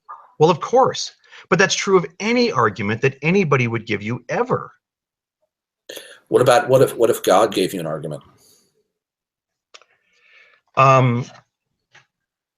Okay. What if God revealed to me an argument? Okay, then this is the point when I would say, well, what do you mean by God? And then you describe God to me, but we're gonna move past that, right? I'm talking about the God of the Bible. Yeah, I know. That's what I'm saying. So I'm saying you step into a quagmire when you start making universal and global claims. How are you able to determine any global or universal claims that you're making? Now I'm going to do it because I was offering a chance to say, well, why don't we skip the boring part of the conversation? But if you're just going to interrupt, then okay, what do you mean by God? No, I'm having a conversation with you. No, you're not. You're interrupting constantly. All right. No, I'm not interrupting. I'm having a conversation with you. Yeah, we're up to 31. So all right. I don't want to have to unbroadcast people, but if it comes to that, I'll do it. Yeah, well, it shouldn't be necessary, but especially when I'm offering something sort of, like a procedural consideration. You're like, why would I want to say, well, gee, Didi, I don't know what you mean by God. When you and I have talked before, and I've heard you talk at other hangouts, I know what you mean by God. So when you say God, we're going to assume that's the God you're talking about. Now, with all that interrupting, and I forgot what your actual point was about. Oh, if God revealed to you. So understanding your view of God as best I do. Obviously, I'm not inside your head to sort of get what you understand about God, but understanding as best I do, then that God, yes, if that God revealed something to you, then an argument, then yes, that would be a good argument and a good way to reason. So I'm granting you your image of God, and then therefore I can say yes to answer your question.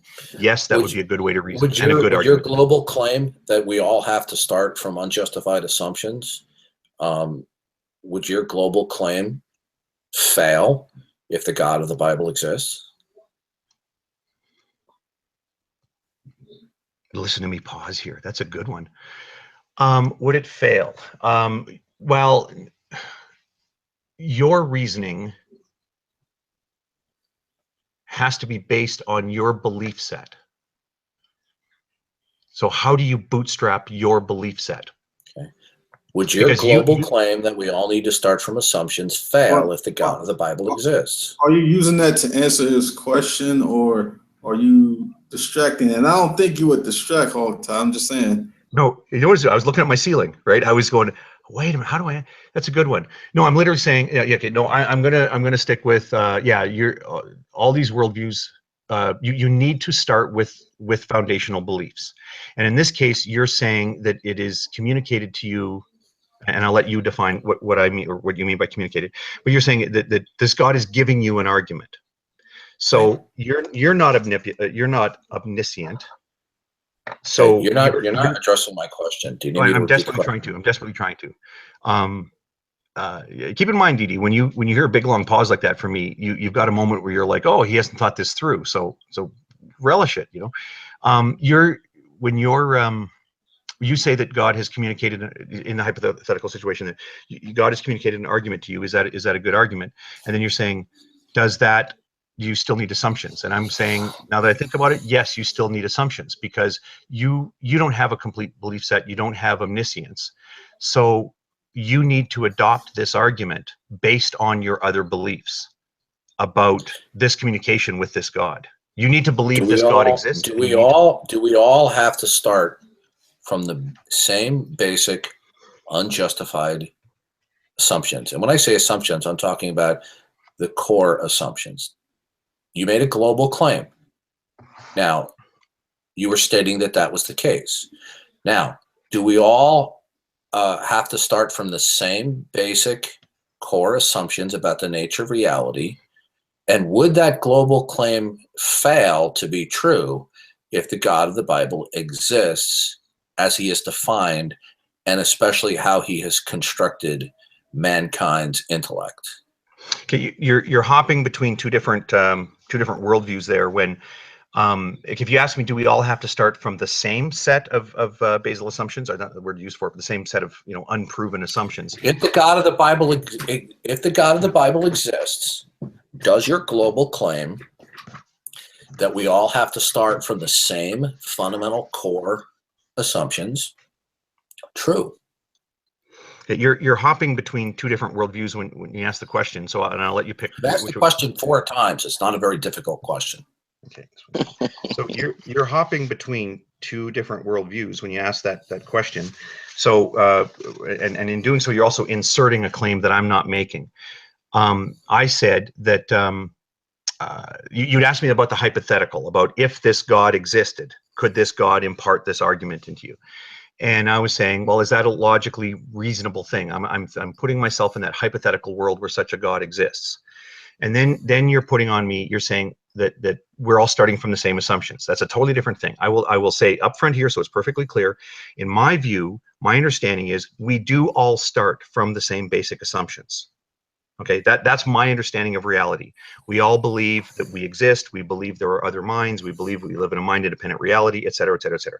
I think those. If the God of the Bible exists, would that claim that we all have to start from the same unjustified assumptions fail? Oh, I see what you're saying. So then in the hypothetical world, okay, I want to make sure it's clear. My belief is I think we all start with those same assumptions. But then in that hypothetical world where, again, I'm stepping outside my worldview to answer that question.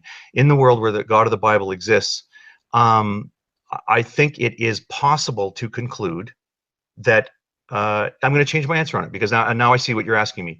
In the world where the God of the Bible exists, then no, those assumptions would not be necessary as starting points. You could derive them from the existence of God. Are you merely telling us that you have a belief that you could be wrong about, that we all must, out of necessity, start from the same assumptions? Hey, Hakai, I can clear this up if you want. You can give it a go. I mean, I don't know what Didi thinks about it. No, he's removed. He knows that he's a very bad boy, and when you're bad boys, you don't get to play on the playground. So, hey, Darth, do you mind if I asserted? Hold on a second. You asserted, Hogtie, that we all have to start from the same basic unjustified assumptions. You stated that was the case.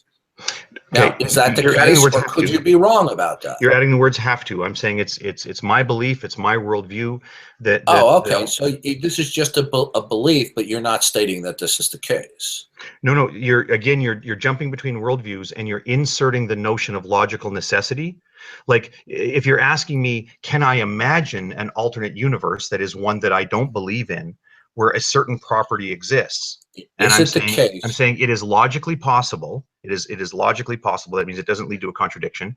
That there's a universe, that there's a universe creating God that created thinkers, but they don't reason from starting assumptions. Instead, this God just puts beliefs into their head.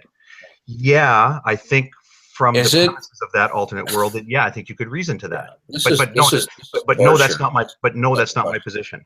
Is it the case that we all start from the same unjustified assumptions?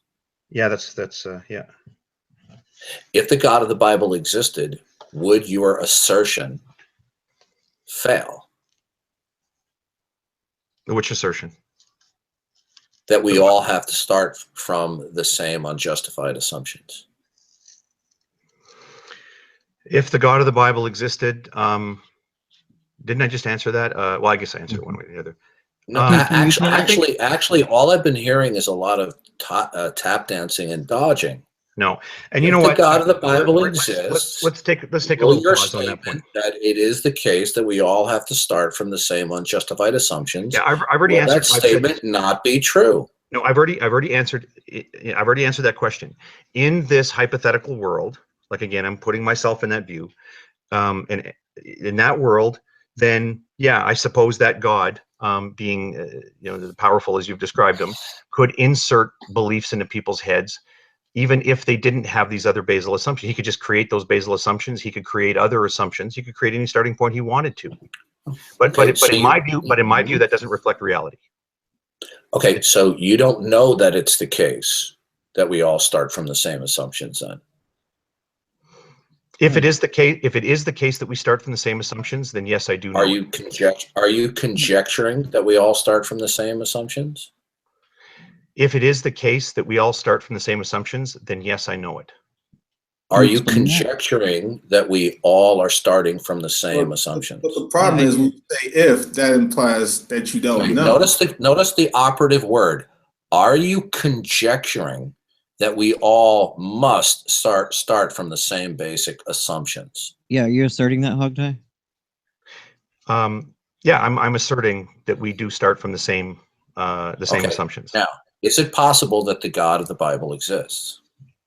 It is logically possible that the God of the Bible exists. Right. If it is the case that the God of the Bible exists, would your statement that it is the case be false?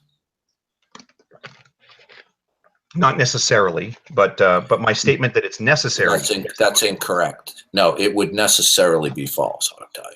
It would necessarily. Couldn't God give you? It would necessarily be false because the God of the Bible has constructed the basic mind functioning known as the image of God. Okay. Where we have a basic way of thinking and reasoning in terms of our mindset about the nature of physicality, the laws of logic, the nature. Couldn't God design us that way? Couldn't God design us to have those base assumptions? It's not logically impossible that he could do that, right?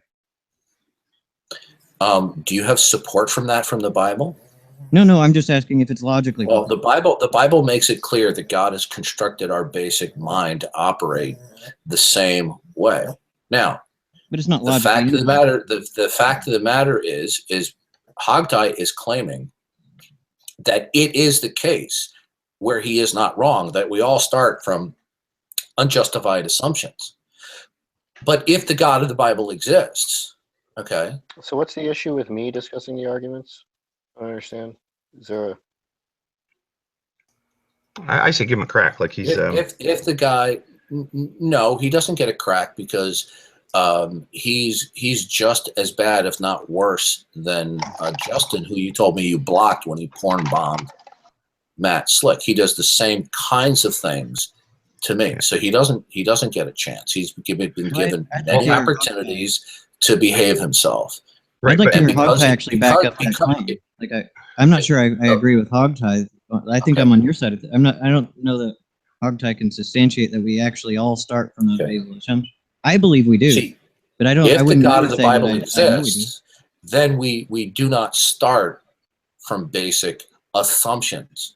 If the God of the Bible exists, we all start from being made in the image of God, and the ways that we think about our basic states of mind about the nature of reality are an endowment from God that are not, in fact, assumptions. Yeah. No, these basic the assumptions case, are about reasoning. Like this. right. You stated that it was the case, but then you turned around and said that it was possible for the God of the Bible existed. If it is possible for the God of the Bible exists, in your view, then that would falsify your statement that it is the case that we all start from the same assumptions. Yeah.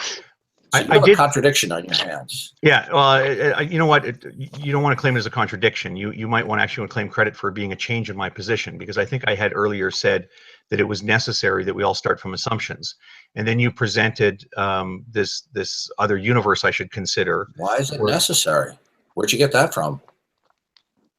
Okay, now, so here, Hogtie, you believe this world no, now. sorry, Xbox. I want to make this point because go ahead. Yeah. So what it is, I had said earlier that in my view, my understanding was it's necessary that everybody has some starting assumptions, and then you presented a hypothetical universe where there's a creator God who could impart these things into you.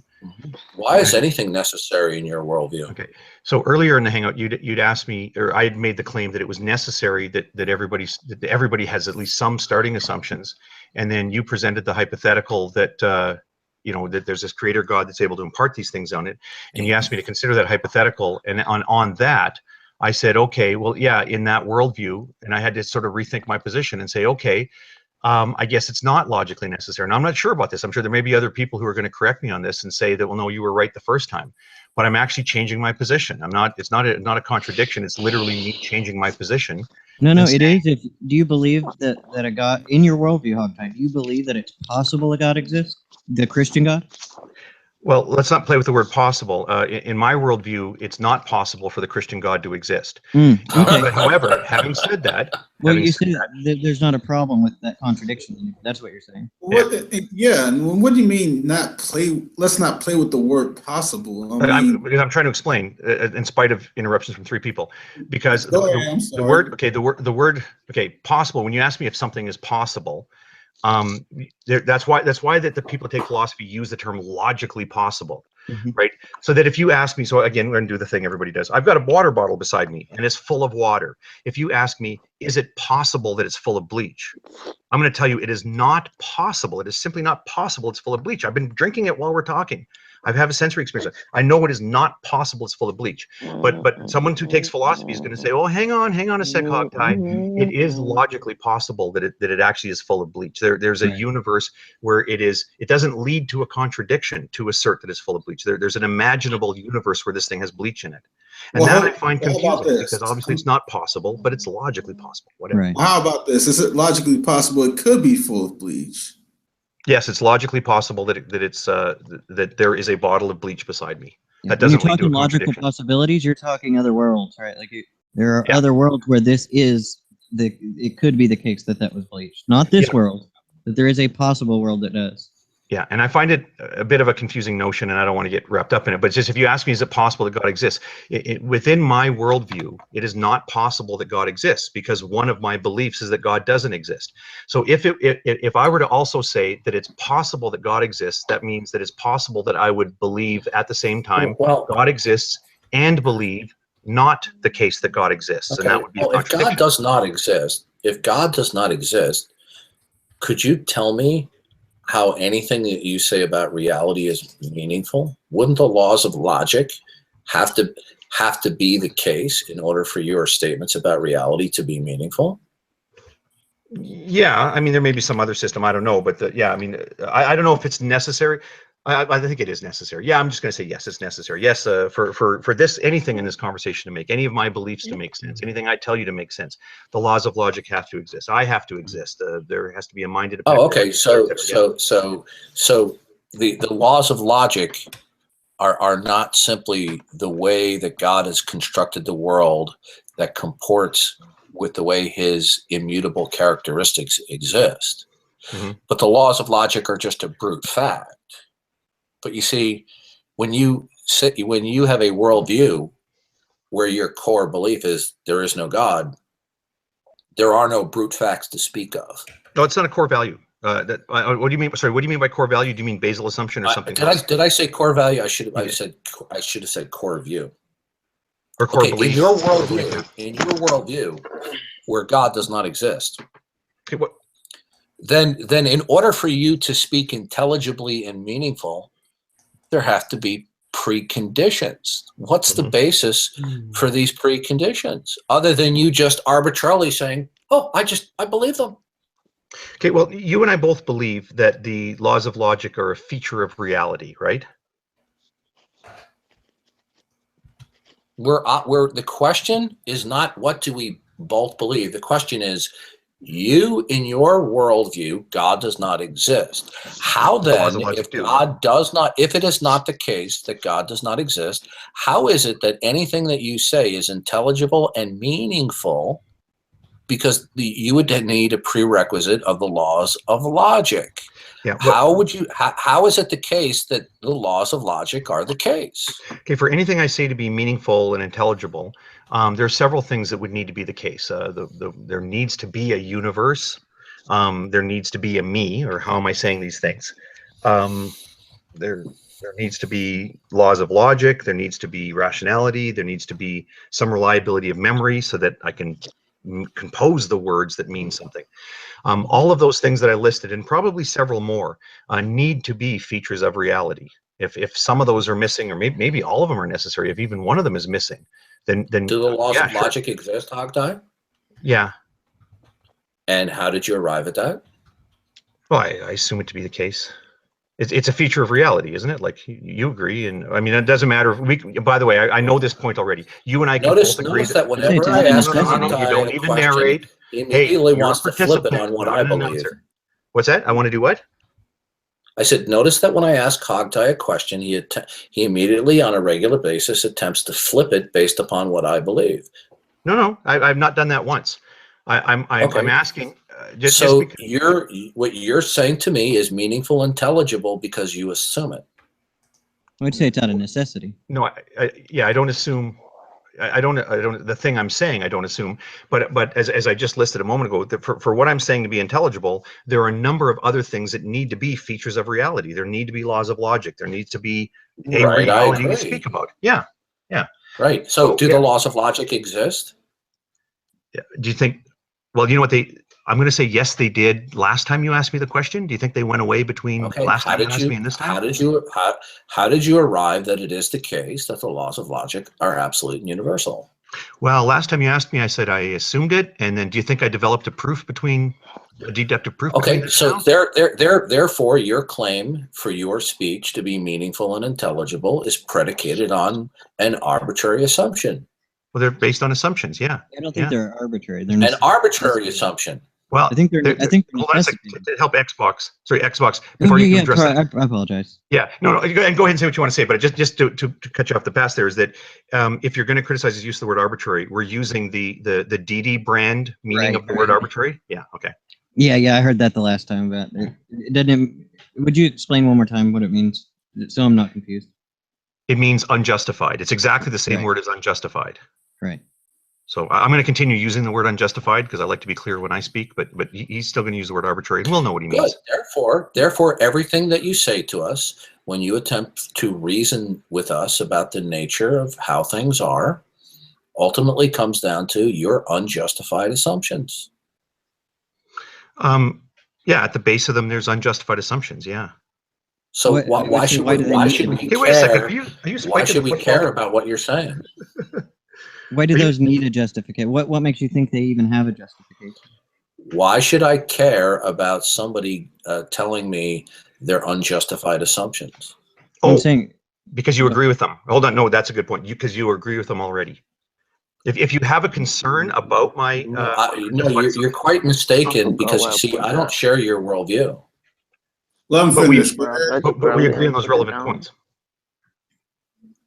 No, I don't believe that our basic mental functioning are unjustified assumptions. So you have Well, it doesn't matter. misrepresented and mischaracterized what my position is. No. You're mischaracterizing my characterization of your position. So let me clear it up. I'm saying I have a set of beliefs, and I've listed them several times, so I'll mumble as I say them again. I exist, the universe exists, blah, blah, blah. Reliability, memory, etc. Okay. And I'm saying you agree with those beliefs. That where we differ is that I'm saying that they're basal assumptions. Like in my worldview, if you're to map it out, they're at the foundation, and they're unjustified. In your worldview, you have built in a justification for those things because God has created the universe to be that way. But regardless of where they exist on the org chart of our beliefs, we still believe them. You and I both believe them. So you accept my foundational assumptions. You just don't accept them as being No, foundational. I don't. No, here's your mistake. You don't, in the Christian worldview, you don't have foundational assumptions. So you're quite mistaken. No. You're objecting to the characterization of those beliefs as being foundational, right? If I said 2 + 2 = 4, they're not assumptions. Yeah, I know. In your worldview, In the Christian worldview, the basic state of mind, the image of God, are not assumptions. Yeah, they have justification, right? So I don't agree with you. No, you agree with me about the beliefs themselves. You believe, sorry, not about the beliefs. Let me say clearer words. You agree with me as to the truth of those beliefs. So for example, I'm stepping into your worldview. In my worldview, your worldview is incoherent. So I'm stepping into your worldview, and I'm trying to elicit from you a justification for the things that you say, and so far you have not. Clear this point up, because actually, Hogtie, can I jump in for 1 quick second? Well, okay. Can I clear up this one mistake he's making quite frequently? Sure. And I want to. So let's take one of those beliefs. So we're always referring to them as a set, but let's take one of them. So there exists a mind-independent reality. That's one of my beliefs. Now, in my view, that's a basal assumption. In your view, and in my view, it's unjustified. In your view, there exists a justification for it because the God created it to be so. But as to the truth of the belief, I believe there is a world, a mind-independent reality. And Dee, you believe there is a mind-independent reality. So we actually agree as to the truth of that belief, as to where I don't agree. Stop right there. Our worldviews are in antithesis. Okay, there's no overlap here. No, there is. Okay. I'm going to state a belief. Actually, there isn't. You tell me if you agree. I'm going to state a belief. This is a belief I genuinely hold. It doesn't matter if I believe there's a mind-independent reality. Do you agree? Yes or no? I believe there's a mind-independent reality. Do you agree? Yes or no? Is that true that you believe that? I believe that there's a mind-independent reality. Do you share this belief? Okay. Hold on. I'm sorry. I disagree. Can I throw something in here, please? It doesn't matter if there are similar beliefs. Hold on. If he will not agree that there's a mind-independent reality, there's no point in talking to him. All right, hold on. Now, I've had y'all exchange for a brief moment. Well, not for just a brief moment, but for a little bit. It's been some time. Yeah. Now that soccer count came back in here, why don't you? I believe that Dee will have a better understanding of this whole coherentism thing you were talking about. So you want to go down that little thing again, soccer count? Well, I mean, I will, but I don't want to derail too far from this. But I think that there's two important designations that just need to be pointed out right now. And one is first off, the claim: is it true that you believe this? That question it's really nonsensical. If he makes a statement, he believes it. He's not making any statement to the veracity of whether that claim is true or not. He's making a statement about what his belief is. So just ask, do you know if you believe something? It's really just it's a nonsense question and really doesn't go anywhere. But further than that, I mean, more to the point, actually, to the conversation that we're having here, is that there seems to be this question about justification, and I'm really curious. where this comes from, and in the sense that I understand why Darth is asking this question, because in order to make a claim on knowledge, it has to be justified true belief, which means that what he's asking for this is that how does this belief go across from the threshold of being belief into knowledge? What is the justification part of it? And that's a really good question. That's a really interesting question. To be clarified here is what is meant by justification in the argument that DD is using here. Is there a means by which you can ascertain that something is the case? Okay, so when you say justification, what you're saying is you're saying that something is justified when there is a means of finding out whether or not it's the case or not. That's what you mean by justification? Yeah. Oh, okay, all right. So that's a good point. Okay, so I can work within that framework there.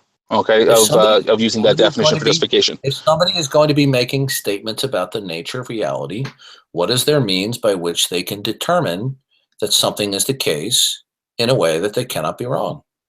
Okay, and now the methodology to go and to see whether something is the case, what do you accept as a methodology for something like this?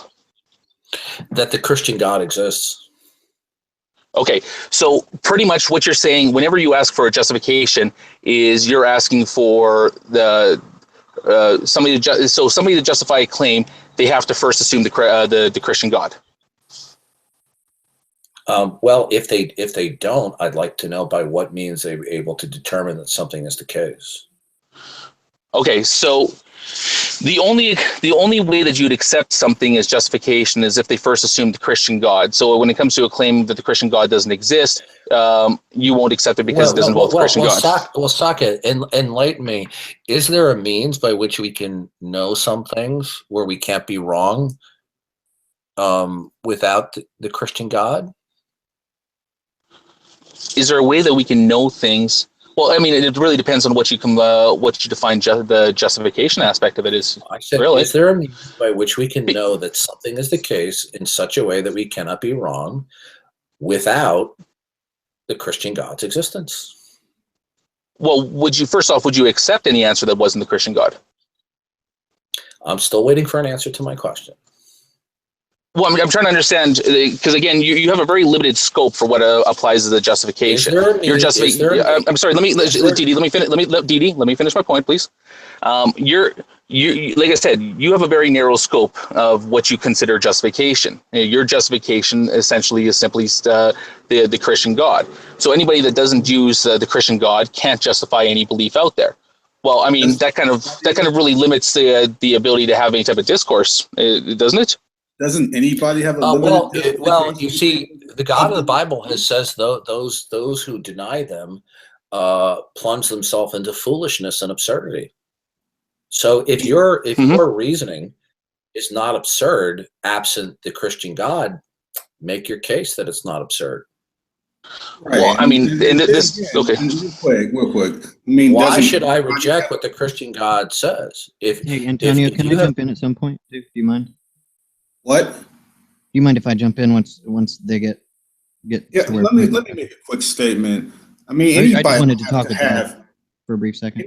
Anybody will have to have a limited scope if they truly believe that the basis of whatever they reasoning from is more justifiable than anyone else's. It would be limited in that sense. So I don't really understand why you say that he has a limited scope from where he's coming from. Yeah, maybe I should clarify on this one. Actually, is truth obtainable in some respects in the case that the Christian God exists? That's a difficult question. I mean, it depends what kind of characteristics does the Christian God have that you'd be willing to admit to. But I mean, let's go back to the. I know, but I want to go back on track here. You're dodging my question. I'd like to. Well, no, I'm actually really trying to answer the last question. You're dodging my question. Please. No, you asked me another question. Can I answer that one first? Hello, truth.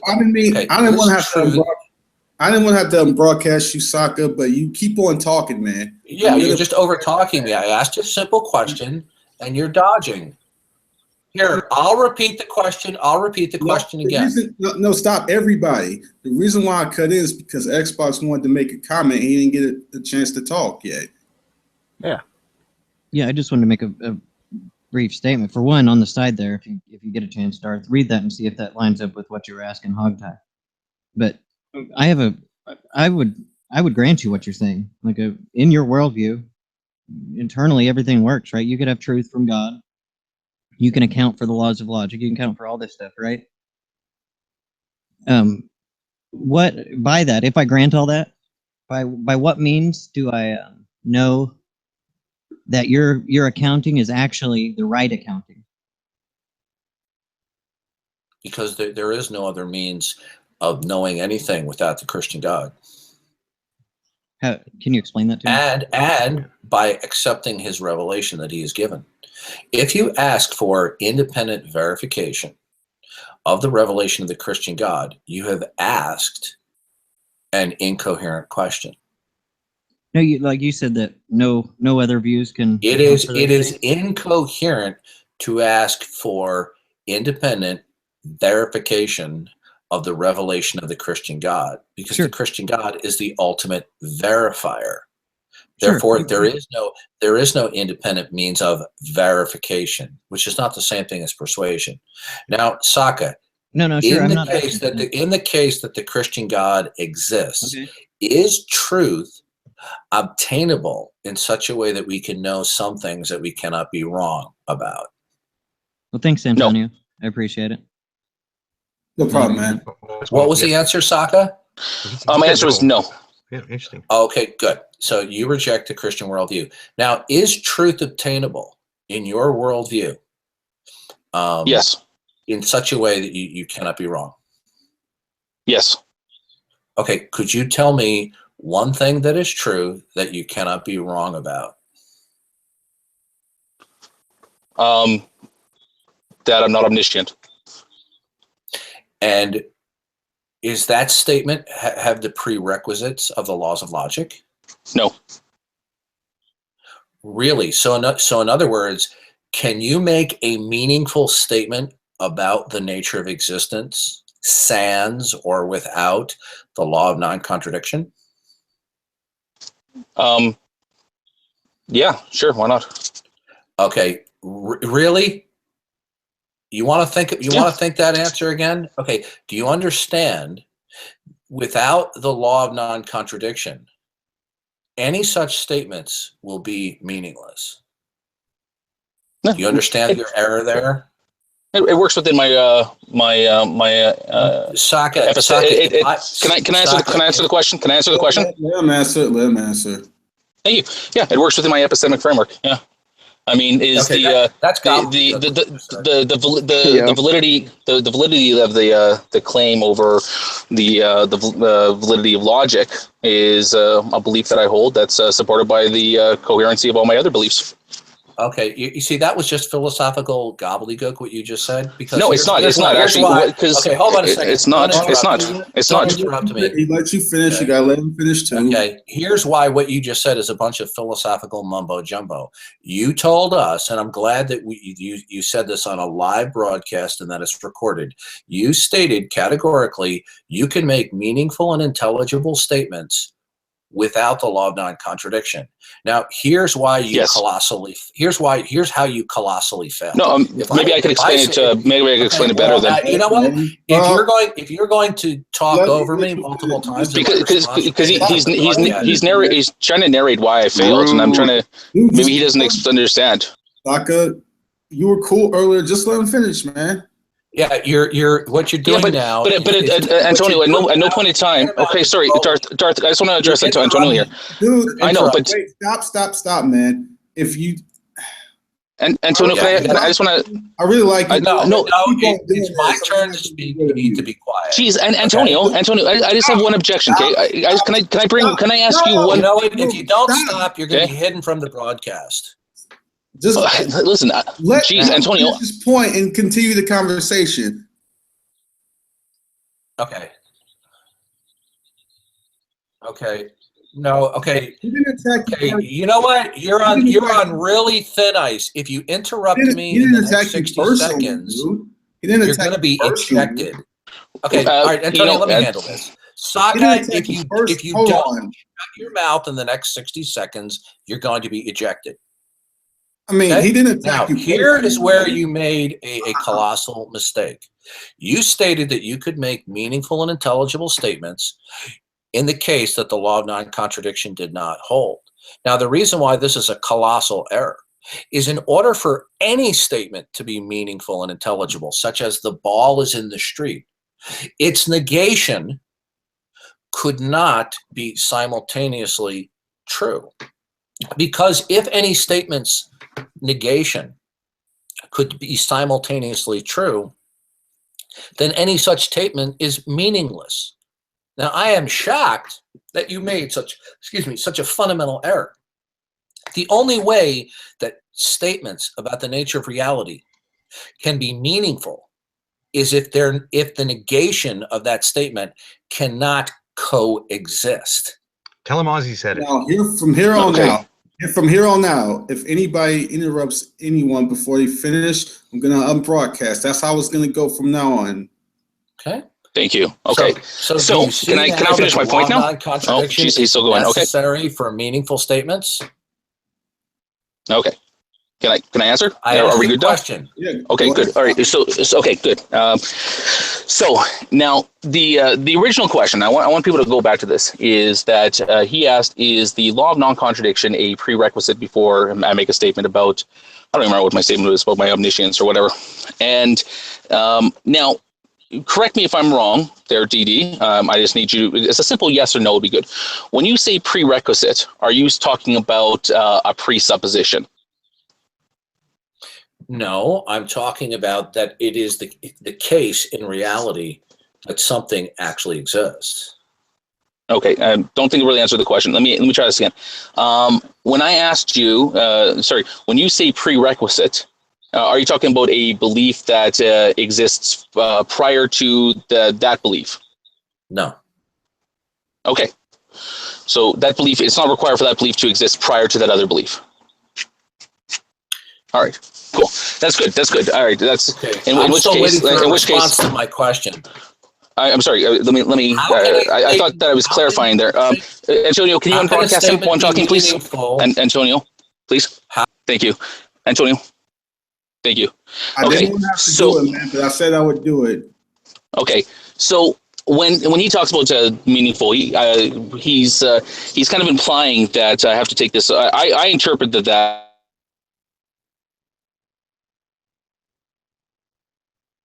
Hello? Okay, sorry, good. You're back in. Yeah. So when he asked me whether or not it was a prerequisite or it was meaningful, you'll have to excuse me if I interpret that as him asking whether or not this is something that I have to believe as a previous belief, as if that's the belief that my omniscience is somehow has to be based on a foundational belief of the validity of logic. Now, like I was explaining earlier to you guys, when you come to the position of coherentism, there is no foundational beliefs. Okay, the beliefs themselves work because the system themselves that they're contained is coherent. So a belief that I might hold about the validity of logic or something along that lines there is not necessarily something I have to take as a prerequisite belief, but it's a belief that I hold that works in a coherent view with the belief that I'm also not omniscient. So in that sense, no, it's not something that I have to take as a prerequisite, as in a foundational belief, but it is another belief that is part of the set of beliefs that I hold that gives me a coherent view that justifies my true belief in that I'm not omniscient. You're misconstruing what I said. I didn't ask you about that the law of logic is a prerequisite as a belief. I said, is it a prerequisite in actuality that the law of logic holds in order for any statement to be meaningful? Yes or no? Is it a prerequisite that it holds? Yeah, of course. I mean, laws of logic have to hold. Okay, good. Now, how were you able to determine that the laws of logic are absolute and universal? Because it's part of the set of beliefs that I have. It's a coherent belief within the set of beliefs that I do hold. Okay, and so you didn't actually determine it's just something that you believe. Well, I mean, it's determined only as far that it works coherently within my set of my worldview, which is a collection of set of beliefs. So any statement that you make about reality is just simply just stuff that you believe. Can I pop in quick? Sure, go ahead. That was a question I asked Sokka. So in other words, when you make statements about the nature of reality and you're responding from your coherentism, why should I give any heed about the relevance of what you have to say about the nature of reality when it's just a matter of simply that it's just a product of a collection of beliefs that you have? Yeah, well, because it's a coherent system. It's a coherent system, and when you generally the validity of the system of whether you can make claims of knowledge or anything is going to be based on some type of. Oh, I'm sorry. Please don't interrupt. It's rude. So basically, the justification for the system, or the justified part of the true belief of knowledge, there comes by the best justification, which comes down to how coherent the system is. So within the system, it's a coherent set that I have, and it's a coherent belief that I have that works in line with all my other beliefs, and therefore I can say that I know certain things because of how coherent it is within that set of beliefs that I do hold. Yeah. So all you're telling us is that you have beliefs that agree with other beliefs. So what? Hold on, Didi, before this trails off. It's just a bunch of philosophical gobbledygook. Well, I mean, you can call it philosophically gobbledygook if you don't like it, but what I'm presenting to is... Hogtie wanted to get a quick statement in here. Hold on. Yeah. Well, I mean, the question I was going to ask a moment ago is how can you get into a philosophical discussion with somebody and then criticize them for using philosophical mumbo jumbo or philosophical gobbledygook? I mean, why discuss philosophy if you don't want to discuss philosophy? It's not that I don't want to discuss it. What he's telling is he's trying to come to the table and say that, oh, well, you know what, you should take heed to what I'm saying about the nature of reality because you see it coheres with my other sets of belief. Who cares if it coheres with your other sets of beliefs? Why should I accept that any of your beliefs are the case in reality? Why? Just because it coheres with your other sets of beliefs? So what? I could care less if it coheres with the other beliefs. That's a great question to ask him then. So what? But the thing is, you're not addressing the issue that he's raising, and like this coherentism is something. I did address it. In fact, I addressed it specifically. Whole books have been written about. Hold on, I got to cut in here. He just did. He just said, "Why?" Yeah, I did address it. Yeah, I know. But what I'm saying is that if this is Sokka's position and you want to address his position, you can address his position. But to just say, well, that's philosophical gobbledygook, that doesn't address the position. It just merely labels it as such. No, but okay, I want to address the point about the law of non-contradiction, because there was a trip up there because Sokka gave two different answers for it, and then you kind of changed, DD, what you were asking about. So I mean, you'd asked him about if it was necessary, law of contradiction was necessary, and Sokka said, well, no, and it sort of occurred to me he was referring to the belief in the law of contradiction wasn't necessary, but then you clarified effectively, I think, DD, that you meant, does the law of non-contradiction have to exist in reality, whether or not he believes it? But then you followed it up by saying, well, then how do you justify this? How do you come to this belief? You then sort of suddenly switched over to saying, well, he has to believe it. So I'm just saying, can you guys be mindful of the distinction between the necessity of the law of non-contradiction existing in reality versus the law of non-contradiction existing as a belief, that Sokka has to believe in the law of non-contradiction. This seems like it's just a bunch of jumping all over the place, quite frankly. Okay, sorry. When he was talking about coherentism, there's a book called Doublespeak. One could be engaging in doublespeak when the information could be correct, but it's not directly relevant to what we're talking about. Okay, sometimes when people talk in nomenclature, be correct in informing us about his coherentism, but that's not the issue. The issue is, why should I conform any of my reasoning and thinking about the nature of reality? Why? Simply because your beliefs cohere with other beliefs? So what if they cohere with each other? Why should my thinking in any respect align itself with your beliefs? Why? Because your beliefs cohere with other beliefs? I can answer that. Can I go now? Okay. So wait for an answer. Yeah. Okay. Yeah. No. You're asking me about personal motivations. Why would you want to do this? Well, I mean, I would think that most people would want to know what the truth is, and I think that the truth can be derived by the most coherent system that someone can present. I think that my system is more coherent than your system, And therefore, I would say that my form of coherentism is probably a much better system than your foundationalism or epistemological foundationalism. How do you define truth? That would conform to reality. And how are you able to ascertain what the nature of reality is in part or whole? Epistemological framework. That doesn't answer the question. Yes, it does. They provide precisely answers your question. How are you see, this is what I referred to earlier as doublespeak. When you say your epistemological framework, that doesn't really unpack what that means. How are you able to ascertain that something is the case in reality? Yeah, I mean, that's what you're pretty much asking me is how can you know things? So when you ask me a question about how are you how can you ascertain I get that. You don't interrupt me. What you're asking me is how can I know things? When you ask somebody about how you can ascertain truth, what you're asking them is how can they know things about reality? You know, how can you come to the conclusion that what you know about reality actually, or what you believe about reality actually is the case, that it actually is knowledge, as in, you know, a justified true belief. And so pretty much what you ask when you ask a question as vacuous as, you know, how can you know things about reality? Essentially, you're asking, do I have an epistemic framework? Yes, I do. It's coherentism. Okay, I'm sorry. Antonio, can you end broadcast him, please? Thank you. Jeez, get a collar on that guy. Okay.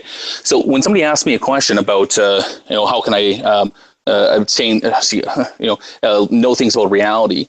The only answer to that is through whatever epistemic framework you have. And at that point in time, the question comes down to what's your epistemic framework and can we talk about it?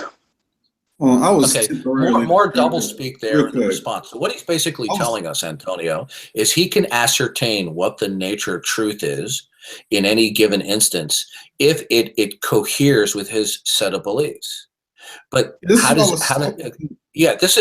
is just philosophical gobbledygook that he's giving us. Right. So in other words, trying to understand he can't actually tell us that something is the case. All he can simply say is, well, something is the case in reality if it coheres with my my collection of beliefs. But that doesn't answer the question, right? And then that's why do you think?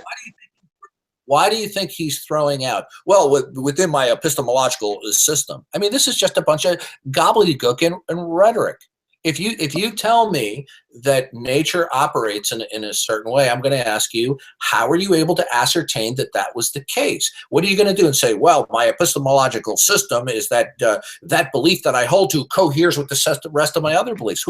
I don't care if it coheres. What I want to know is that particular statement about the nature of reality, that it is true. When you say that it is true, that it's that it is the case in reality, as opposed to what you actually mean when you say something is in accords with reality means it is in accord with your set of beliefs. That's what you're actually talking about. So to answer Darth Dawkins' objection there, which I think I already did, but maybe I have to clarify it for him a little bit more, so I will.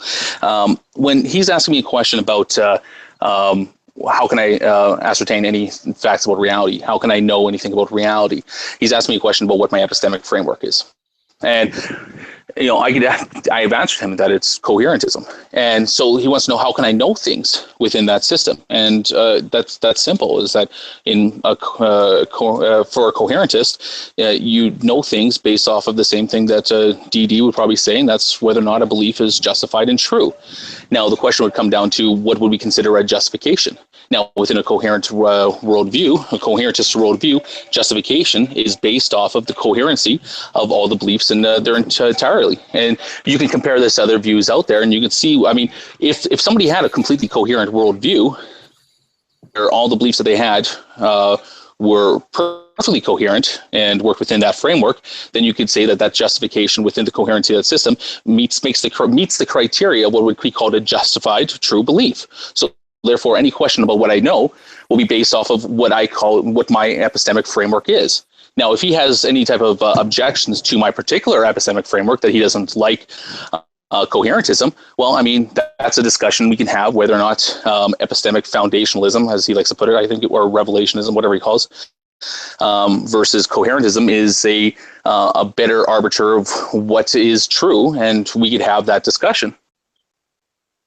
Yeah, We're you see, trying to again, have that I'll argue discussion. again. When He's he asking says the something, direct something question. is true, Antonio, when he says something is true, he doesn't mean it based upon what he just said, like normal people do, that something is actually the case in reality. What he's talking about is something is true.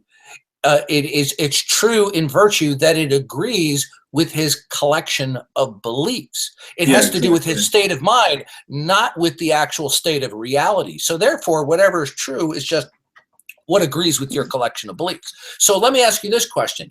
If you tell me something that's actually not true at all, by the way, what you just said. Oh, so it's not okay. When you say it's not true, then it wouldn't be in agreement with your collection of beliefs then.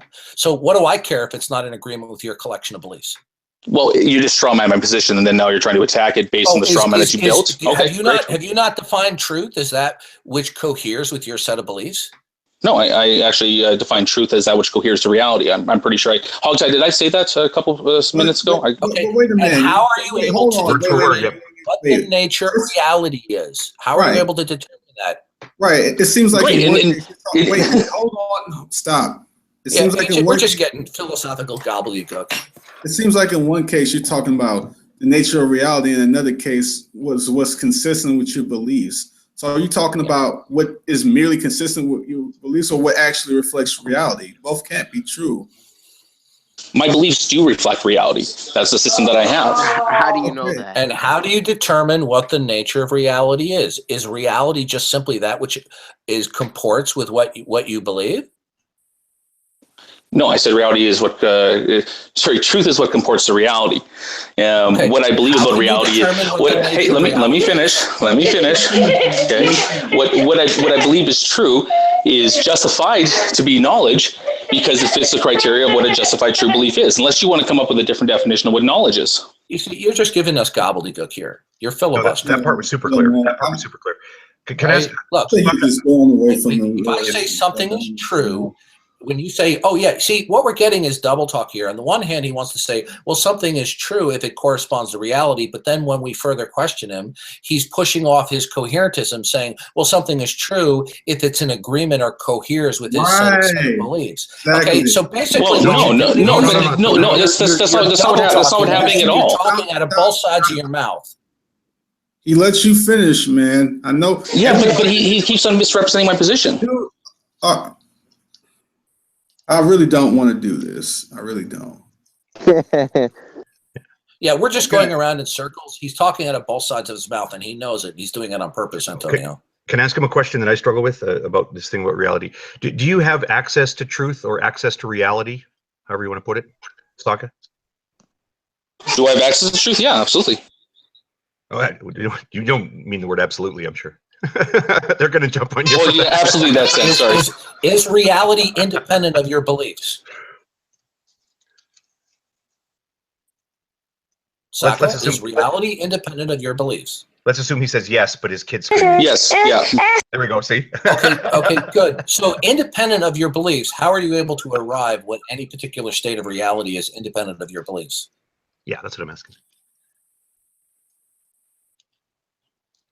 How are you able to ascertain that any particular state of affairs is the case in reality without making an appeal to your other network of beliefs?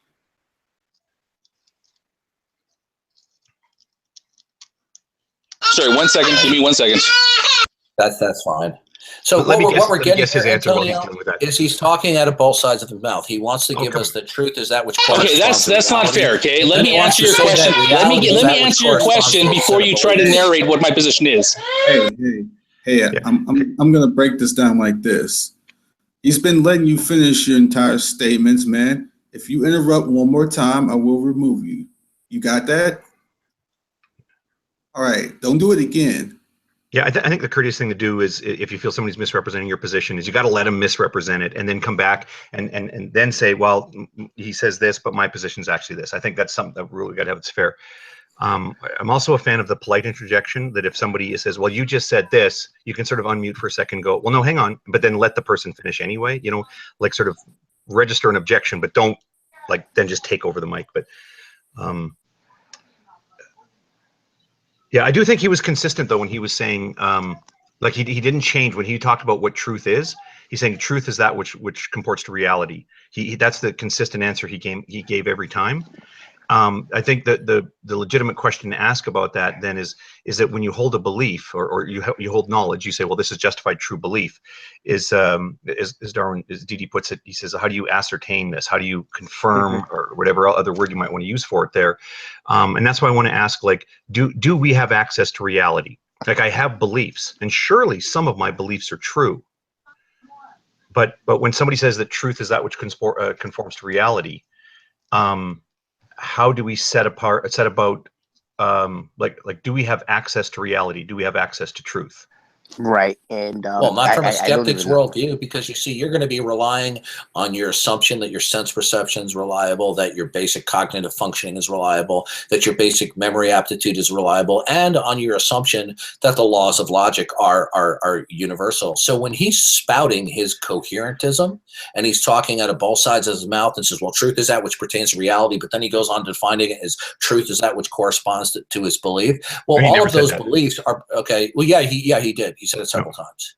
Yeah, he did. No, he was really consistent with how he's defining truth. I was listening, Hogtie. He talked about justified true beliefs, and I wonder if that's where you're picking that up, where if he says, well, I have knowledge, meaning to say I have justified true beliefs.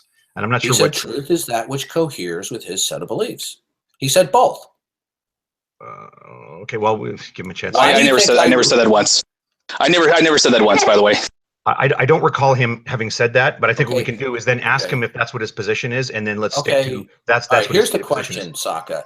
Other than you saying that truth is that which coheres with your set of beliefs, is there a means by which you can ascertain? Okay, you see, this is what I love talking with skeptics. They're all over the map, all over once. I mean, clean up on aisle 9, please. So let me ask you a question. How are you able to ascertain that any particular state of affairs is the case in reality in such a way that you cannot be wrong, Sokka? That's my epistemic framework. You just asked me that same question again, and I answered already. Yes, it is. Yeah, it is. That is my answer. My answer is when you ask a question about how somebody can come to knowledge. Okay, good. The next time you ask me a question, I'll say, well, that's my epistemic framework. That's fine. If I ask you, if I ask you a question as nonsensical as the one that you just asked me, I perfectly accept that answer. You see, you're just filibustering at this point. What does that mean? That's my epistemic framework. I'll ask you once again. How are you able to ascertain that any my epistemic framework is the case in reality in such a way? My epistemic framework. And what does that mean? You know, give me like 30 seconds. I got a crying baby. I'm trying to put this in here. Okay. Can we just why don't we give him a bit of a break? Because I know Notice I asked the question 3 times and I get the same dumb but really, answer. let's be a little bit courteous because we all know that situation. My head will explode when he keeps on repeating the same gobbledygook. Well, keep repeating the same question and keep calling. Yeah, they're legitimate questions, and I understand why they are good questions. They're good questions. To tap dance around it and give me filibuster. They're such good questions. I want to ask it too. Sorry, Antonio. Well, he keeps drawing away from what he's asking them because at first he'll say that, what I'm saying is consistent with what is actually the case in reality, and then he'll sort of shift it to, well, it just coheres with whatever my package of beliefs are. Yeah, but the thing is, I find this really weird. I mean, this is an interesting feature of these discussions because I give us all credit for listening honestly, if you know what I mean. You can be an honest speaker, but you can also be an honest listener. And I find it really weird because I know Sokka's position on this, and I've been listening to what he's been saying here. He never once said that he defines truth as which is consistent with his other beliefs. He never said that. And I know that that's not his position. And I know that that would actually be inconsistent with what his position is, both his position from what I know it to be and from how he's described it in this hangout. And I don't know where you guys are getting, like, are other people hearing that too? In your impression, did he say, I don't want to sort of pin this on old Dede's the only one who heard that. Did other people hear Sokka say that on one hand, truth is that which corresponds to reality, and then on other times he said it had to do with his beliefs? Is that what you heard? I mean, I can clarify. I mean, there was 2 questions he asked me. He asked me one question, what is truth? And then he also asked me, how do I obtain truth?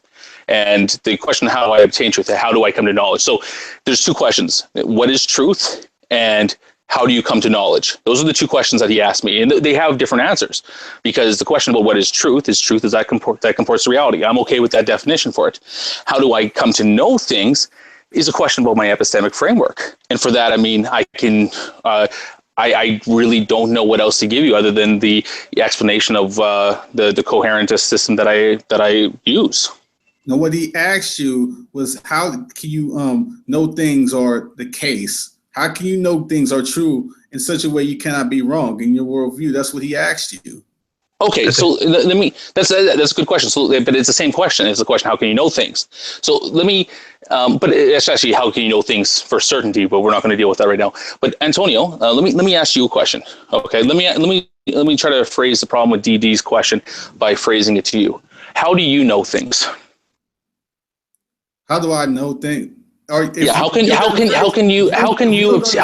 Oh, I'm sorry. If you're going to phrase this question, you can't just say, how do I know things? That's not the end of the question. How can you obtain truths about reality? His question is, how can you know things in such a way you cannot be wrong? That's the question he would ask. Okay, how can you know things about reality that you can't be wrong?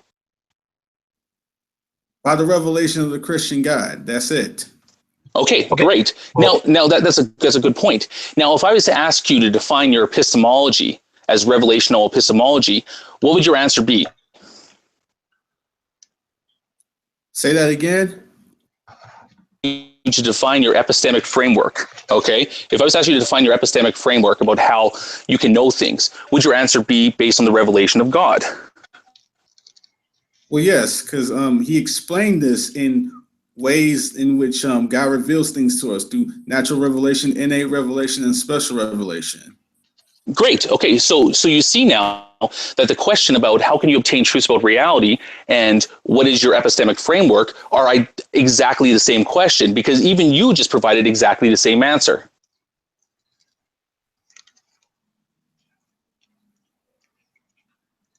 Yeah, and I'll tell you honestly, in my view, that there's something that Didi's doing there that's a bit cheap, right?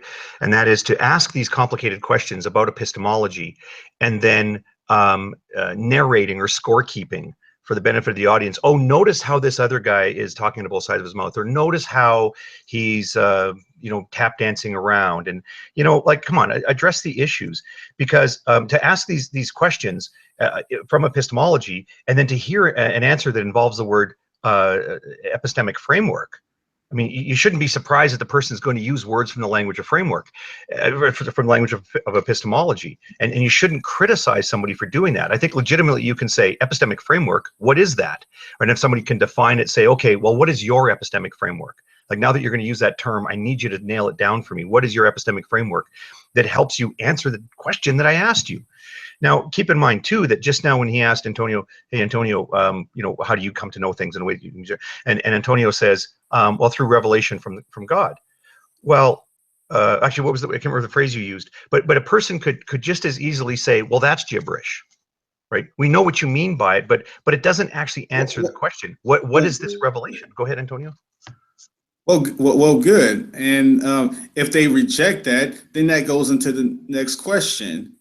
If they reject the revelation of the Christian God and how they can come to know those things, then what worldview do they offer in which they can know things in a way they can't be wrong? Yeah, and my answer was my epistemic framework, which is coherentism, which is a perfectly legitimate answer to that. And see, that was the problem with the conversation there, Antonio. And this is why I want to illustrate that DD he was not sure. I think that he was getting confused. He was tripping over his own questions there, because I think I illustrated with you questions about how you can obtain truth or to know things about reality in a way that you can be certain, and questions about, hey, what's your epistemic framework? Just describe your epistemic framework are identical questions. So when you answered both questions as revelation, personal revelation from your God, you are acknowledging the point of contention that I had with Didi's line of questioning, was that he was asking me a question essentially, how can you know things? Well, the answer is my epistemic framework. And if I was to ask you the same question and you said revelation from God, well, then my response for that would be, okay, well, maybe I should have clarified my question and we could have talked about what your epistemic framework was. But he was trying to ask this loaded question, but he wasn't asking the right question, but I was giving him the answer that that the question demanded. So are you saying that he asked you, can you know things? Or are you saying he asked you, can you know things in such a way you can't be wrong? He asked me a question about, well, at first actually he changed it a couple times when he was kind of dancing around it there, but he was asking me essentially, how can I know things about reality, which is the question that we've already discussed here. That's, epistemic, framework, whatever. And then he asked me, how can you know things for certain? But I mean, this is where we're going to go into the diatribe about whether or not knowledge requires certainty. Into the KK problem and all that other stuff. In other words, since you reject the revelation of the Christian God, right? In other words, you can't. All right, let me put it this way. Can you provide a way, when you reject the Christian worldview, can you provide a way that you can know things in such a way you cannot be wrong? And you said coherentism, right? Yes. And how does that work with coherentism? Well, I mean, I believe that I can't be wrong, but I mean, you're asking me a question now about how can I know that I know something? And even within my own view, I stick to an externalist view for knowledge, which means that I can't necessarily justify the question, how can I know that I know something? And this is exactly the same boat that a revelational epistemologist, whatever TD wanted to call it, same problem that they're going to have, was when they use an externalist justification for knowledge, they can't know that they know anything. They can know that they've had a revelation, but they can't know that the revelation was completely accurate. I would contest that, because if you're asking, what would be the justification for something, beyond the Christian God, then you're asking for something beyond an ultimate justification. Yeah. So let me ask you a question on this one. Is in a reality where your God exists and he feeds you truth, and then a reality where an evil demon exists and he feeds you lies. You as a fallible agent, could you be able to deduce what reality you're in? Well, if the Christian God, if you look at his particular properties, that he's omniscient, omnipotent, and all this other stuff, my limits as a human being would not inhibit his abilities to communicate knowledge to me. So I would okay, but let me being imperfect has no bearing upon his ability to communicate things to me, so I can know them to be true.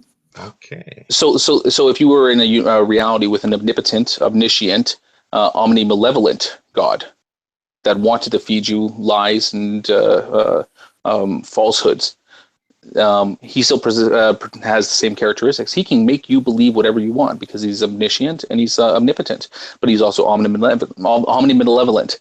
So he's going to be feeding you, only the bad stuff.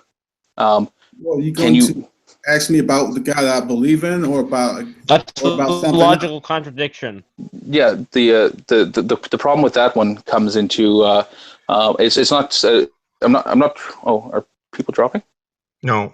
Oh, okay. Sorry. The problem is not whether or not that's the God that you believe in. The question is whether or not you can deduce which reality you're in. It's the same thing. The question, like Antonio, for example. Let's say that you were really a mental patient that's living inside of a mental hospital right now. And external of your the voices like me and Hogtie in your head right now, there is a reality where no gods exist. But within your own little head and your frame, your mind right now, you are in a hangout with people on the internet debating the existence of this God that you've made up as a construct of your mind. And these personal revelations that you have within that are just more a collection of voices that are inside your own head.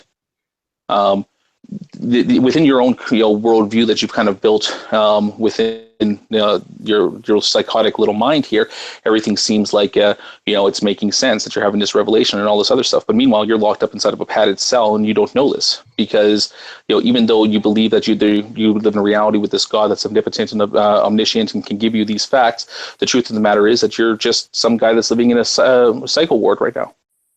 You're building this hypothetical as if it somehow reflects what's going on with me in this world we're in right now. Well, I'm building this hypothetical in the sense that how do you know that you wouldn't be in that? Because the same characteristics that you're putting on your God right now, in the sense that he's omnipotent and omniscient and he can make you hear things and all this other stuff, would be perfectly coherent within the view of you living inside of a mental ward right now. So how you wouldn't be able to know that you know anything within this worldview. You wouldn't be able to know that what you actually know is true, but you can only get as far as believing that you know the truth. And that hypothetical world is irrelevant. We're talking about what's going on in this particular world we're in right now. Now, well, no, it's not irrelevant. Yeah, and let me add. You're phrasing that, but you're assuming inherently as if there's some sort of separate way that I would think without being connected to this particular entity. You're assuming there isn't, and that's the problem. Is that your assumption too is that this isn't the case right now. Your very basal assumption that you've made right now is that that you're living in a world where this is not the case. That your beliefs are based upon a collection of other beliefs you have. And at the end of the day, you might just be a guy inside of a mental ward. I might be a guy inside of a mental ward. Anybody can be that. So this is where you get into the problem where you try to get to deal with items like certainty, or how did you know that you know that you know that you can know something? Because you could always follow this regress down to the point where you're just a guy in a padded cell. So the idea of having to define knowledge in such a way that you have to know it for certainty, in some cases would make knowledge unobtainable to anybody, regardless of whether you believe that you have revelational epistemology or not. In the Christian worldview, how we think is not separate from, like for example, how we think, we don't think outside of God to detect God. That's not how it works in the Christian worldview. The thing about these hypotheticals is that, and it's a legitimate move. It's a part of how people philosophize when they talk about was something logically possible or whatever else. Now, notice that when Didi and I were speaking, he would ask me several questions about my worldview. So I'm describing my beliefs, and we're asked to provide justification. I would say whether there is or isn't justification. And then he would occasionally insert this question. He would say, well, in the Christian worldview, or if this God existed, then don't you think this would be the case? And he'd ask me about whether I thought it was possible that this God could, give you beliefs or whatever else, right? And I would always answer and say, okay, well, yeah, in that hypothetical. Now I don't hold that worldview, right? But I can say, okay, well, I'm going to imagine a universe where the very fabric, the nature of the universe is that this creator God exists, and not just any old creator God, but specifically the Christian God as you guys describe him, and actually specifically as Didi describes him, because I'm trying to converse with him about it. But I noticed that when somebody asks you guys, okay, well, consider this possibility. What about, and a very common one that gets asked is, what about a world that was created by a different God? Some other God that is, powerful enough to be a creator God, but the particular God that you're thinking of actually doesn't exist in this other universe. So in those circumstances, does it follow that whatever something X is logically possible? There's always a response that's like, well, I can't consider that because, and people will say, I'll give you an example. Is if somebody suggests another God, they'll say, well, why are you arguing for that God? Notice how you're abandoning your atheism. That's not true. You are. No, you're not. I don't even know. Exactly. You can talk about a million other universes all day. That has nothing to do with what we're talking about in this one. Right. What other universe? I mean, okay, for but me you notice personally, that I think it's impossible, right, to conceive of a world where the Christian God doesn't exist.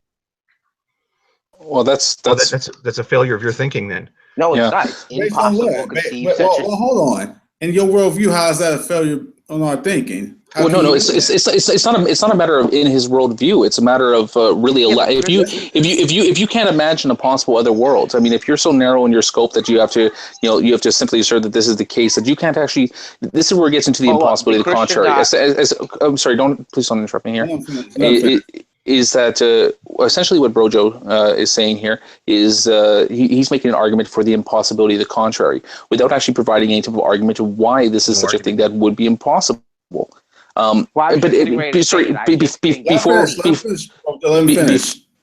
we get to that point, Antonio, I know that Darth has his problems with realistic nihilist, but with him out of the room, he's obviously not coming here just to troll him. Can I send him the invite to come in and clear this up? He's not coming in here. That's the end of the discussion. Okay. All right. Now, what's your point? Well, the impossibility of the contrary. Can I pick up there, Sokka? I understand. Well, hold up. I'm sorry. Can I just? Oh yeah, you were first. Go ahead. Yeah, sorry. I'm sorry. I hate to be aggressive like that, but let me just. I was just getting ready to say before I didn't get to respond, but the Christian God has actually constructed my mind, right? In a way where it is impossible, right? I can't conceive of another world where the Christian God doesn't exist. I can't even think of what if the Christian God doesn't exist, because I can't. I'm serious. I can't even fathom such an idea. Like you said, due to the impossibility of the contrary. I mean, God necessarily exists, right? I can't even think. What if He didn't? It doesn't. I can't even wrap my mind around that kind of idea. Is it like this? I mean, I know we had some discussions a while back about the necessity of the laws of logic. Pardon me. Of course, what they mean by that is the logical verities. But let's just pick one, like the law of non-contradiction. Is that, well, let's imagine another world, some alternate world where the law of non-contradiction doesn't exist. Could you possibly reason in a world where the law of non-contradiction it just didn't matter, didn't apply? I can't even conceive. And can I have my turn, please? Yeah, I can't even. Yeah, I can't even wrap my mind around, like, what would that world be like? I mean, I can't even really assess that. Like, I can't even think about what that world would be like to where I could reason about what that world would be like. And I think for a lot of believers, when they're exposed to the precept argument, you kind of get to that point where you're like, well, gee, I can't even imagine how a person would reason in a world that doesn't have the Christian God. But that point itself is baffling to me, because you would need to make some sort of an argument for the necessity of God. What I'm hearing, and I've been listening for a long time to try to get an answer for this. What I'm hearing the presuppers do is to say, well, the Christian God is necessary for reasoning. The laws of logic couldn't exist in a world that didn't have the Christian God. Right? I hear that claim over and over again with no and to me it's just a bare assertion. Now, I do accept within your worldview that's the case, but how would you present an argument that that it would be the case for any conceivable world?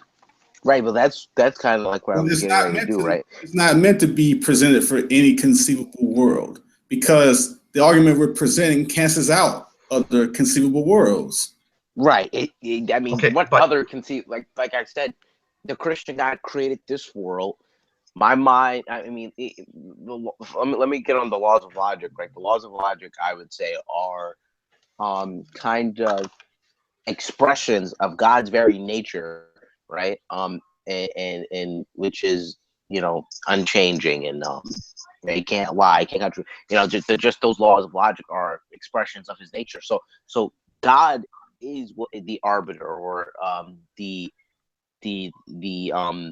ultimate standard of what is true, right?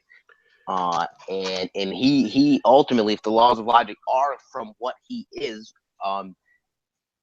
or He is determining what is possible, I would say, right?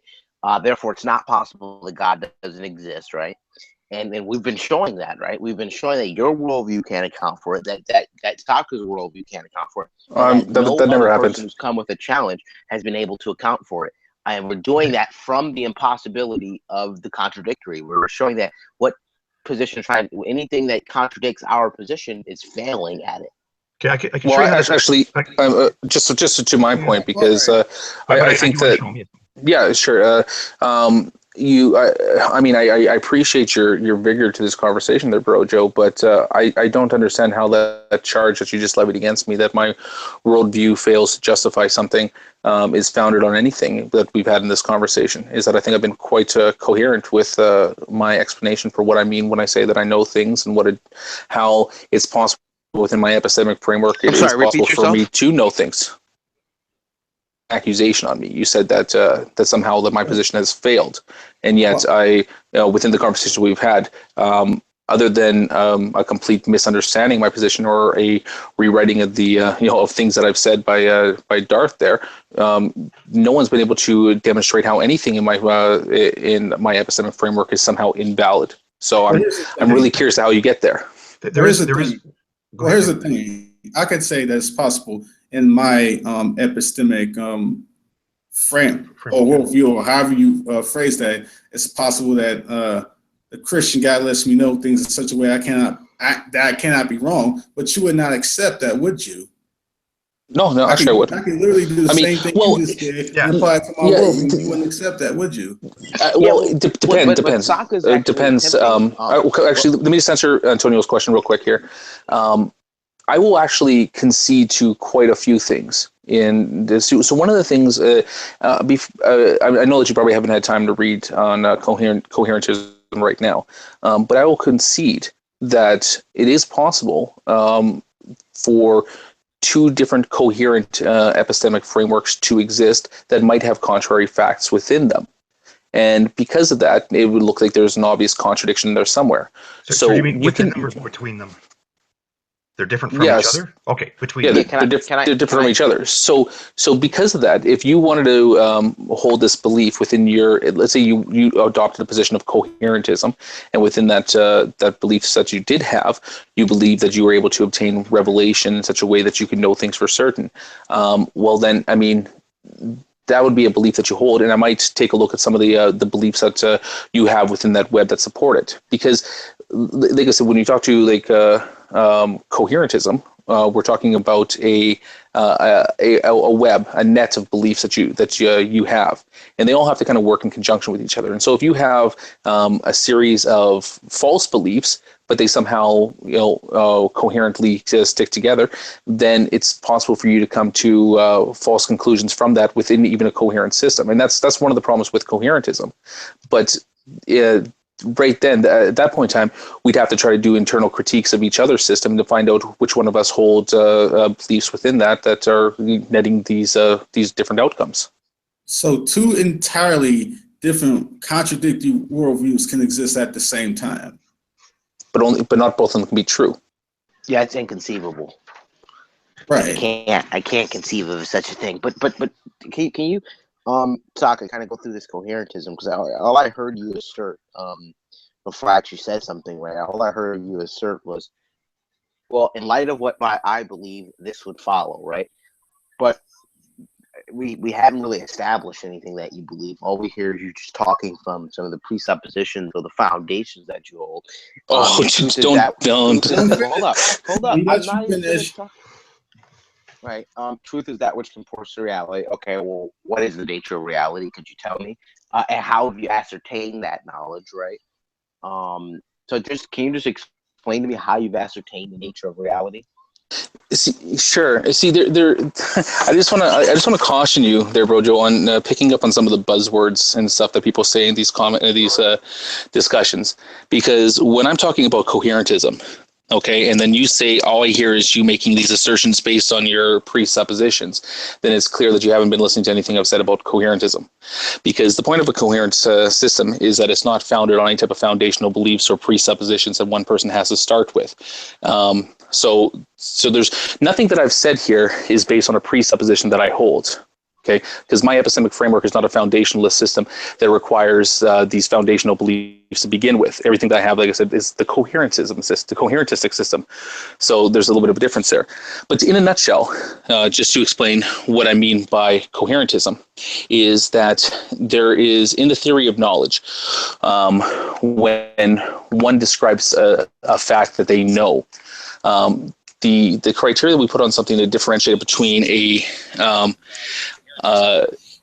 and something that we believe and something that we know is the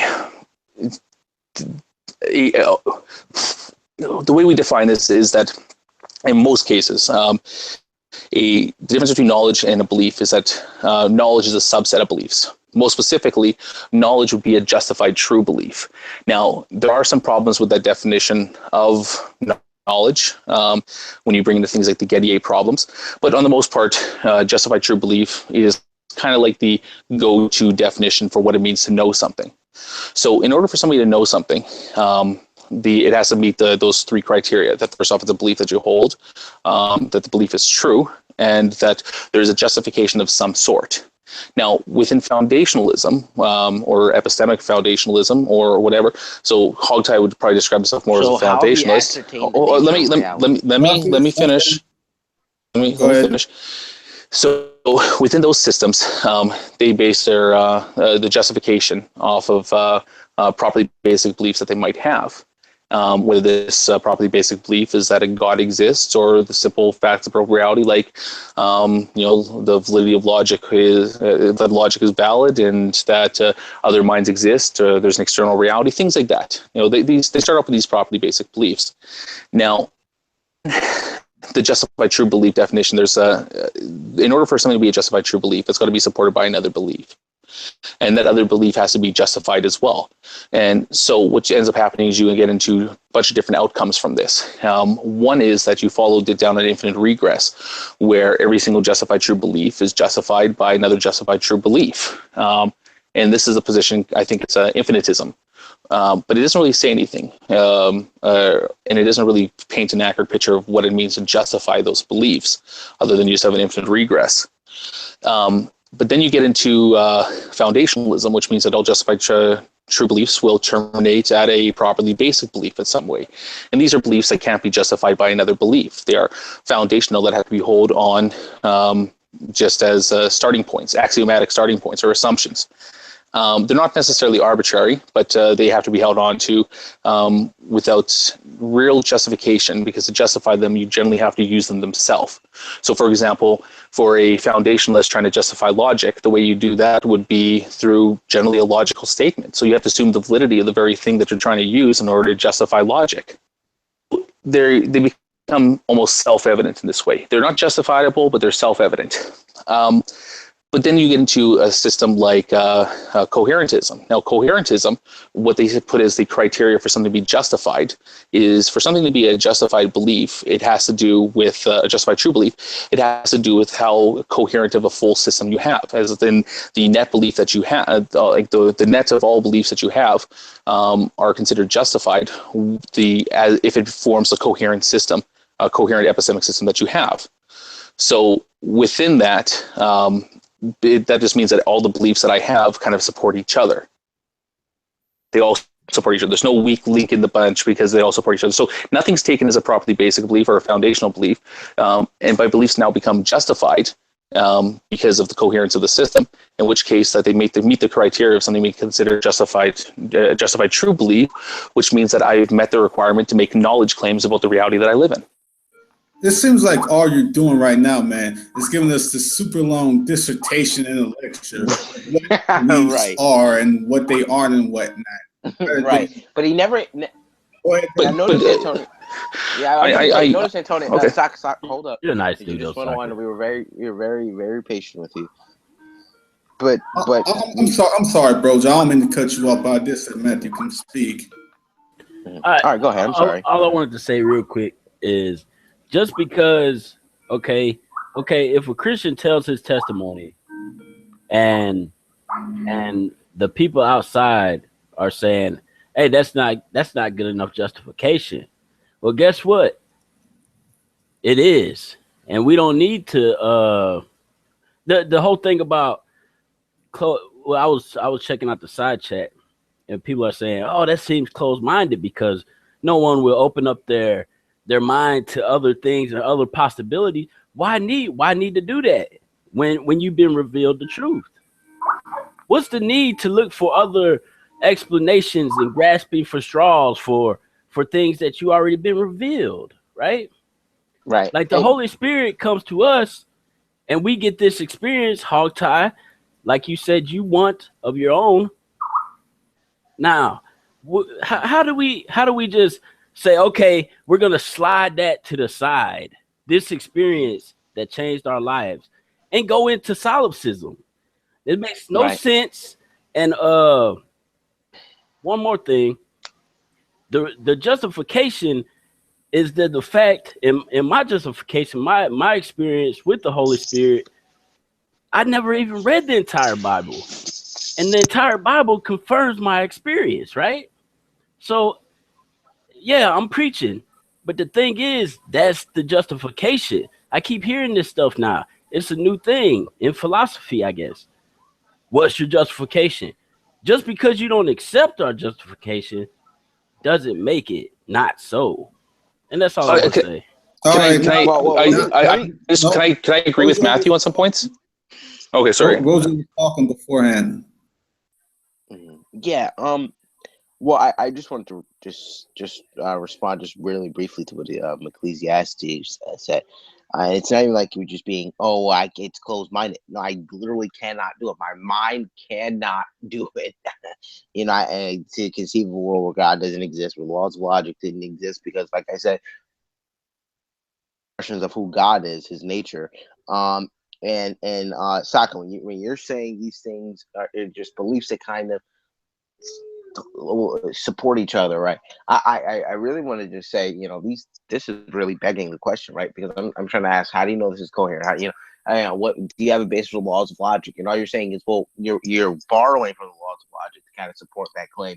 I think it's very circular, and I think you're smuggling in that, right? And then you say, well, they're just beliefs that support each other. And what you're leaving out is that these beliefs aren't necessarily true. They may not necessarily actually comport with reality, only with the starting points that you've actually come to. And in the midst of giving that 5 or 6 minute call it a dialogue or whatever, right? You're smuggling in circular reasoning, and you're not actually. You didn't even answer my question of how you ascertain the nature of reality. All you told me is how in coherentism one would arrive at certain conclusions. I want to ascertain the nature of reality. Please explain this to me. Okay, so this is the same question that Darth tried to ask me there, and the question was, how do you ascertain the nature of reality? Well, ask the question, how do you ascertain the nature of reality, is to ask what my epistemic framework was. So what I did was I provided you an explanation of what my epistemic framework was. That is how I ascertain the truth about reality. And if there's any objections that you have to how I ascertain things within within my system, then feel free to levy them against the system. But don't accuse me of not answering the question. Your question itself is, like I said, I'll say the same thing that I said to Darth there. All you're asking me is if I have an epistemic framework. I do, and I explained it. It's coherentism. Yeah. Question. Can you justify that framework, not just that you have one? Right. Yeah. Right, and he doesn't want to answer I do. I want to answer that. And when you ask a question, what is a justification? This is the same thing that I asked Darth as well, is what he would accept as a justification. What I'm giving you as a justification is within the coherentist worldview, is that a justification is how well the views are coherent with each other, how all the beliefs I have as a collection are work in this coherent framework. And so that's why I spelled out clearly what I meant by justification in the sense of a justified true belief. Now, with a justification there, like you're asking for a almost like a foundationalist view. What's my starting point? What's my starting justification for anything? And it's, again, when you try to address this to my epistemic framework, it's a nonsensical question, because I don't have a starting justification for anything. That's not the framework that I come from. So why are you asking me this question? Well, it seems like all you make an observation about it. Reasoning out the ether. You saying you don't start from somewhere. It doesn't make no sense. You got to start from somewhere to reason to begin with. Well, it doesn't make sense because you guys haven't heard this. You haven't looked at this. You guys have been approached and have this position of epistemology from a strictly foundationalist sense. I mean, like, I haven't even gotten into infinitism yet.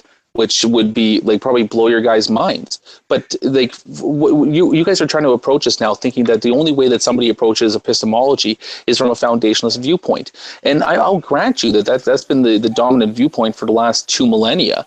But coherentism is a perfectly acceptable philosophical epistemic framework that has been discussed in literature and in philosophical debates for a few centuries. So if you guys not understanding this, it just might come down to have you guys previous to this conversation, have you guys ever been exposed to anybody with a coherentist framework for epistemology?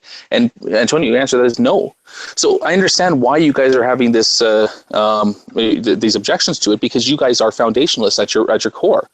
And to hear somebody come in and say that, listen, I use justification within the justified true belief definition for how I can know things about reality in this particular way, you can argue over that. But to say that it's an incoherent system, or to say that you don't understand it or anything like that is I mean, it might be a failure on my part to get the information out there to you guys in such a way that you could understand, but it doesn't lend any to the claims that I'm putting out there. No, it's not just a question of foundationalism, but the fact that you put your foundation in coherentism. You got to start from somewhere. But again, you did it again. You said I have to start from somewhere. If you just assert something and you don't have some sort of foundation, if you just assert it and just reason out the ether out of the middle of nowhere, then you're just begging the question. That's all you're really doing with this coherentism thing. Well, no, that's not. Can I make an observation when it's my turn? All right. Oh, well, I just want to say, just to sort of step back a little bit, I'll tell you what I've been hearing in this conversation is that so he's Sokka's been asked by 3 different people by my count. Actually, sorry, 4, because I asked him the same question. I asked him a similar, how do you access reality? Do you have access to reality? Do you have access to truth? You guys have framed it in this way. How do you ascertain your things about reality? How do you ascertain your beliefs? How do you, we all ask him the same question. And the thing is, that's a really complicated question, and people have been addressing this issue for millennia, right? You can ask any person this question: how do you ascertain your beliefs? How do you confirm your beliefs to be true? How do you, how can you come to know something in such a way that you cannot be wrong about it? These are really, really profound questions. And I'll tell you, I asked my daughter a couple of weeks ago, she's 5. I asked my daughter a couple of weeks ago about how she makes her decisions. How does she come to know that something is real, that this cartoon character actually isn't a real person in the real world, versus, her aunt is an actual real person. So how do you come to know what's true and what's not true? And her answer was, well, I use my brain and I think, and then my brain tells me that person's real or not real. Right, because that's her phrasing of her epistemic framework, because she hasn't taken the same courses or read the same books that Sokka's taken. So when you ask somebody that has looked at all these isms, right, he'll say foundationalism, coherentism, and I don't know, there's just all these different philosophy courses you can take, and these different views that have developed over centuries. And you talk to somebody who's got that exposure to it, he's going to say, okay, well, let me tell you my thinking. And it's not going to be short. I mean, I'm listening to this stuff, and I got to admit, that Sokka, I was lost at a few points, trying to get, okay, now you're comparing the consequences of this framework versus this framework, and okay, I get that. What I'm hearing is I thought you did a great job. Yeah, I was gonna say, I think you did an excellent job. I was gonna use the word excellent. You say great, an excellent job of taking something. Us in this room here, we would need to go sit in a classroom for months to get to the point. And you're taking all that information, you're distilling it down so that I'm at least able to extract some sense from it. But the thing is, what I think that Brojo and Antonio and Didi are not giving credit for here is that these are difficult questions, and that they're difficult for anybody unless you want to give yourself an escape hatch from answering the question. And I mean, if you subscribe to something like foundationalism and specifically adopt a foundation that's just a single pillar that you assert without justification, well, then it's an easy answer in the sense that it's a short answer, but it's not a satisfying answer. Like what happens if we then ask you the same question? How do you ascertain the nature of reality? Well, then you say, well, the Christian God, creates us in such a way and puts these beliefs into us in such a way that we know they can be true, or however you certainly phrase it differently than I just did. But it boils down to that you say, I'll say unkindly, kind of like, well, God just poofs that into existence. God poofed into existence a world and then if you ask us, well, does that make sense? We will say, well, okay, if I put myself in your worldview, then yeah, that's internally consistent in a world where there's a God that does this, but it doesn't really explain anything. It simply means that yes, if your worldview were true, you could reason to some true beliefs. Right. This is what did you notice when I asked I asked Darwin's that, and I never really got an answer. That's why I popped back in. I thought maybe someone else in here could answer it. Yeah, he never does. And actually, if you want to answer that, I'll have a follow-up question. But if you want to answer it, sure. And what do you mean, does it explain anything? You're asking for further explanations beyond, look, if the Christian God is the ultimate explanation for everything, then saying that doesn't explain anything is asking for more of an explanation behind the ultimate explainer. Okay. That makes no sense. Okay, that's the point I wanted to address then. Let me show you why that's a bad explanation. And I'm going to announce up front, it's too bad Brojo and Didi aren't here to do what I know they're going to do. I'll announce up front. So I'm going to enter into a reductio ad absurdum argument here. I'm going to show you why that's not a satisfying answer. So my cat is annoying me. I will note my cat's name is Bingo, and he has a special feature of he is actually the ultimate source of rationality and morality and reason and the laws of the universe. I know this to be true. This is my worldview, that my cat is actually the source of all these things. It is actually part of his character to have those things, the laws of logic, the ability to reason, the morality, all those things are just part of the fabric of Bingo's being. And the fact that our universe has them, the only way that our universe has these things is because this cat exists and is able to impart that on the universe. Your response to that is what? So your cat reveals things to you in such a way that you cannot be wrong. Your cat's in two places at once. Yeah.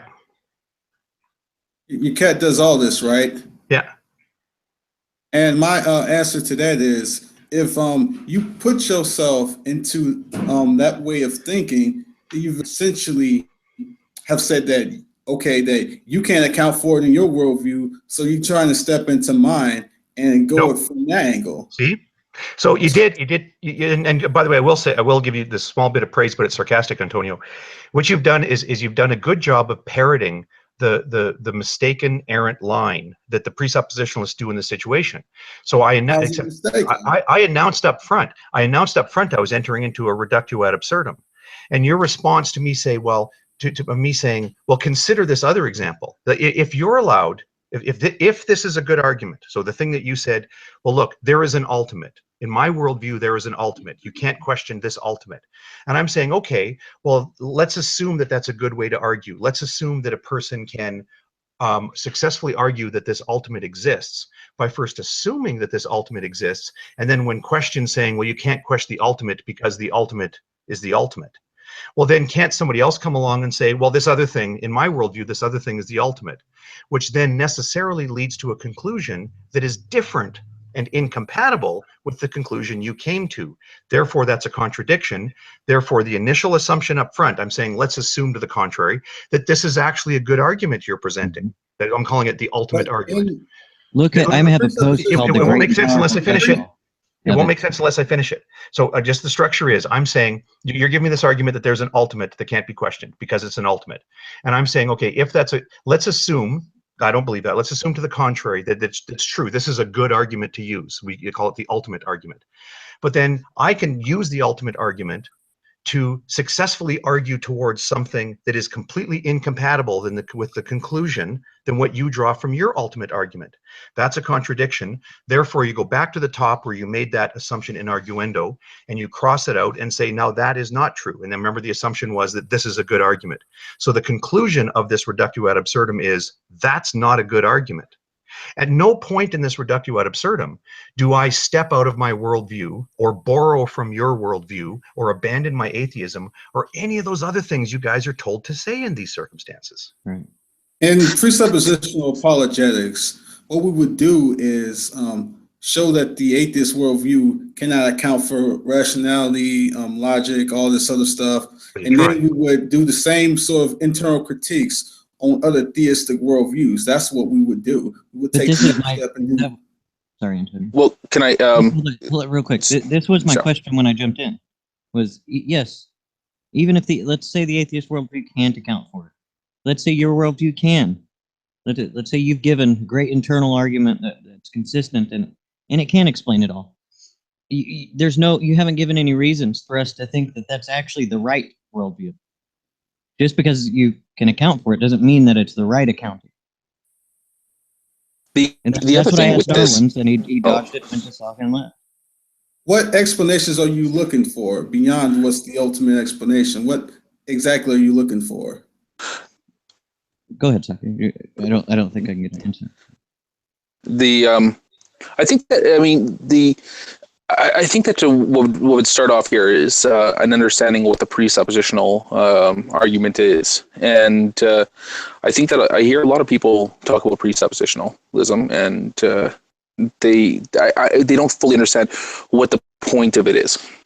And so I'm gonna lay out what I believe this is, and I want you to let me know, Antonio, if this is what you believe or not. Okay, with presuppositionalism, is that presuppositionalism is a challenge to the foundational beliefs of atheists by saying that there are certain presuppositions that they hold that they can't justify, but yet within your epistemic framework, you hold to a single presupposition that justifies everything.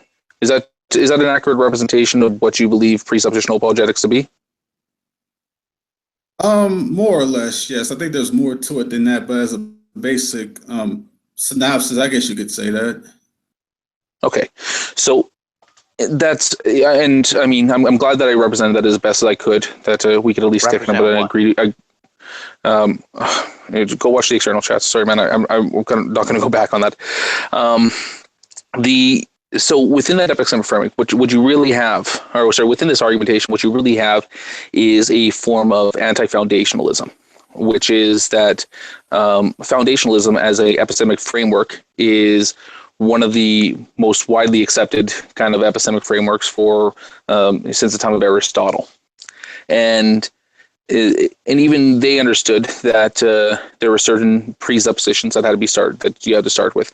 With presuppositional apologetics, they kind of insert God into his picture, and they say that God is almost like the self-evident, self-justifying entity, and because of the existence of this God, they can make claims on knowledge. While yet every other foundationalist viewpoint is reduced to inconsistency or incoherency because of the fact that it reduces down to foundational beliefs that are not justified. That is a good challenge to all foundationalism, and without going down the rabbit trail of showing why even within the presupposing God that you still fall into some of the same problems, it only becomes an attack against foundationalism. And this is the problem with this argument, is that when people come in with epistemic frameworks that are not based on foundationalism, the argument fails. And you see the same objections trying to be levied against that. What are your foundational beliefs? What are the assumptions you have? What are your presuppositions? And there are entire epistemic frameworks that don't contain any of these things. Well, how do you know the argument fails? Based on what? Well, it fails because the challenge to those things, like the challenge against from presuppositional apologetics, is an anti-foundationalist argument. Okay, and by anti-foundationalist, it reduces down to, because you have to assume certain things as your starting point, you can't justify anything beyond that. Essentially, your pyramid that starts with your foundational beliefs and kind of expand from there. The very point of what you're starting with can't be justified. So how can you justify anything beyond that? That's a challenge to foundationalism. And so what that means is that where the argument fails is it fails against any system that's not foundationalism. And like I said, epistemology is a topic that I didn't know about until I heard presuppositional apologetics. I'll admit that. I heard the first time I heard presuppositional apologetics, something kind of grinded me the wrong way, where it's just like, this is weird because it's not really an argument. But I went out and I looked into epistemology and I looked into foundationalism, and I saw, that's the presuppositional apologetics. They did have a point that there was a problem within the foundationalist system, but I didn't stop there. Is that I kept on looking, I kept on reading more stuff on epistemology, and when I came across some other epistemic frameworks, and I realized that I agree that there's a problem with foundationalism, and the way that we define that people come to make knowledge claims in foundationalism, there are some flaws to that system. So when I started reading up on things like coherentism, I'm like, this makes more sense. I like this because I believe that it's a better way to get to the definition of what knowledge is through a justified true belief. I believe the justification through coherentism is a better explanation or a better framework to make knowledge claims about reality. I've kind of adopted that position, and that's why I'm discussing this from that position. Even though I might be a little... You admitted that there were problems with coherentism, but how could you even admit how could you even admit there are problems with coherentism without assuming particular laws of logic in which you can say that there's a problem here because it violates these particular laws of logic? Well, the way that, and that actually is a very good objection to it, because within the coherentist system, like I said, is that we're challenging things on the validity of the set of beliefs. But yet if a coherentist comes along and says that, listen, it's perfectly possible for two people with two competing coherentist views to come to claims about reality, but yet have contradictions between the two different frames out there, how would one have to counter this point?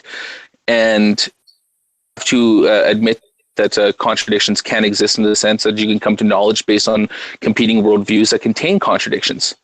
And the challenge to that would be that, or the rebuttal to that, or some of the arguments against that, would be that it is entirely possible for people to come to true beliefs off of false premises or false beliefs that they might have. Is that it is possible within a coherent system for there to be beliefs that might not actually be true, but yet still produce true results. But then, so if we're going to be, one second, I'm almost done here. Yeah.